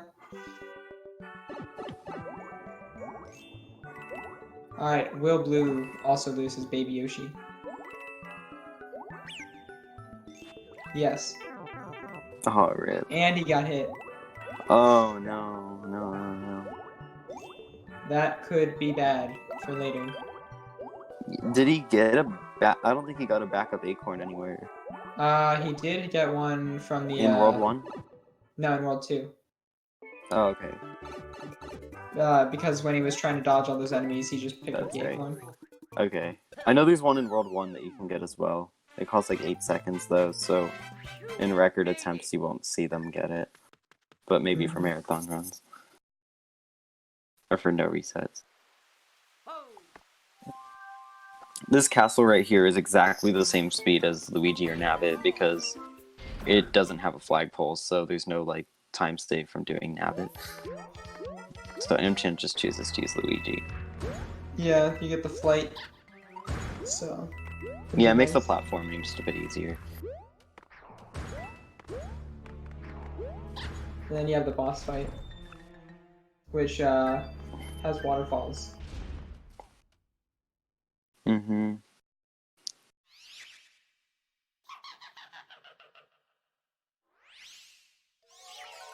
I don't really remember this boss fight. It's the one with Larry, where there's basically the waterfalls just come up, at different heights. I don't know. Most of them are kind of the same. Oh yes, I do mean, remember that's this true. one. Okay, yeah. Nothing special. There's one very similar in NSMBW. Yeah, Well, not sort of. surprised. Yeah. I don't know. I'm thinking of the one in World 1 and NSMB. It's a little different. Oh yeah, that's not really the same, but Yeah. I'll give it to you. Yeah. Interesting thing in this game, you don't have to like grab keys after beating the Koopalings, which is like a thing in all the rest of the games. Yeah. I don't know why they took that out. It's kind of unnecessary though. Yeah, and getting the keys is the most riveting gameplay out there. You know, these games would be good, but just because you don't have to grab the keys, they're It's terrible. like, it really takes out the excitement. Yeah. It was just Reason the key number- to the fun of the game. Yeah, reason I'll number stop. 14 why NSMB2 is better than this game. We both run NSMB2, so let's just, like, talk trash about this game. Alright. So, M-Chan's going all the way back to World 2, and... Oh, I thought he already got the secret exit. Well, anyway, Well, he's you lied getting to the me. secret exit in 2.5. Or is it 2.4? I think it's 2.5. So And, that's probably... so Blue X is yeah. not quite as far behind as we thought. Yeah, I 'cause think he- Blue already got the secret exit. Yeah, he did. But you have to get it at some point. And the reason for that is because if you were to leave World 3 or leave World 4, then he would have to go through 5 Airship, which is a really slow auto-scroller, has a really long cutscene, and has a really slow boss fight. Instead, he's going to go through this level here, 2 Secret. And after 2 Secret, he gets to World 5. So, yeah, And I would say 2 Blue X Secret's is really probably- fast. I would say that Blue X is probably like 2, maybe 2. Oh wait, he has one more level. Never mind. Yeah, if he hadn't gotten hit, he would be a lot closer to M-Chan. But he had to do some backups and get the penguin suit. He actually did a different level than M-Chan did there. Uh-huh. Kind of interesting. I don't know where he can get another acorn. I don't either, actually. He's gonna save time here from having the penguin suit and swimming faster. I So wonder that's if, like how much this saves and like if it could potentially be faster. Probably not, but I feel like no, but I don't know. I mean, potentially. well, because also he's gonna save time in the castle for having penguin as well in the underwater. Yeah, section. penguin suit is really fast. That's an interesting routing idea. I didn't even thought of that one. I didn't know penguin was in that level. Yeah, Like, I've if you have a actually backup not really acorn, seen that level in runs. I think it was, what, 3.5 or something? something like that. Yeah. No, 3.4. Well, I don't know my pretty level interesting. names. That was a cool strat right there. Alright. Yeah. And then he just swims like Wow, he just like 100 miles he an hour. clearly knows what he's doing, so at least he like practiced the backups. yeah. This might be a thing in 100% already. That could be it. Oh yeah, maybe. Maybe that's I wonder why why he he's didn't like just swim in the water comfortable. there. Yeah, I'm just like in awe because I've never seen this strat ever used. Yeah, this is the first for me as well. Sorry, we're kind of glossing over everything else, but M-Chan's now in World 5, so you've probably seen this level if you've seen any percent. Meanwhile, Latch is almost in World 4. He's got one level after the one he's in right now. This is one of the few levels I actually know.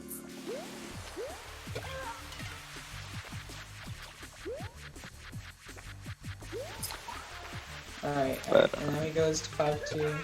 Because Yeah, it says the secret exit. 5-3 is faster in any percent because you need a different secret exit later. But you skip that level, and this level, 5-2, has the secret exit to go to the end of World 5. yep, exactly. It skips over the whole like haunted forest section, which you do go to in any percent, but not in this category. Yeah. And you also skip the tower. So rip all towers. Yeah, exactly. It actually would be all towers if you got that tower. Wait, do they do both the towers in World 6? Yeah. Yeah, okay. You do like every other tower. That was a really good 5-2. By the way, that's not easy. Oh yeah. Woohoo!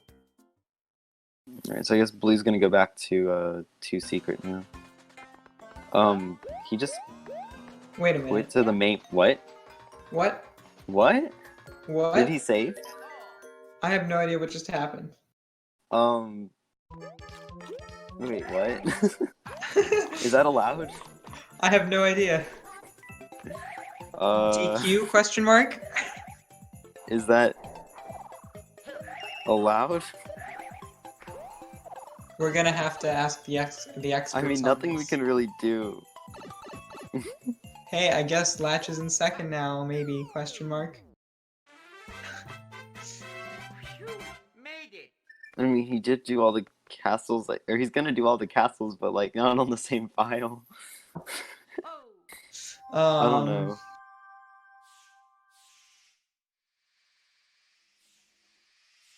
Okay, well, anyway, back to M-Chan. He just finished actually a pretty difficult level in World 5. We didn't even talk about that. But yeah, good job we to were that. too much in shock. This level is also really cool. So Nabbit can't take damage, but if he hits lava, it's an instant death still. So still kind of scary. I mean, Nabbit is still kind of overpowered. Oh, definitely. If Nabbit could like glide, then oh my god. You'd never use Luigi. Yeah. There'd be no point. Yeah. Well, I think that's what makes it a cool run, is that the two characters are like really different, and so it's about finding which one is better. Yeah. And it's a good mix of both, I think. Oh yeah, so M-Chan hits the shots that Iggy fires because that makes him come down earlier. Yeah, that's the main reason he uses Nabbit, is so he can get rid of those shot. And yeah. I think it saves like a second. I don't really know. Actually, it might be more than that. Yeah, and then Iggy, I'm pretty sure like this part right here where he's in his shell, he just kind of is in it for a random. Latch is doing 5 airship. Okay. Wait a minute. This is a very strange race so far. And he leaves. He leaves. I think he realized, like, oh shoot, I'm not supposed to do 5 airship. That is okay. Oh no, that's not good. That's pretty funny. That is a very unfortunate time loss. I just like look over at his screen and I see him in a level I don't recognize. Quite a race so far. Yeah. Well, that's pretty funny. Okay, so my team's technically not in last now because technically Team Q gets a DQ. Should be DQ'd. Yeah.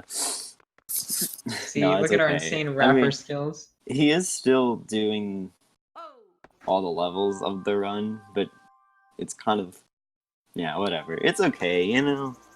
Friendly competition. Well, I mean, we'll see. We'll see what everyone else thinks about this.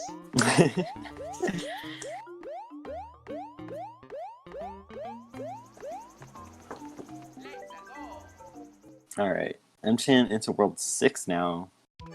That World 5 went really fast. This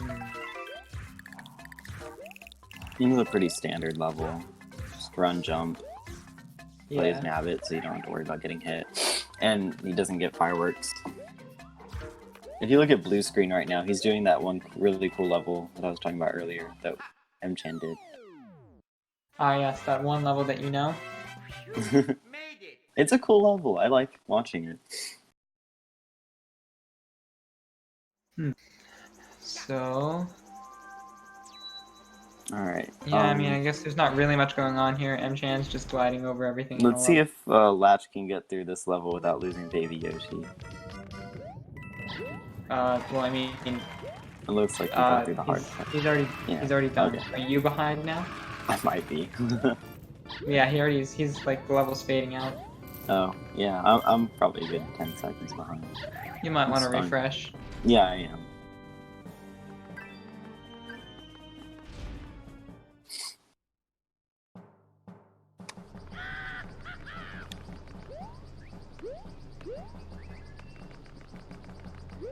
Yeah, there we go. I think I'm caught up now. Alright, M-Chan's gonna go for something called the hidden block clip here. Yes. So... Oh, he got it. Yeah, he got it. Nice. That didn't look like anything, but there's actually a hidden block there, and he clipped through it by pressing the R button at the right time. It's pretty cool. It's a big time save, too. Yeah, it's probably one of the harder tricks in the run. It's like 6 or 7 seconds, I think. Yeah, something like that. Lachurs in the hardest boss fight. Can he make it through? Oh, yeah. Come on, Latch. You got this. Alright, and Oh all my 3 God. runners made it through one of the hardest Wow. bosses in the entire game. M-Chan's is like technically the hardest Boom Boom fight, but like it's really not hard. He just has to do an extra thing at the beginning to hit him. Yeah. Yeah, so good job. I think he's got one more Boom Boom fight left after that. Actually, no, that was the last Boom Boom fight. We're at Boom Boom. Mm-hmm. The next one's the Sumo Bro. Yeah. Wait, actually, sorry, we can't spoil that. You didn't hear that. The next one's okay. definitely Boom Boom. Yes. The next one's Bowser Jr. Well, actually, he is in this game. But...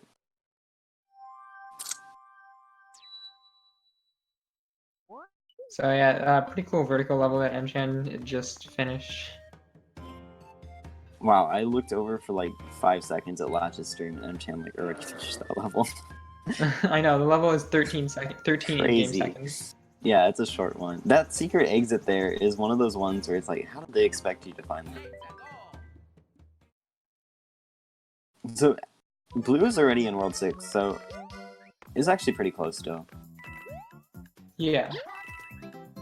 However... If Blue had not quit. Well, we won't talk about that. Still, I mean, the difference is definitely there, but... To be honest, it wouldn't really be all that much different had he continued on the same file anyway. Yeah, but it's a difference. It is a difference. Okay, well, it doesn't matter. Anyway, M-Chan finishing another quick level there. 14-second level. These levels are crazy fast, if you know what you're doing. Alright, so the real question is Latch gonna file swap as well? I don't think so. What if all 3 teams file swapped? Alright, They're all DQ'd. M-Chan going into this level where we don't know who the boss fight is, so... Yeah. You're gonna have to figure it out yourself. But it's a really cool level with like cool movement. No, yeah, it really is cool. So anyway, who could the boss be? I don't know. Who could it be? Well, look at that. It's Kamek. Wow. It's Luigi. Yeah, it's Luigi. It's the star coin in the top left. Alright. Yeah, I think this fight is cool. And the cool thing about this fight is if you're Acorn Luigi, you can kind of like float in between that guy and the ceiling there, and you can hit him a lot faster. He messed it up a bit, but like he still mainly got the strat. Yeah. Come on, oh, there we go. Block clip, yes. Oh, here we go. Or that was Blue, sorry.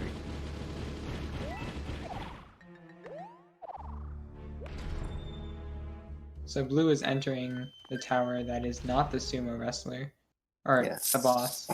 So, you know, a couple levels apart. But so I'm just gonna go for a tricky strat here. I think it's either 85 door or 86 door, something like that. But it's kind of RNG dependent because these blocks that appear here are just random. So let's see if he's able to get it. 94 door. Oh, yeah, okay. I don't know where I got those numbers from. It might have been 95 optimally. Yeah. Because he bonked. Okay. I'll actually look. The new 6 tower stuff. Apparently there's some new 6 tower stuff. What about 6 tower? There's new movement apparently in both levels, in both 6 towers. I didn't even know that actually. That's pretty cool. Hold on, I'm Also, actually gonna look at like- the name of that strat. It is called 95 door. Yeah, you were right. 95 door, haha, yes. So it actually looks like M-Chan might be on pace for to close out the team with like a time under 4:30, which would be pretty good. Oh yeah. Because the sum of the PBs on the team is about 420. Yeah. Wait, is that your team? Yeah, that's my team. Aw, man. I guess we had to let you win one, didn't we? Yeah.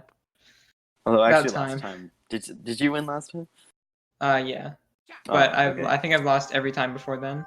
So the 2 relays before that, my team beat yours, and then the next 2. But actually, the first 2 I lost. The third one I wasn't in, and then the fourth. Oh, and that's fifth right. one. Okay. Yeah, my team won the first 2, and then the last 2, I think.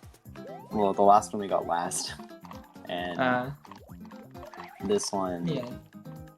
I don't know. I think we my could team technically have second. my team got last both times, like the first and second relay. Oh, by the way, M-Chan, it's technically faster to use Nabbit for this level, but it's kind of an any percent only strat. Really hard. Yeah. It's much easier as Luigi. Well, easier. It's still not easy. Wait, I wasn't looking. Did Latch change files? I don't know. He has acorns though, so I don't think so. I'm watching you, Latch. If you cheat, I'm gonna DQ you right now. There's always got to be something memorable like that in the relays. Alright. Yeah, M-Chan making pretty quick work of 7-1. That is one of the levels that I actually do know in this game. Pretty much everything from now on I do know because I have done any percent, and I would say that 7 one of the harder levels. And of course, 7-2 is probably the hardest level in the room. Yes, 7-2 is objectively the hardest level. No questions asked. Yeah. You cannot argue it. Look how difficult this is, man. Yeah. Okay. So blue is going for like easier strats. He doesn't try for that clip. He just knocks him off the edge and hits him. Yeah, I don't know if you can get hit while going for that clip. Actually, you probably can. I don't think so because the boss is like doesn't have a hit or doesn't like have a box that can hurt you. Yeah. So just like Mario U, this tower that M-Chan's about to enter is also a bit random with the fireballs and stuff, but it's not nearly as bad. It's not horrible. This The tower boss that fight we is do not know the boss of. Yes. I was just about to talk about the boss, but okay. Yeah, it's mainly an auto-scroller, so...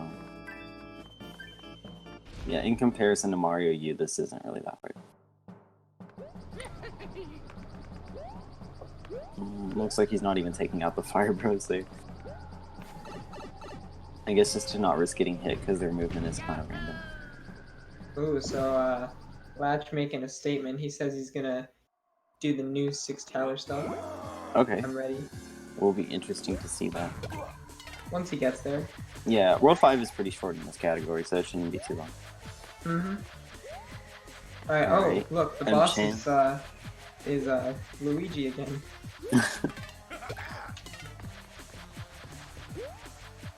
Alright. So these blocks right here are random, but M-Chan knows the different patterns that you can get, and so... Oh, he didn't get the first spawn or the second. He got the second. Oh, wow. That's unlucky. That was... yeah, that's unfortunate. Oh, that's really... Oh, whoa, he got the clutch hit. Wow. Okay, so every time the third hit is always in the middle. Unfortunately, he got hit. Did he have an acorn? I don't know, actually. We'll find out. You know... Let me think. If he didn't, it's not a big deal for the next, like, few levels, really. Oh, he does. He has 2. No, okay, then he's fine. I'm pretty sure M-Chan's still on like 101 pace. The record for this category is 101.38, although that might have killed it. But this is still a great run. So now we have Blue entering World 7 and Latch finishing up World 5. I'm still excited to see the 6 tower strats. Yeah, 7 Ghost House, second hardest level to run besides 7 too. Just thought I should mention that. Okay, so Blue's also opting to do 7-1 as Luigi. Probably smart. I think Latch is going to do once he gets there. Latch has the any percent record, so he kind of goes for all the risky stuff once you get to World 7 and 8. Yeah, M-Chan tends to not go for super risky stuff as well. Yeah, he's probably the most consistent player, though, because of that. Yeah. Alright, this 7 Castle is actually kind of similar to the Mario U one. But a little bit easier, I think. There's a kind of a cool strat at the end. I don't really know how to describe it. He's gonna make kind of a tight jump through these 2 fire bars, basically. Oh yes, this strat is really cool. Yeah. It's not really that hard, if we're being honest. It's just cool though. Okay. Yeah, it looks cool though.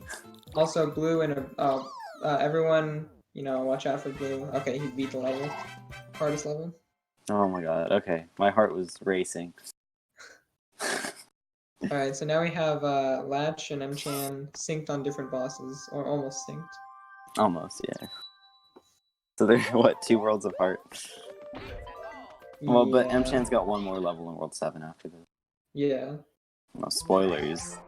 I just spoiled the game's What are you talking about? storyline. Oh, Yeah. sorry, there's a plot twist. Bowser Jr. actually comes down with his airship after World 7. Whoa, what the heck? You don't have to spoil it more. Oh my god. So anyway, M-Chan, you know, finishing up the last level of World 7, moving on to the moving on to World 8. There's nothing left in World 7, right? I think so. I mean, what else could be left? Look, there's no more levels. Yeah, exactly.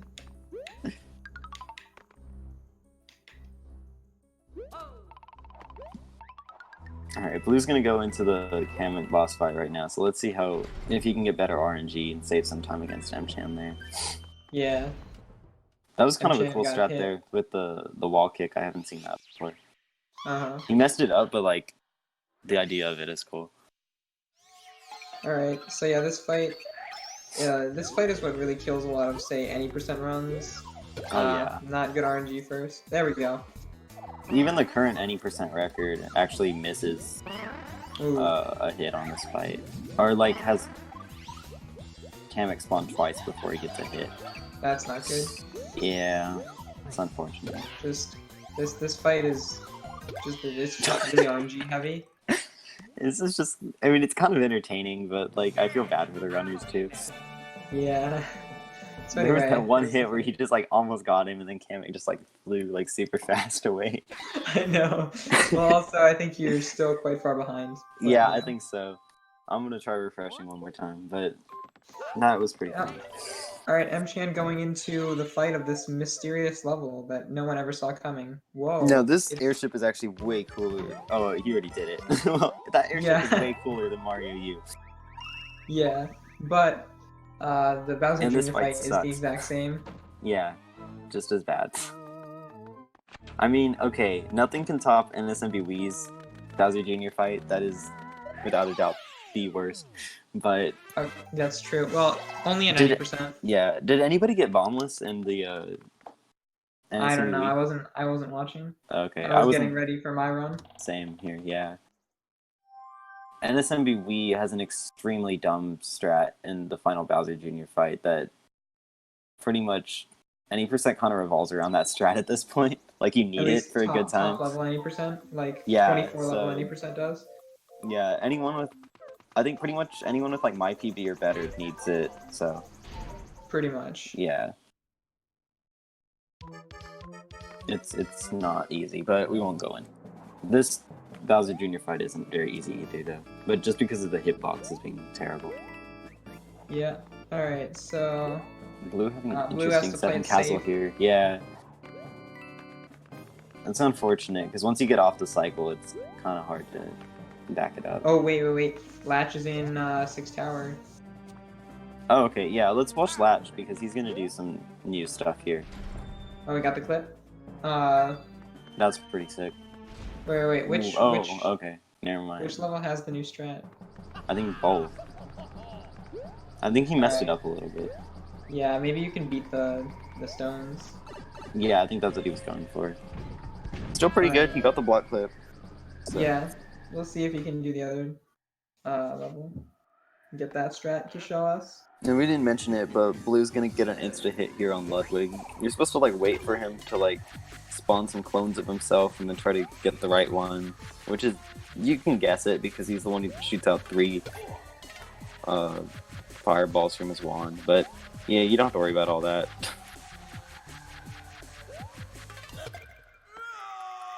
All right, and M-Chan is already in World 8 here, so this level is better as Nabbit just because of these random meteors. Yeah, they can't hurt you. Although if you do get hit, you do get like slowed down. All right. Pretty good. So yeah, He actually got Blue some good X, RNG there because you have to wait for those meteors to break the block. Yeah, those are pretty sometimes you quick. can lose several seconds to that. Yeah. Well, maybe not several seconds, but a couple at least. Yeah, this game, in terms of like Oh no. the NSMB games, is probably one of the more RNG heavy any percent categories. Latch is struggling. He Yeah. took some damage. Unfortunate for him. But I just want to see using that new 6 tower strat. Please tell me he has another acorn. Yeah, he does have another acorn. Alright. M-Chan's making quick work at 8-4 here. In this game, you actually do the secret exit in 8-1 and then do 8-4. I can confirm that strat is not easy that he just got. Also, Blue doing airship skip. Really Yeah, this is cool the little cool strat thing. there. I love that. It's not terribly hard, but like it's really satisfying. Yeah, for sure. And now he has an auto scroller, so you know, just wait. So anyway, M-Chan going on to the second to last level in the game, where there's no... I mean, this is the last level, right? Yeah, of course. It's the Peach's Castle Death Castle. I mean... Yeah, what could be after What? that? But this is NSLU's elevator skip. Not nearly as hard as NSMBU's, but not free either. It's always The nice strat when that a he's gonna game- go for at the end is the hard part. The rest is not really too difficult. It's always nice when a game has a really difficult strat at the end, just so that you lose your mind when you Yep. can't get it for like weeks. That's like most NSMB games, actually. Um, Not all, but NSMB, NSMB Wii, NSMB2, and NSMBU definitely all fall under that category. Yeah, I would say like NSMB, but Fast Latch 2 is doing actually stuff close to the for beginning. 6 Tower 2. I think M-Chan did the same movement, but that looks pretty sick. Yeah, nice job, Latch. Alright, Latch is M-Chan. God gamer What? on He's not stage. done with the run? There's another level? Wait, what? Plot twist. Alright, M-Chan Also- is definitely going to close out with a sub 430 run here if he... Yeah, I was about to say that. As long as he gets through it, so... It's actually really good. This is gonna be like a 425 or something. Well, maybe 426. He's definitely on low 102 pace. Like, this is a great run so far. That's really good. Yeah. Which I'm pretty sure, like, Whoa. is a time that only he has gotten. Because I think Latch has second place for this category with, like, a high 102. Which is still a really good time. I think Latch, I don't know about now, but he definitely was on PB pace. Yeah, he took a few hits and then he went to 5 airships, so... M-Chan had a good, first part of the tower. You can grab onto that Bowser Jr. cart to, like, have it push you forward, which is, like, a pretty recent discovery. I don't know if that's Really? even in the any percent record. Yeah, Dang. pretty sick. I think thought Astix that it found was. I thought that it was around for a while. I don't Oh know. wait, no, it's not the. Oh yeah, before they just like flew right right Yeah, next they would. to it and it pushed Yeah, them. they would fly next to it, but if you grab onto it, I think it might be faster. Yeah, it definitely. Lachurs It getting a definitely looks a lot 94 door faster. as well.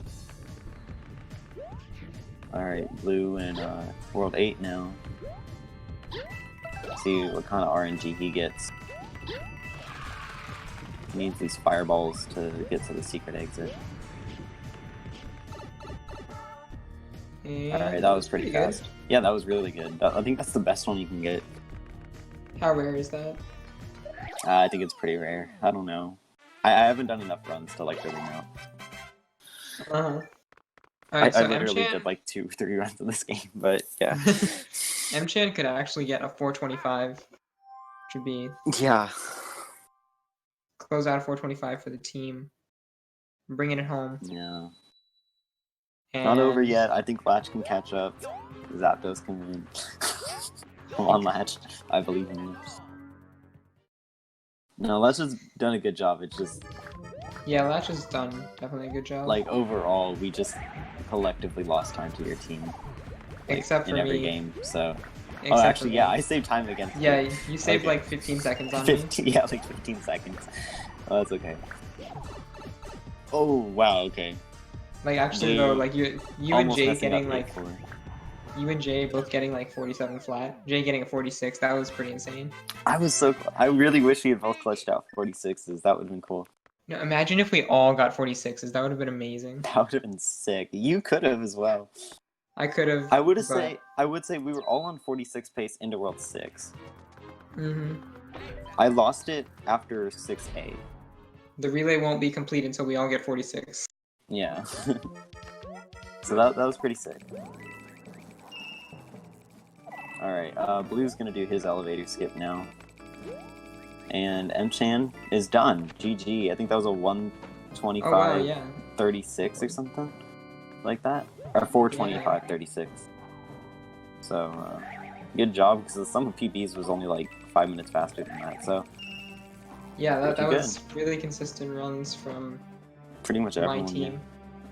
Yeah. Or like everyone. You know how great my team. Okay. Okay. I'm sorry. So, okay, let's congratulate Team Ramen Soup. So who's on Team Ramen Soup? Let's see. It is... Spicy By the way, noodles. M-Chan got a 102.37, I believe. Let me see. Yeah, 102.37. That's a really good time. That's... So if that was his PB, it would still be world record. That's a really good time. So we have spicy noodles, we have JoshTGR, we have me, then we have who played NSMBU?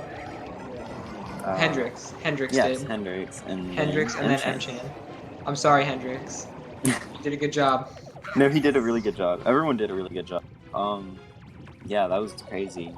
Y'all did. Wait, who's the first two again? We have spicy noodles and JoshTGR. Yeah, that's right. So Noodles. I didn't see Noodles' time, but I was watching most of the run and like it Noodles was got pretty a solid for 101, most. I think. Oh, okay. That's not even that far off the record. Yeah, let me look And real then, quick. 101.29. Yeah, that's like what, like less than 2 minutes off his PB. And then Josh got a PB. He got a sub 49 minute world 5 run. No world 5 Yeah, he got a run, which is 48. really good. And then you got a freaking 47.17, which is really good. We stayed on Hendrix, like I the don't know, worst but I one. was watching it and it was really good.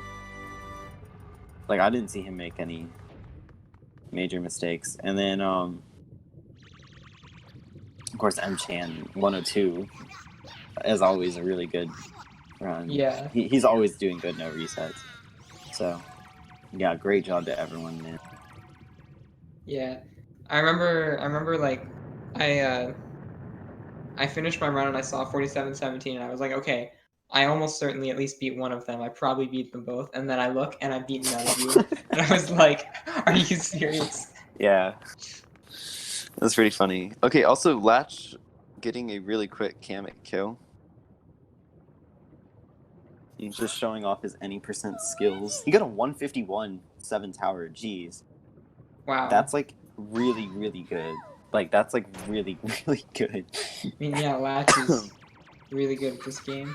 That was like 3 seconds faster than when he got in the any percent record. Okay, well, yeah, Latch is probably gonna have a pretty good ending. Just saying. But unfortunately, I don't think it's enough to catch up to Blue, who's already in the fight. So. Yeah, I mean, that's kind of obvious. Yeah. Final fight. Yes. Oh, but Jeez. Blue is also going to get a sub 10. I mean, sub 430. It looks like it, yeah. Blue did something Sub called 10. Fireball Skip, where you fly up in front of Bowser's face. I don't know if we mentioned that before. But it just skips him shooting out a fireball. Like a 2-second time save. It's a good fight so far, though. Again, this is pretty tricky. And it's close. Alright. Yep. Here we go. Oh. Whoa, that's not good. Okay, yeah, that Ooh. part where you fly above Bowser there is a little bit weird. That's unfortunate for him. It's over. He can't get a sub 430. Louch can catch up. Come on, Zapdos, I believe in you. Is it Zapdos or Zapdos or what? I don't know anything about Pokemon. Okay. You know, it's like there's Articuno, which is like Uno, right? Then there's Zapdos. And then Zapdos. Oh, okay. And Moltres. Oh. Okay, GG to Blue. Yeah. Congrats, they got a 430-10 or something. It was like just over 430, but still a really good run. And I mean, the timer wasn't perfectly synced, so. It was synced good enough. Actually, to not be 10 I'm pretty seconds sure. off. Yeah, yeah, I'm pretty sure it's still like close enough. That's okay. Great job to Team Q. Yeah. Which consisted of. Let's see. I did not memorize the team, so I need to look. Team Q consisted of. Yipley. Romaine. J-Dude. Astix. And Blue X2. So great job, guys. Yeah, good job. Not too far off. I mean, really, first and second were only, what, like 6 minutes apart? Yeah. Yeah. 5 minutes apart? I think it was 5 minutes apart. It's also That's really great close because we for had 2 4.5 people hour race. have to back up, right? Yeah, last minute, 2 people Let's subbed see, in, so White pretty Lightning cool. was a backup, and JoshTGR was a backup. Yes. And, no, somebody else as well. Wait, really? Who else? Yeah, I don't remember. Somebody for NSMBW. Yeah, that was White Lightning. Oh, okay. My bad. Anyway, Latch, moving on to this plot twist level here. So, Yeah. I guess we do get to talk about airship skip, though. We didn't really get to. Yeah, okay. But go ahead, normally take it this away. first part's like an auto-scroller. And if you just jump in like a couple like specific places and just kind of hold the glide. Oh, he doesn't have the acorn. Okay, well, never mind. You know, forget I said that.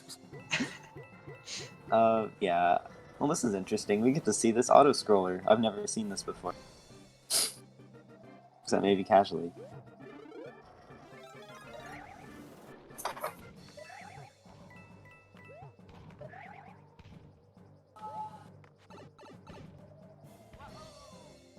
Hold on, I will be back in a moment. Alright. So I'll just be here commentating by myself for the next 30 seconds. So we have Lachurs going through the auto-scroller. Not really much to do right now.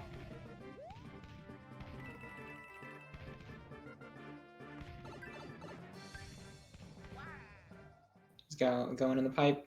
See how his Bowser Jr. fight goes.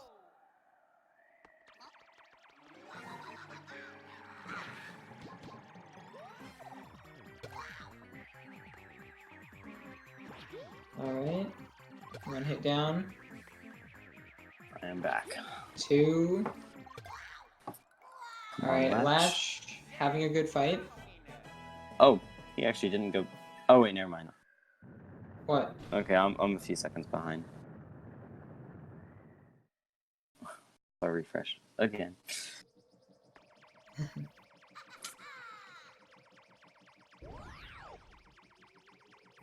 And now see get this. Oh. Get this. The game's not over. There's a plot twist. I know, right? Who saw that coming? Wow. We'll see if M-Chan or Blue does anything interesting while Latch is finishing up. I think M-Chan's just gonna practice stuff. I don't really know. The past relays. There's some interesting things that happened on the screens after the game was over. Yeah. I know there was someone playing like Mario Maker levels in one, and someone was like I'm sure that was speedrunning Mario Curbs. 64. Yeah, I think it was Little Curbs. And then yeah, someone was running Mario 64. Someone was like making Mii's. Someone was playing Uno. Always something different. Yeah, but this time looks like we're not really getting anything too special. Yeah, that's okay. We get to see M-Chan play Superstar Road. Ah, yes. And show off some of his hundo skills. Hey, M-Chan, actually, we should get Blue X here to do that. yeah. M-Chan and Blue are both like top 100% runners. Yeah. Both like really good. I could not say that either is better than the other, like, because they're just both really, really close. But Okay, how much did Blue get the Honda record by? I don't know the exact time, but it's definitely less than a minute. So yeah, it's a very small amount. Okay, let's see how Latch's RNG goes. Yeah, let's see. Pretty good. Yeah, that was They all got good good RNG. RNG there. Yeah.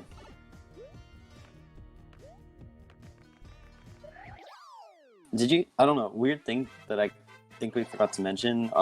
The seconds on the timer in this game are actually longer than the ones in Mario U. Oh, I didn't know that.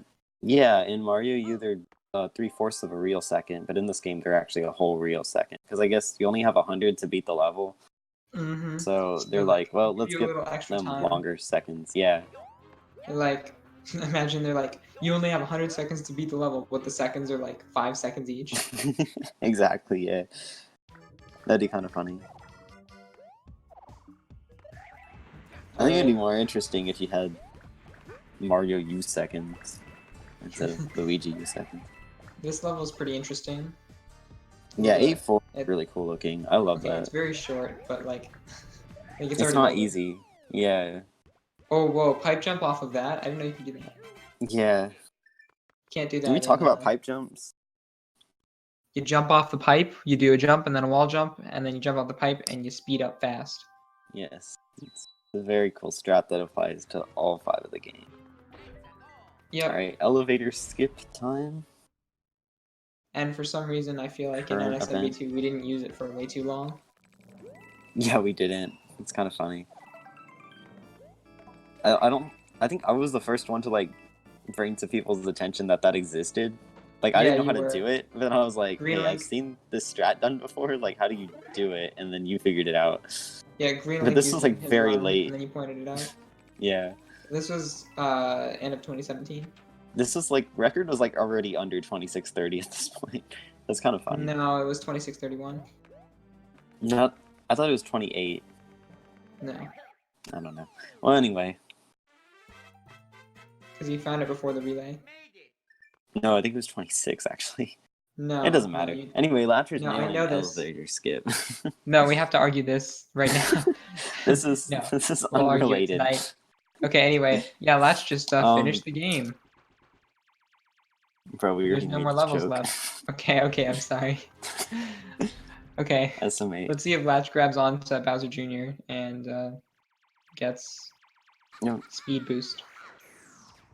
Yeah, this section is easier than the one in Mario U, but only because it's like so much shorter. Pretty much the same concept though. Yeah, oh no, he just got to the right of it. Yeah. I don't really know which is faster. Yeah, it's a really short section.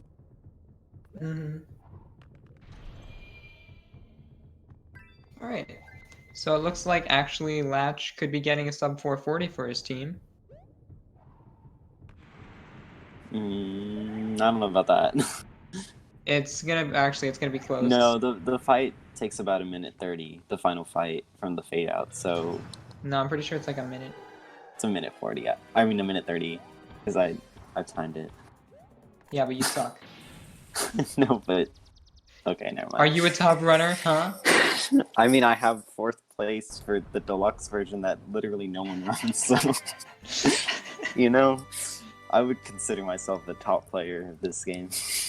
Oh, really? Hey, Even though my NSLU and PB has like deaths in it. Okay, actually, yeah, he can't get a sub 440 because Yeah. just barely. But all right, he's gonna get a 440.01.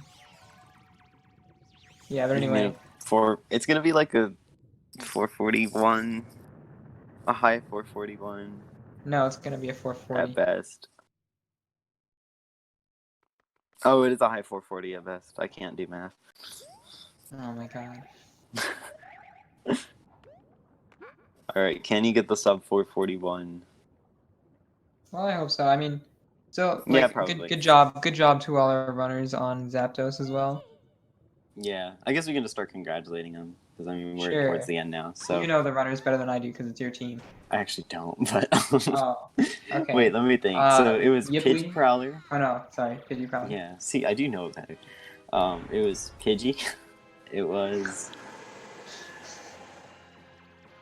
oh yeah, okay, it was PidgeyProwler. It was, Tuisku. It was... me. And then it was White Lightning and Lachurs. So, yeah, that was a lot of fun. And good team, and some good runs. Hey, Lach also, finishing up a pretty good run. Also, the fight is actually like a minute and 25 from fade out. Oh, well, okay, I guess I suck.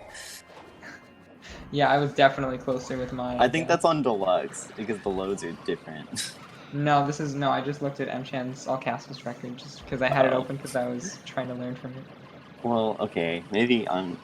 I mean, I don't think the Deluxe loads are 5 seconds slower, so I'm probably wrong. Alright, he's about done. Oh! I spoke too soon. He didn't even try to go in Bowser, which is probably a good call because, like, get hit that point. Yeah, a lot of the other runners, like, actually, like, ran back into Bowser to try to get it. Yeah. Because it was, like, right on the edge. Exactly, But yeah. Latch is too smart for that. Big brains. Alright, Yes. and... That's time. That's 441.18. it for Latch. Yep. So, GG Alright, to good job. everybody. Yeah.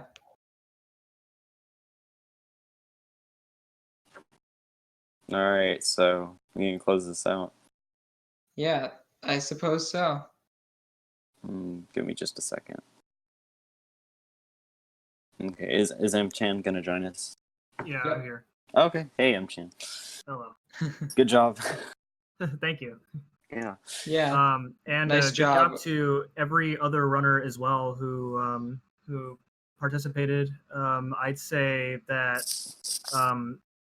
all 15 runners did great, all things considered. I'd say this was fairly close. I'd say. It was fairly close, yeah. 3 For minutes like a apart. 4.5 hour run, or it's pretty close.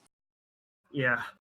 All right. So, they've already said it, but congratulations on Team Ramen Soup, Spicy Noodles, JoshTGR, Juice, Hendrix, and myself on the win. Team Q for second place, Yipley, Romaine, J-Dude, MadAstix, and Deluxe 2. And good job for keeping up the good work on Team Zapdos, PidgeyProwler, Tuisku, Uvideogames, White Lightning, and Lachurs. And be sure to give all 15 of these runners a follow if you like what you see of in this relay. All 15 of these runners don't just run like their main games that you saw right here. They run like a decent variety of other games as well. Yeah, this wasn't even my main game. And as well as if you're interested in learning any of these games, you can feel free to like ask any of us any questions, and we'll be happy to help. Yeah. Join the Discord server. Yeah, and you all 5 of these games are definitely like not easy, all in their own ways. So they're they can be pretty daunting, but they become satisfying in the end. Yeah, except NSMBW. NSMBW is easy, but besides that. Well, that's the challenge, just saving the seconds. Yeah, I know. I'm just joking. So, And, yeah. Yeah, and shout outs to Juice, Lachurs, and White Lightning for helping me put this together once again, and as well as thank you to the Speed Gaming staff for allowing us to showcase this race for you guys on this channel. Yeah. Yeah, a lot of fun. Huge, Great huge relay. shout out to everyone. Yeah, and A lot of everybody fun. watching as well. This is definitely the most fun I've had in a relay race. I would say, yeah, this was probably the best relay race so far. Yeah. And last year's. Guess there's not really anything else to say. yeah. Check us all out on Twitch. And stay tuned for other projects as well. If you're going to stick around for more speed gaming, there's more Link to the Past randomizers, Super Metroid randomizer. There is a Super Mario Bros. Any percent tournament going on, and there is the Crystallis tournament as well, and other future projects as well. So, with that is it for us. So, thanks for watching, everyone, and we will see you guys another time. Yeah, all right. Next relay, I guess, in 6 months or so. All right.